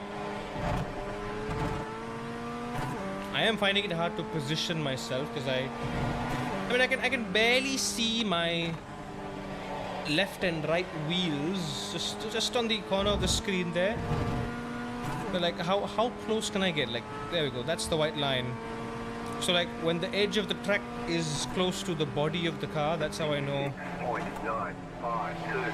Just set your path. Little understeer there. I braked quite hard through turn 1.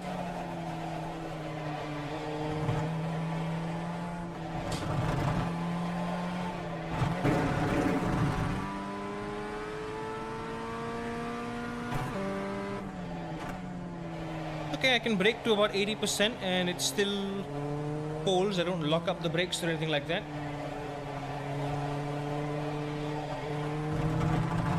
I'm being very, very safe with this.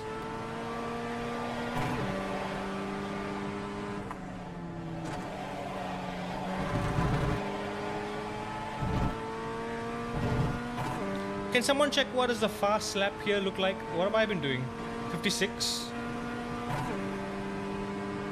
56.862. New fastest lap for you. Oh, yeah, there we go. I think I braked at about 90%. That was felt like a lockup threshold.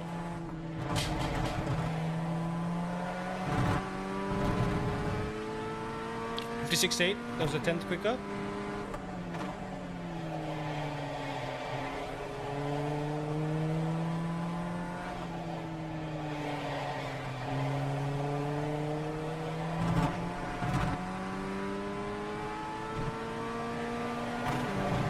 I just don't know if I'm shifting at the right spots right now.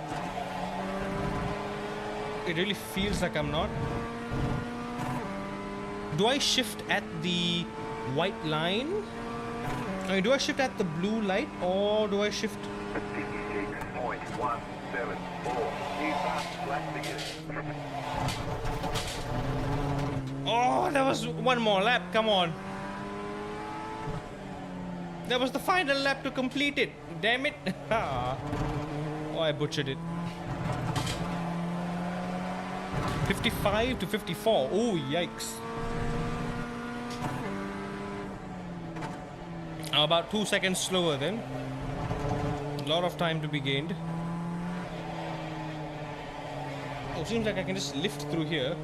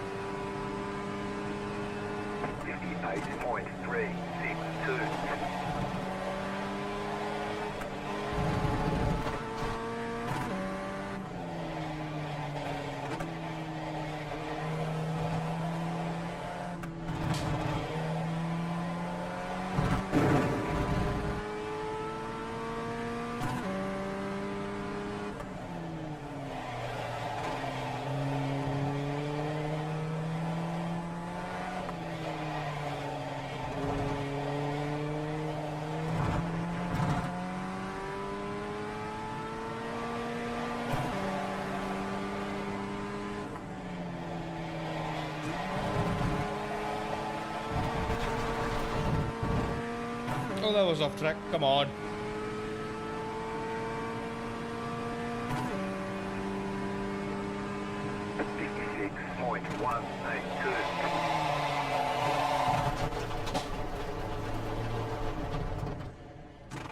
Ooh, strange.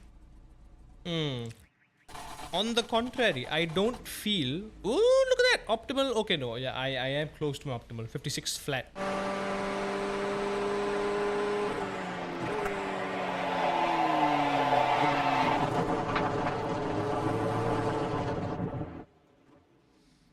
It's sliding far too much, and I do like a slightly rearward brake bias. I like my car slippery.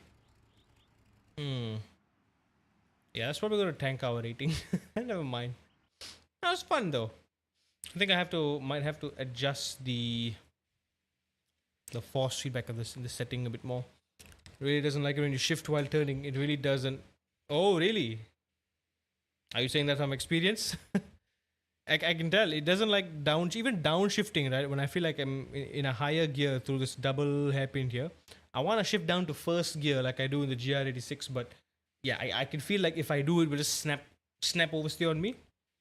Mm-mm. The netcode is worse for Formula. I've seen the footage. I've seen the clips of cars flying all over the place. I'm well aware. So it is gonna be quite the grind.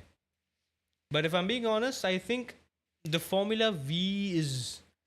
I enjoy the Formula V more because I can actually feel more grip in that. The 1600 is a bit.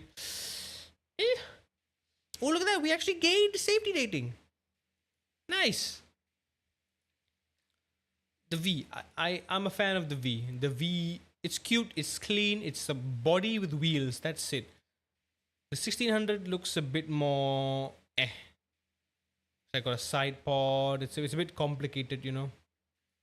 Yeah, I'm on team V. V is cool. Darklight, welcome in. Why the title for the stream? What did I call the stream again? I forgot. Oh. Yeah, we're just doing practice for all those three things. We have an uninitiated person. Don't worry. That's just an inside joke we have. We call racing... I just realized how dumb it is to explain this to someone new. Oh boy. For context, also Darklight, welcome in. Don't get us wrong. It's a running joke we have. We just convert the word racing with racist / racism. It's the same thing. You know, I'm a racist. I like racism. We are doing racisming. You know, it's racing. Racism, same thing. We're racing. In the end, cargo num, cargo vroom, safety rating go down. Racism 101. So yeah, I'm trying to defend the word racism. I mean, I would have thought that the joke was self-implied. Turns out I'm wrong. It is a joke that does go over some people's head, and I'm just noticing how hard it is to explain the joke. You either get it or you don't. You either get it right away or you don't. But hey, I think it is a successful night, with the exception of the nasty Porsche Cup race, though. I gotta try that again. I do want to try it again. I hate that it's rain enabled. Rain possible, it says. So it's just unlucky if you get rain. Swap to damn wet tires. Okay, I'll try that again. Not doing GR86 anymore. I'm not competent in that much. Not doing this anymore. That's too high risk. Yeah, Porsche Cup and GT Sprint. I'm definitely gonna try that. Give that a go. I'll try asking Draven if he has a good setup for the Mercedes Benz. Don't I have work tomorrow? Oh my god, yes I do. Perfect timing. It is bedtime. I am going to bed. I think that's it, guys. I'm gonna call it a night here. Darklight, I hope that answers the question. It's a joke. It's a joke. We are all casual racists here. Myself, I'm a professional racist. Yeah, as you can see here. I do not race for fun. I race for the thrill of it. And also for fun. Good iRacing stream. Had a lot of fun. It's been a while. We've had an upward trajectory on the safety and on the other stuff. Yes, we're back in B license. Don't worry about it. It's fine. We'll get back to A in no time. NEC this weekend. I have actually already decided which one we're gonna do, because I'll be away on both days during the weekend. I won't be able to do any of the early slots, so won't be doing our usual 3 p.m. slot on Saturday. Won't be doing the 1 a.m. slot. Won't be doing the 8 a.m. slot either. We will be doing the final slot on 9 p.m. Sunday. It will lead into late into the night. On Monday, I'll be a bit groggy at work from the lack of sleep, but it's fine. That's the only slot I can do anyway. because we only got 2 more NECs for series completion, which will, the last one will probably happen in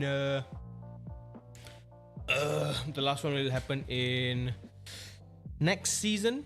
Also, this is a 6-hour NEC. It's not the usual 4-hour NEC, and I'm gonna be doing it solo dolo. So it's gonna be interesting to say the least. Yeah. Next Monday at work, I might need to take a day off, but I can't. It'll suck for sure. 9, 10, 11, 12, 1, 2, 3. 3 plus 1 hour buffer for qualifying and the practice server. Yeah, that it's gonna end at 4 a.m.